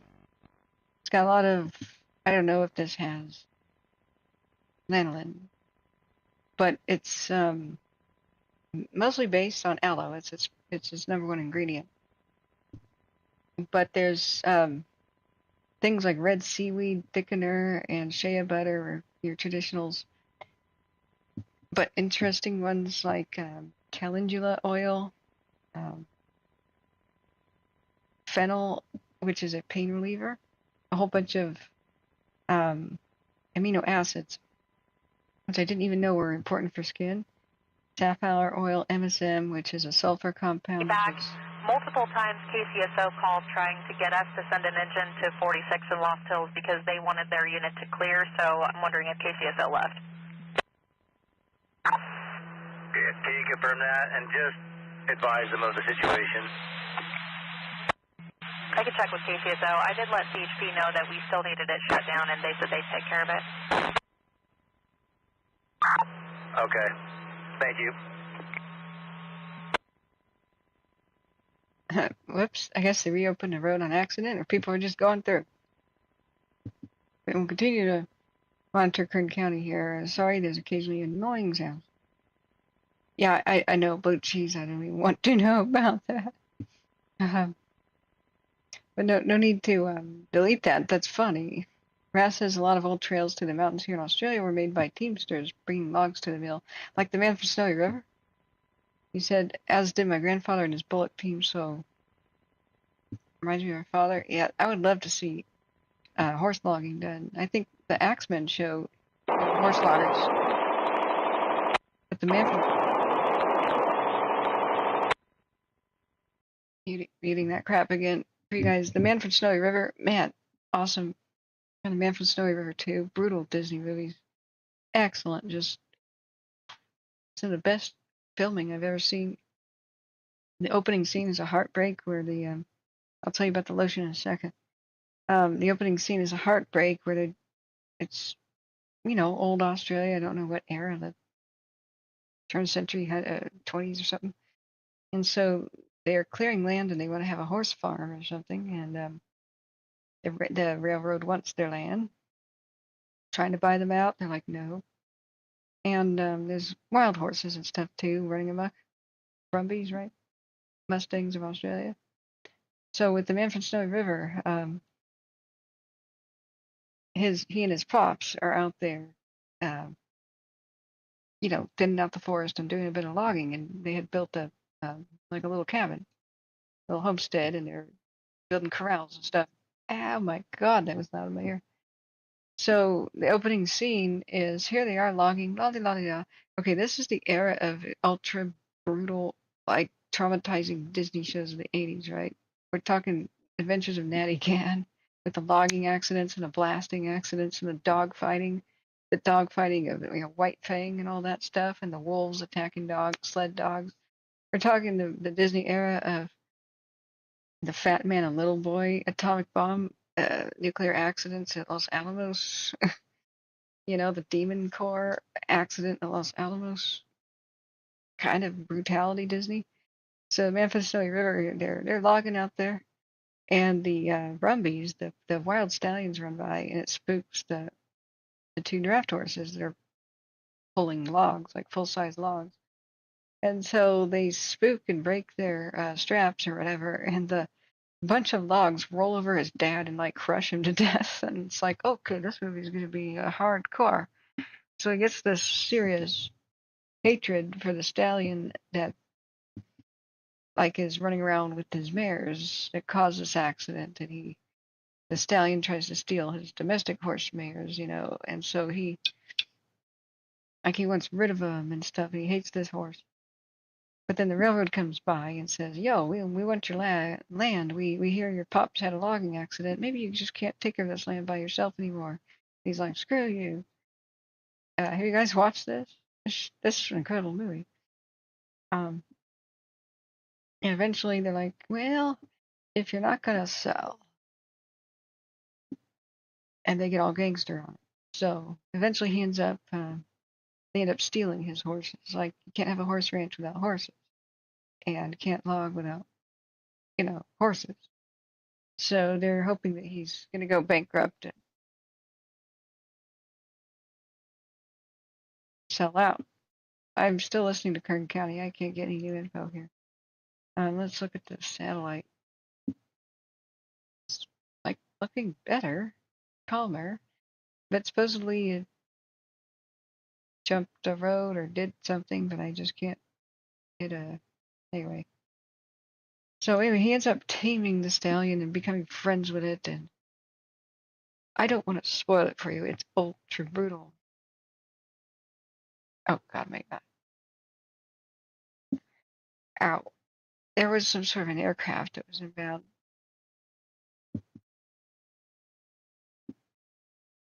But I don't know. It's not the lost.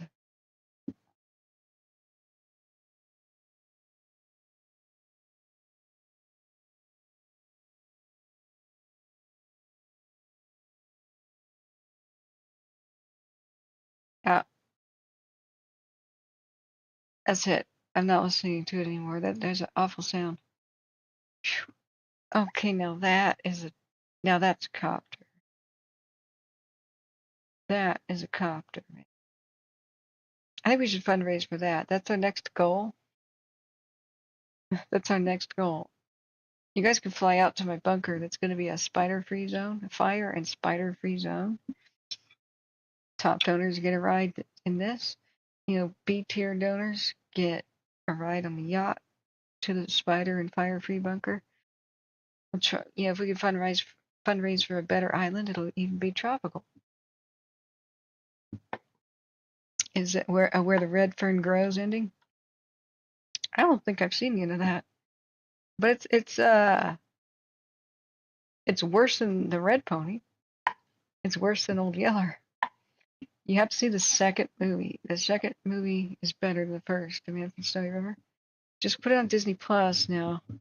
These movies are so brutal that people have never heard of them these days, except perhaps for White Fang. Because White Fang got a DVD release because it was milder, even though today it's considered whoa, especially the dogfighting scenes, right?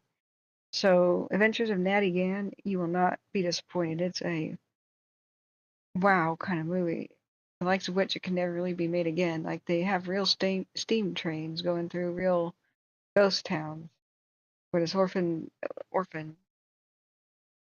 girl has to ride the rails with John Cusack, and it was his first movie ever, I think. Because her mom dies, and her dad goes out west to work and logging. It's supposed to be Oregon, but they filmed it in BC, of course. So it shows brutal logging accidents where he's like a tree topper, and he was taking the most dangerous jobs possible for a logging company in order to get back east to go back to his kid. So he's sending money home. And the lady's supposed to look after his kid at the apartment, and be like her nanny sort of caretaker, is cashing the checks, and she picks up the phone and reports her missing, or as an abandoned orphan kid. So she's going to get taken by the state. And orphanages back then, they didn't, there wasn't much of an adoption thing until, after the 50s, really. Those orphanages were just like slavery centers for children and brutality centers, So the girl runs away, rides the rails, meets John Cusack, and finds a puppy. The puppy grows up, and it turns out it was a wolf. So she's riding the rails with a wolf and John Cusack. You can't make this up, on old steam trains, because it takes place in like the Depression, right? Like 1932. and it's got, I mean, the real steam trains and all this. So these movies you can never make again, but it never had a DVD release because it was too brutal. Like somebody steals her wolf, and it's got to be working the Whitefire, right? See, only two are shown, but we look at flight radar, there's a lot more going on. So here's the two Coulsons. They're working the Whitefire, and I don't think they're working the Rancho. We're gonna check on that. Well, we'll keep looking at the other end of Kern County too. But we still have the mobile cam on the Whitefire. I want to look at the other cams. 10% containment is really sweet. Oh, by the way, I think we may have seen fire tornadoes yesterday. And I forgot to open with that. I know where the red fern grows is classic. I just was not told to read that. I was told to read. I read Watership Down. Okay. Watership Down. Oh my God. I heard it was brutal, and I was already brutalized by stuff like Watership Down. So, but anyway, the Natty Gann is incredible. It shows these logging accidents, like actual actors logging, which will never happen again. Kind of like Robert Redford, and no, it wasn't Robert Redford. It was he died. What's his name? Newman did.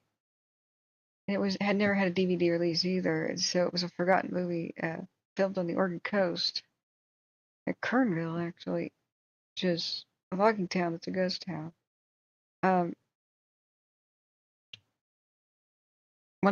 Sometimes a Great Notion, which was a classic book turned into a movie. It's now released and out there, like real actors logging, like that'll never happen again. So her dad becomes a tree topper, and a different tree topper. It's where they climb the tops, the very tops of the tallest trees, and cut the top off. And so the swing back, the kickback, like they swing back and forth wildly. And if there's too much swinging after you have to eyeball it, you have to think about the weight of the top of the tree. And if you don't climb high enough and you cut off too much, the top of the tree falling down swings the trunk back and forth. And of course, if it's too wild, the entire tree could fall over, like the roots. And even if it doesn't completely fall over, you might crack the top off and go and ride the thing hundreds of feet to the ground to your death. So here he is, like doing his own tree topping, and he's swinging around like her actual dad. The guy next door calculates wrong, and/or has a damaged tree and goes down with it. It's a brutal movie. And so he kind of gets gun shy about tree topping. And so he says, what else can I do where I get the maximum paycheck so I can go back to my daughter back east? He doesn't know she's riding the rails and hoboing her way west, right? And so she's living like a hobo, hobo encampments like in the 30s, like today, by railroad tracks or whatever. So which cam is this? I need to show you guys the possible fire tornadoes that this cam, Cummings 1 cam shot yesterday. I took a bunch of screenshots and time lapses, and I'm going to ask weather people, is that possibly a fire tornado? They'd have to go out there and they would have to check like damage on the ground to see if it could have been tornadic speeds. Yeah, the Paul Newman, yes, and it was something Kesey story, yeah. That's a brutality movie. I've only seen part, but I just tried through it. Okay, so this is our current view of one of the views of the Whitefire. And they're currently working that with nighttime helicopters, and you can kind of see them zipping back and forth. See these lights up here? So we're watching them go back and forth. I heard on this crazy channel, such and such helicopter checking in, but it was really hurt my ears. and that's okay. We don't need to monitor the white fire. It's not like new evacuations are happening. We don't need to hear the pilots, It's almost 1 in the morning. I really want to wrap this up. But you need to watch is it called Adventures or Journey of Natty again? Journey. Yeah. This is it. We could watch the official trailer. I shouldn't get a copyright thing for that. But yeah, John Cusack's first movie. He's like 18 or 20 or something. Let's watch this.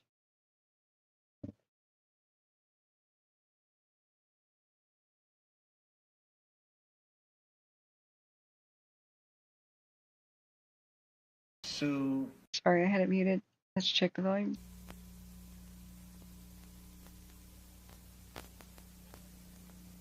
Full name, speak up. Natalie Sue Gann. Natalie Sue Gann. Where do you live? I'm not. Vagrant. Where are your folks? I'm not sure, but I'm looking for my. Orphan. I'm not an orphan. Put her number one. I'm no orphan. Sure, kid, sure. Her name was Natty Gann. She wouldn't just run away like that. What the hell happened back there, Connie? She went searching for her father. Calling my dad a commie? Yeah, you want to make some out of it? Yeah. Well, come on, try it. She found her freedom. That's a nice dog. He's a wolf. Oh, yeah? On an extraordinary journey. Come on! You ain't gonna make it. You're never gonna make it. You made it. That became an incredible adventure. I found my kid's wallet buried under a train in Colorado. Better wise up if you expect to make it, kid. Well, I'll do all right, Mr. Know-It-All. An adventure that made the impossible come true. Dear Natty, leaving was the hardest thing I've ever done. I hope you can forgive me. I love you. Come right away. Dad. It's the right train, the right speed. Perfect.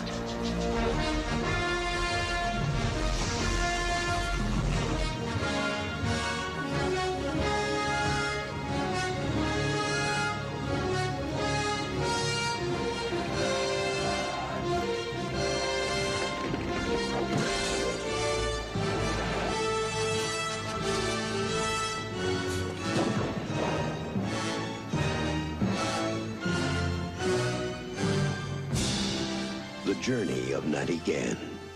An adventure that made the impossible come true. Oh, it looks all kosher and nice. It's an ultra brutality movie. Hey, the chef, glad you caught us before we were trying to wrap up here. We're just talking about variety topics. We're trying to cool down. That, though, like guys, could be a fire tornado. This is the same view of the white fire, basically. It was the Cummings 1 cam. So that's what we were speculating about. It could have been like the dead man walking tornado. It had maybe one with 2 legs. But we were unable to figure out if it actually moved. But several twisting cyclonic actions happened here in the white fire, and we saw live on the stream too in one of my last broadcasts when it first broke out. The twisting cyclonic action in general, which means, when I marked at the time, that means that the atmosphere could be dangerously unstable. That's one of the hallmarks when you see tiny fire whirls and tiny, like mini dirt devils, like of flame. Then you have the same atmospheric conditions that could potentially cause a true fire tornado.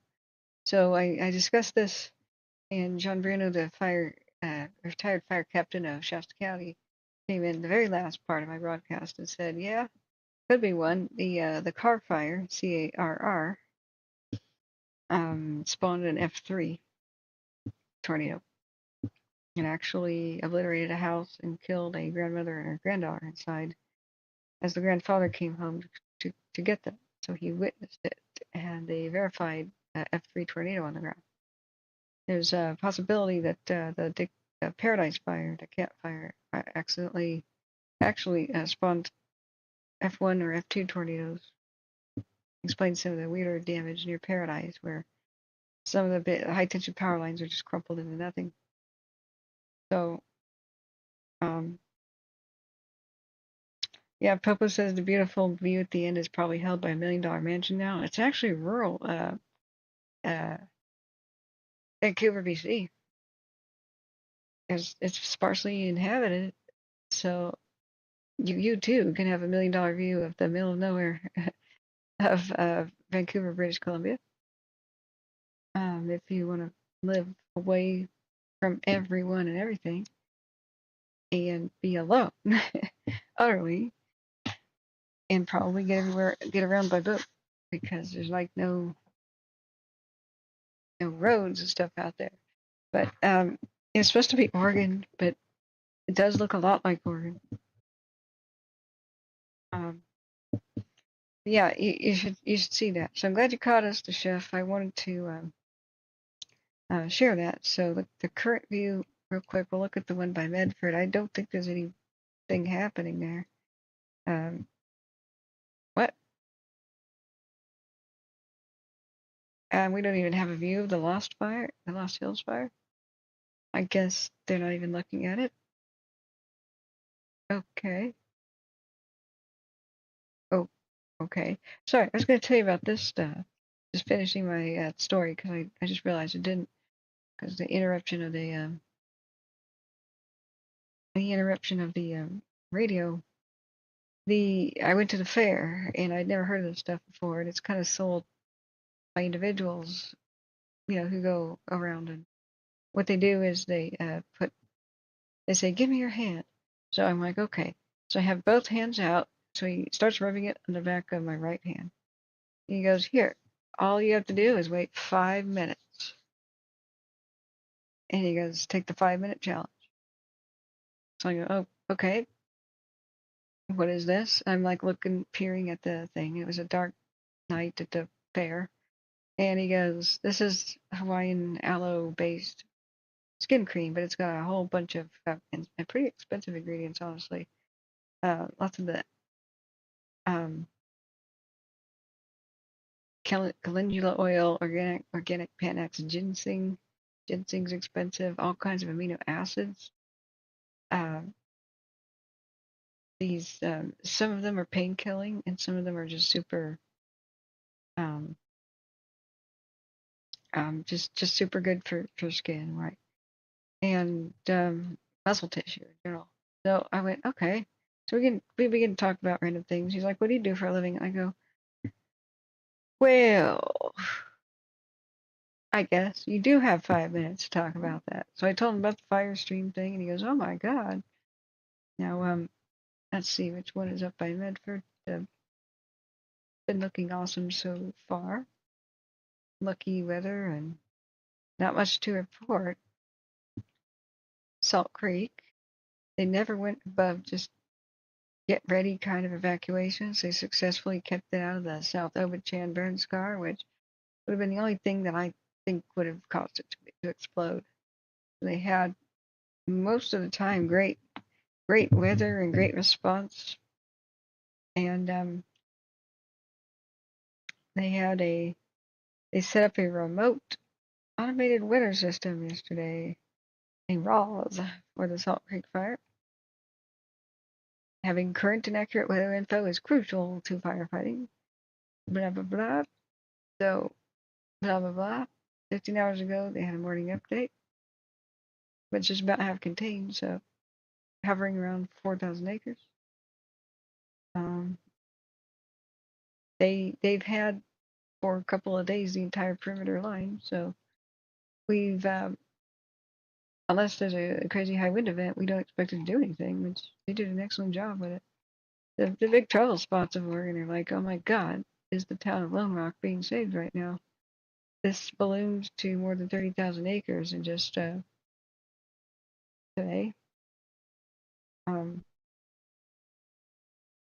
It's not 30, it's 50. They just didn't update it. It was 20,000 acres when I was first checking on it. about 6:30 in the afternoon. Somebody told me it was level 2. There were no level 3s because there's so many other rock fires, or like 6 of them. So one of my mods was texting me and saying, "Oh, no, there's no level 3. There's no new level 3." And I went, "But I thought I just saw that." I had multiple rock fire here, rock fire there, all over down, up and down California, multiple rock fires with the same name. A couple different rock fires too in Oregon and Washington. So it was very confusing. And I took another look, and so I went, "Holy crap, I gotta go live." They're evacuating the whole town with level 3, and the high winds are blowing right towards it. So once I figured that out, I'm like, "Oh, I gotta go live anyway." I wanted to sleep more. I've only gotten 4 to 5 hours of sleep. So they said 4 hours ago, and they have a 50,000 acreage. What the nightmare will be is if it gets down into the forest here. It may already be there. It's really hard to say. So strangely, 2 hours ago, they're calling it 30,000 acres. However, it's one of the biggest heat signatures I've ever seen on satellite, so maybe it was hot drifting smoke, but I have no idea. Like, we're not getting good, solid info. They are putting Hines and Burns finally on level 1 evac notice, but I heard that on the radio more than 24 hours ago and told people that would be the case. Remember that the start of the fire ends up, start of the heat detection is way up here. That's a huge area with the town of Lone Rock buried in the center. Somewhat easy to defend, basically, because of just how small it is. But it's, for now, fast-moving grass, hay harvest, alfalfa type, and rolling hills kind of a fire, and with the occasional oak type tree. It gets into this hills and forest. It's going to be monstrously large. So I don't know what's going to stop it from doing it. So if we look at Umatilla National Forest. Whoops, I did not zoom out, but that's my crazy mouse. Umatilla National Forest. Nightmare. At least they have forest and fire access roads. At least they have that. And so it's straddling about 3 counties right now. But it really could get established in where is the county line? It's like Gilliam, Wheeler, and Morrow's over here, isn't it?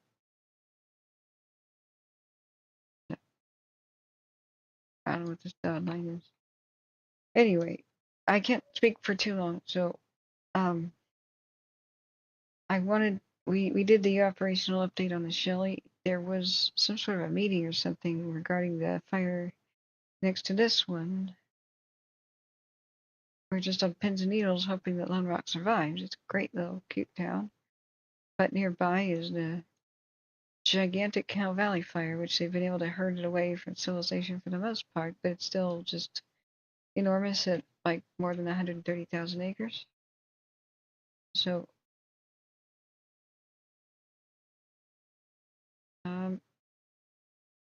we may yet see the camera burnover that we have been thinking may happen, the cottonwood, but it just hovers around the edges. And so here the cottonwood camera has got splashed with pink. And if I click a lot, no, I don't want to click 1,000 times. That'll hurt my arm. Warning flashing light possibility. Just seizure sensitive in 3, 2, 1.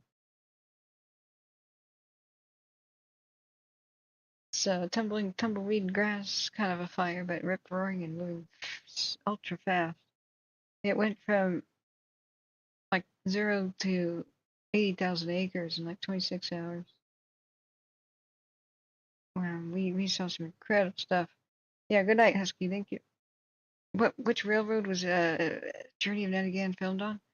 Man, I would love to know, actually. Somebody who had a true steam train. Let's figure that out real quick.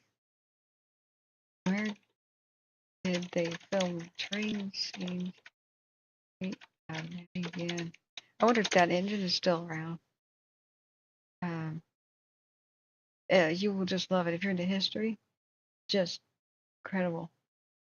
Sparwood, British Columbia. Crow's Nest Pass, Alberta, Canada. Pemberton, British Columbia. Lillooet, British Columbia. Filmed it to August to November 1984.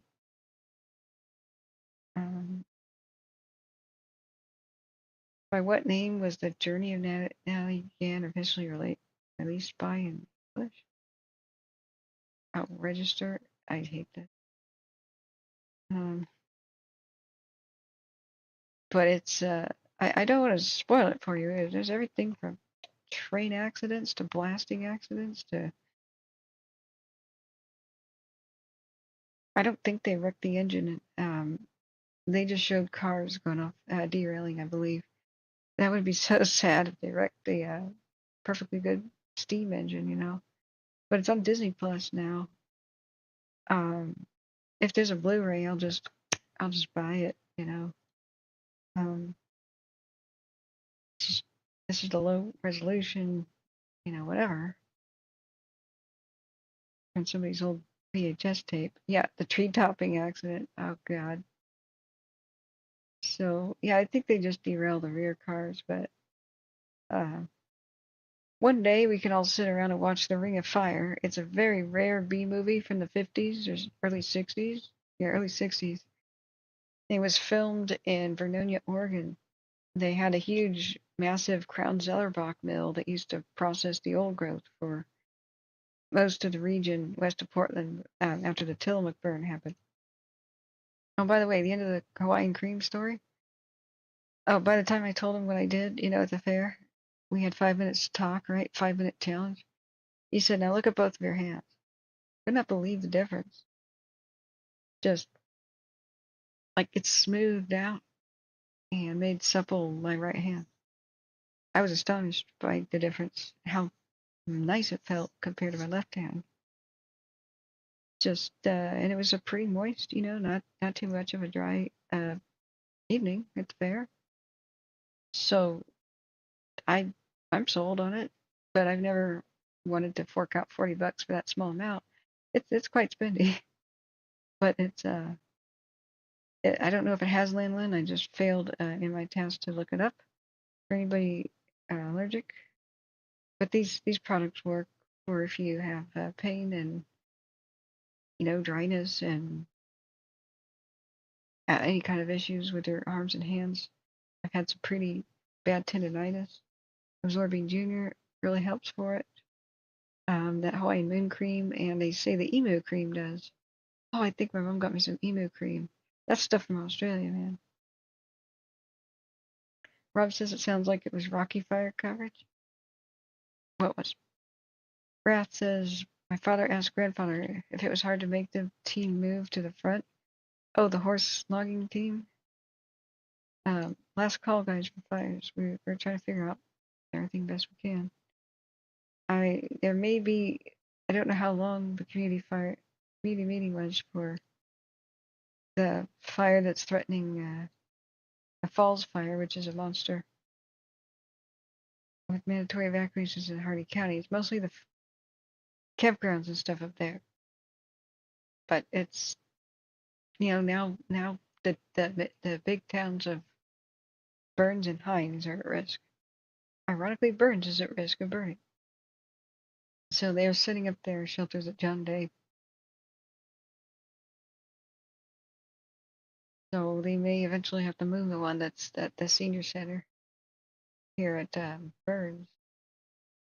So, yeah, pre-burned dead trees in the way. No wonder it's a handful. Like I say, if you don't wood chipper and get on the ground, at least. If you don't salvage log after a fire, the secondary fire is worse. Because the first fire only kills the limbs. Trees are alive. There's hundreds of gallons of water in them. When they dry out, year after year after year, they get drier. And then you get brush at the base. Look at the little trees, they'll all die. All these little ones growing back are going to die because the immense heat of the actual trunks of the burning trees this time is going to kill them. So no wonder. It's just a classic example of stupidity, mismanagement, stupidity. You have to start over again from whenever the last fire was here. This is why it's so important to see. You wouldn't know that unless they took this photo. This photo, we wouldn't know that. That's the importance of people taking pictures at the scene and sharing them to watch duty in other places. So these are different fires in a slideshow. So it's gone from threatening campgrounds to entire cities at this point. I wish we had more info. Don't believe we have any cams down there. We could take a look-see. We can't even really see the lost fire thing that's happening in Kern County anymore. Hey, here's our mobile. The mobile one that was still looking at the white fire where they're doing current helicopter logging. Looks like there's a vehicle coming. Looking much better on some of the cams, for sure. Nighttime helicopter fighting that's the bee's knees. Alright, so let's see, South Gilliam. Ooh, an hour ago? Did we have an update? Oh, it was 5 hours ago. Yeah, that was that last update where they thought it was about 50,000 acres. Oh, wow. Sorry. I mute things so that doesn't blast your ears out. Wow. It's a DC-10. And can you imagine the 747 did even better drops than that?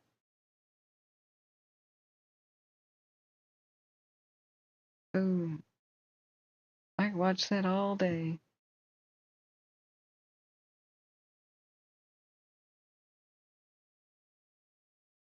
Yes.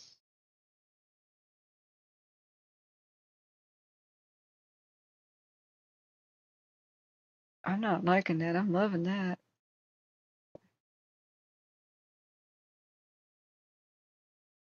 Let's bookmark it. Save video. Heck yeah.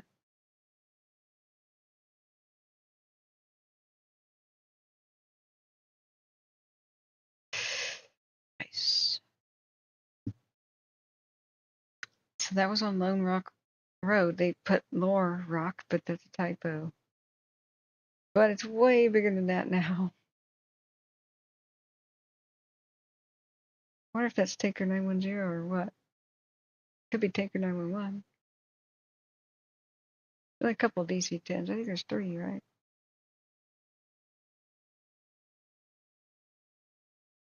Dang. It's always awesome to see them climb pretty hard.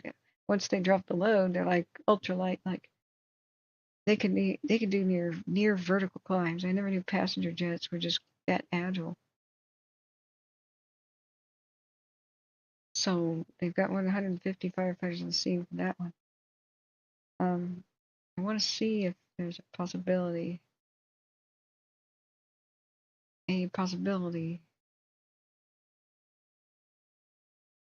that there's any cams on any of these. Last call for tell me what you want to know about anything, any topic, and any fire. But I will be going to bed soon. Wait, not Alert California, Alert West.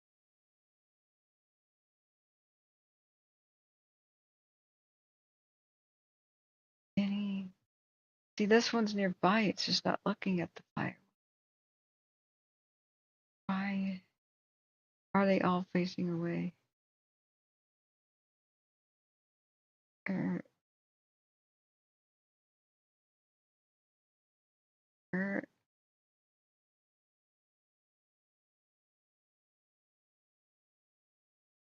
okay. There's no way to tell then what's going on. Not a single cam looks at the Larch Creek. Which, oh, we have to check on the Larch Creek.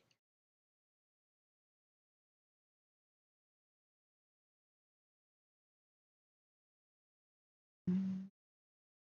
18,500 acres, 982 personnel, 10% containment. Just an incredible amount of resources. They'll work hard throughout the night to protect structures, move fuels away from them. High winds and low humidity will continue into the night.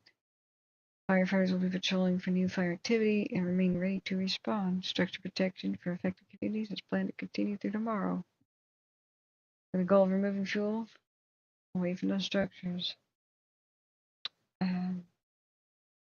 Very bad air quality, blah, blah, blah. Not much to report. So, the gem fire burning in the middle of nowhere is a bit concerning to me, but they haven't said anything about it. Alright. Been 2 acres for days. Do we have an update on Shelly? Oh, and the Dewey. The new Dewey fire. We watched the Shelly update. The Dewey there is slamming with aircraft. 4 hours ago, the night flying helicopter was canceled because it wasn't needed. That's great. Burning in a remote area but difficult access. The Dewey fires by the bogus fire. Alright. Like I said, I love the Three Stooges. They had a... Last time I saw this word like this, they started a law... as Three Stooges had started a law firm. They named it Dewey, Cheatham, and Howe. Anybody still awake, friends? Any of you? Bueller? Anybody awake?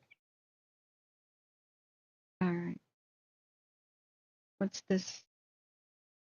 Oh yeah, the rim. 10% containment. Just hovering around 1,000. All evacuation warnings lifted. That's great. What about this trout fire? That was so... looking so bad. Activity died down significantly. Resources will be monitoring it throughout the night. Okay, when are they going to start fighting it though? What do you mean monitoring it? Monitoring it? Hello? Who's on it? In the Sequoia National Forest. You're not going to go there and do anything? Hello? Just a potential for 500 acres. When have we heard that before? Oh my God. We'll continue to monitor it. Big Al says I'm awake but heading off soon. Took care of that thing you messaged me about. Thank you. Cool. Oh, let me invite you to that special group thing so you can alert me in a crisis and then send Z-Probe over to get me.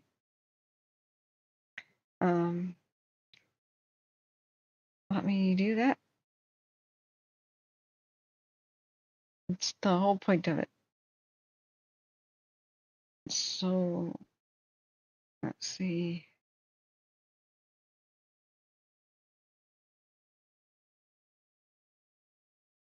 I don't want to invite friends to Signal.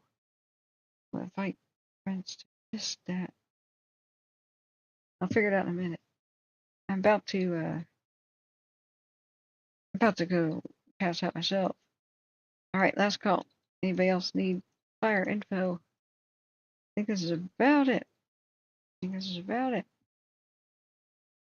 Ross is speaking of rocket science. Have you learned to open mail yet? I haven't been outside in days. That's right. I have to meet my goal of actually going outside once a day. I haven't done that in 2 days.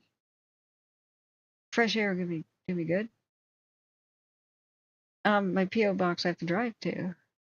So when I wake up, there's fires. So I wake up, I splash water on my face, I brush my teeth, I put my headset on. I'm already listening to the fires.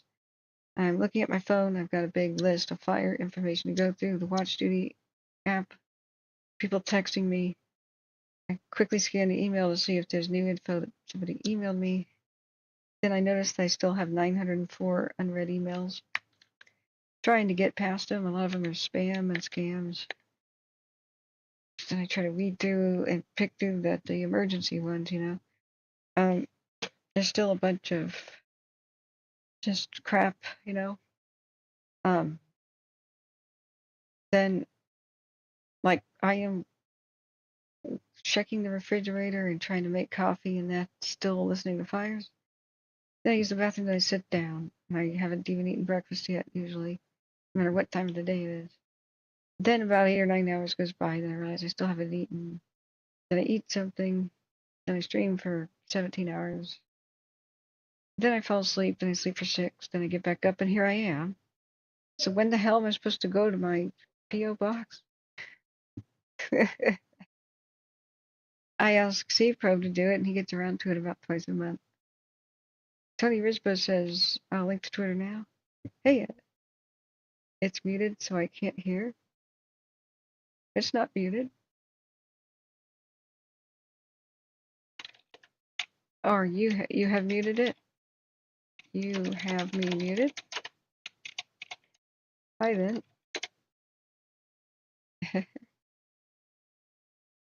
Raz says, what about the other one, the nightstand? I keep asking you, when do you want me to open that? We want to do that as a reaction video thing. But it can't be while fires are taking off and crazy. Do I need to download an app to open my mail? I'm not sure. Am I missing something in the chat? Okay. That's really cool. Your dad did horse logging and whereabouts in Australia, Raph? The first package has $75,000 worth in it. Sweet. Awesome. Should I set them in there's 3 stones. Should I make 2 earrings and a pendant? I want to do it in like good lighting and stuff. I want to get out my little tweezers and my jeweler's loop. I want to verify this, right? I want to verify that there's no 20x flaws and grade it.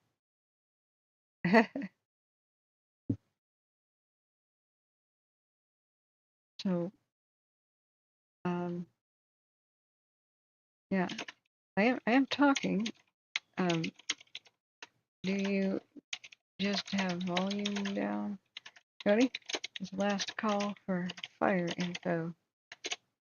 Sell them? Sell them? But sapphire, I mean, diamonds are a girl's best friend. Sapphires are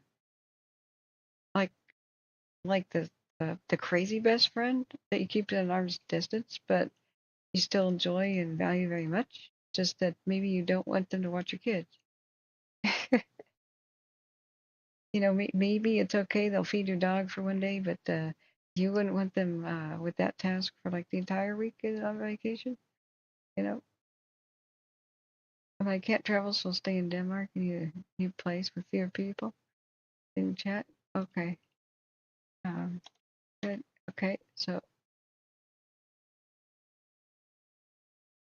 good night, Tony. See you next time. Rob says I have to drive 3 hours round trip to pick up my P.O. box mail. Yikes. Yikes. At least there's that thing called informed delivery. Yeah. Woe of man. Yes, I'm a woe man. I'm totally a proud woe man. I'm just a whoa, man. You know, I'm gonna have to have them appraised, certified, and insured, and secured, and you know. But no, I've that's very sweet and thoughtful of you. If any diamond or precious gemstone of any grade, you have my love and appreciation. Are they cut? Are they like emerald cut? See, the more special they are, the more we have to make a special occasion of that, man. Maybe I should get one of those USB powered microscopes. You know, we can check it out, give it a good sparkle, give it a nice good sparkle.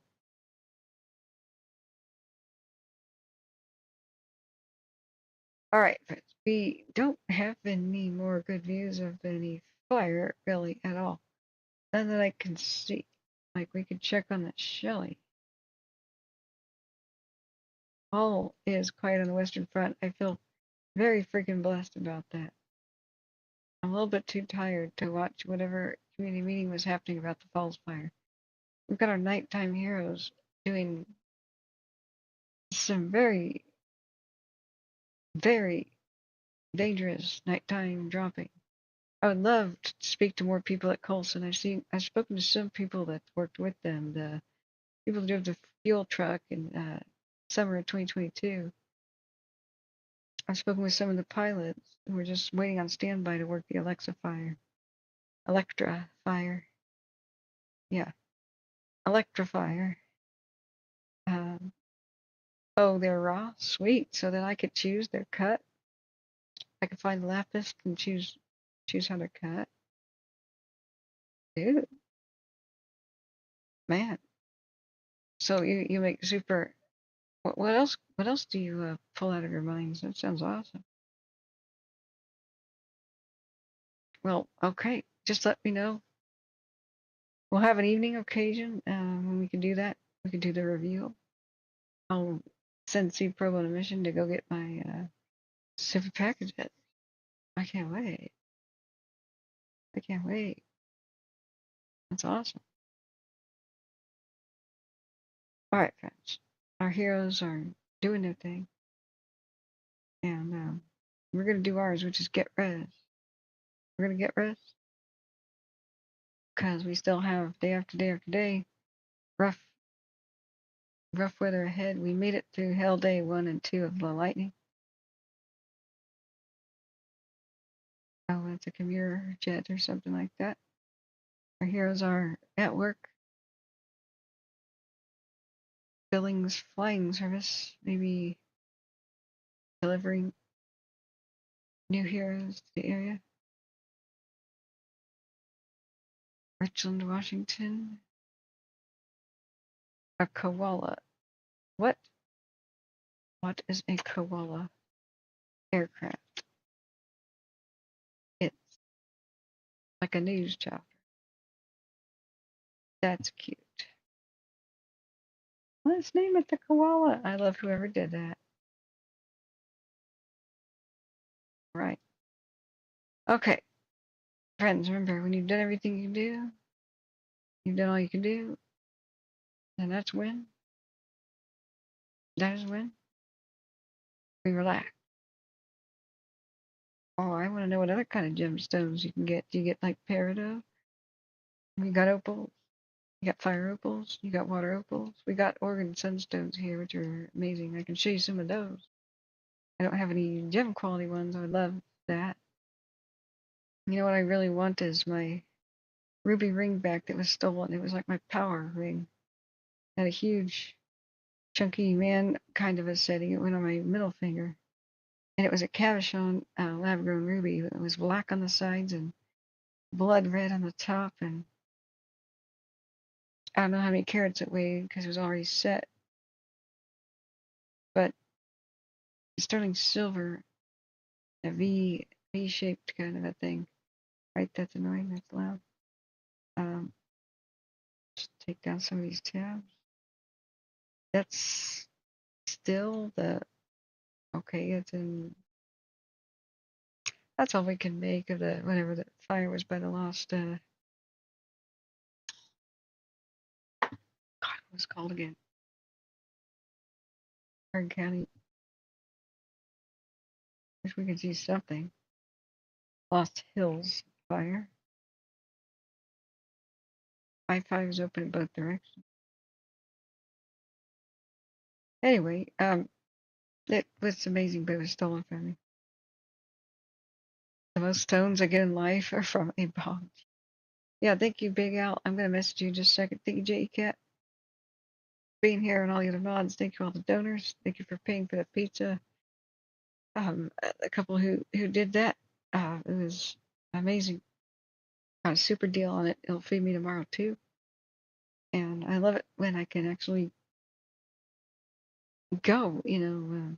Not too many hours without eating. That's awesome. It happens to me too many times, but there's no time to cook. So thank you for feeding me, friends. Thank you all for being here. Please hit the like button if you haven't. Hit the subscribe button if you want to find us again. The ringing bell will let you know whenever we go live, unless there's something wrong with it, with the notifications. But if you have an issue, I'll try to help you through. So we will, I will try to take the day off tomorrow, actually, if possible. My mom's coming for dinner. I don't know if C-Pro is back from his flight yet, but we are supposed to have a rare, dinner with Mom. So she'll be in town. If there's super emergencies, of course. Excuse me. Sorry, guys, but it's time to sleep. Remember, when you've done all you can do, done all you can do. It'd be great if I, had at least one day off a week, but that's like a pipe dream. I don't really know the last time I had a full day off, like a full scheduled day off, and I just didn't worry about fires. It's really stressful. And sometimes I wonder, like, why am I freaking out? No, when I say I'm going to sleep, watch duty does something. No. When I think, why am I freaking out, then my friends and family remind me, when was the last time you had a day off that you knew that you could relax? Then they said, that's why. You have to do something for 1 hour a day that you actually enjoy. That's stress reliever. At least have one day in the week where there's no real big demands of you and you relax, like a Sabbath, planned. Even if you're on call, is a stress. So it's good advice, but it's not practical all the time. Hey, it's good news. It's good news. Right before bed, the Dewey fire, they stopped the forward progress. I want to show you this sweet, awesome photography to leave you with. Right, Siskiyou County, they're about to get more of the resources back where they belong with this Shelly. Cal Fire SKU, forward progress stopped at 109 acres. That new, I believe, was lightning strike fire. Yay, look at this sweet picture. I'm gonna retweet that. That's awesome. The forward rate of spread stopped. Red flag warnings are still in effect for the area, though. But that's great. That is cool.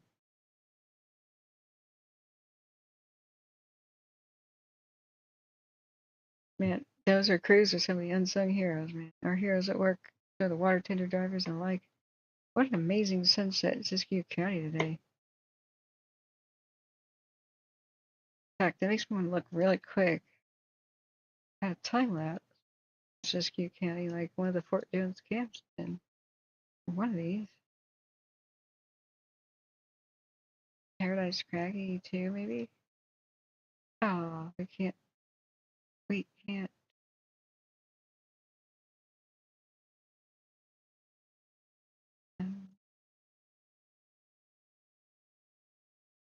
Yeah, there's Mount Shasta. It's looking the wrong way. But we'll see it turn pink or something, probably. Yeah. Overall, I'm very pleased with. I really expected there to be worse things, honestly, over the weekend. It's now Monday. It's now Monday. We made it through the freaking weekend without too much collateral. California didn't have any brand new giganto fires start, not ones that went and erased towns, and that's actually a little surprising with the forecast. It was more rainy than they thought. There were fewer lightning strikes that started fires than we thought.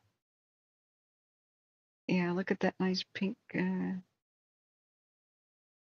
sunset effect there for a moment. What else could we? Fort Jones 1 is probably not looking the correct way. Maybe.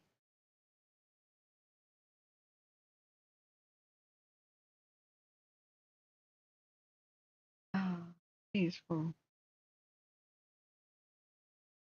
Except for the smoke clouds going by. Yeah, have a good night, everybody. And everybody, good night, good luck. I'll hopefully have the day off tomorrow. If not, check my Twitter. Check my Twitter, check the community posts. Now that we've done all we can do, we say, man, we've done all we can do. And then we relax. So, just relax. Good night.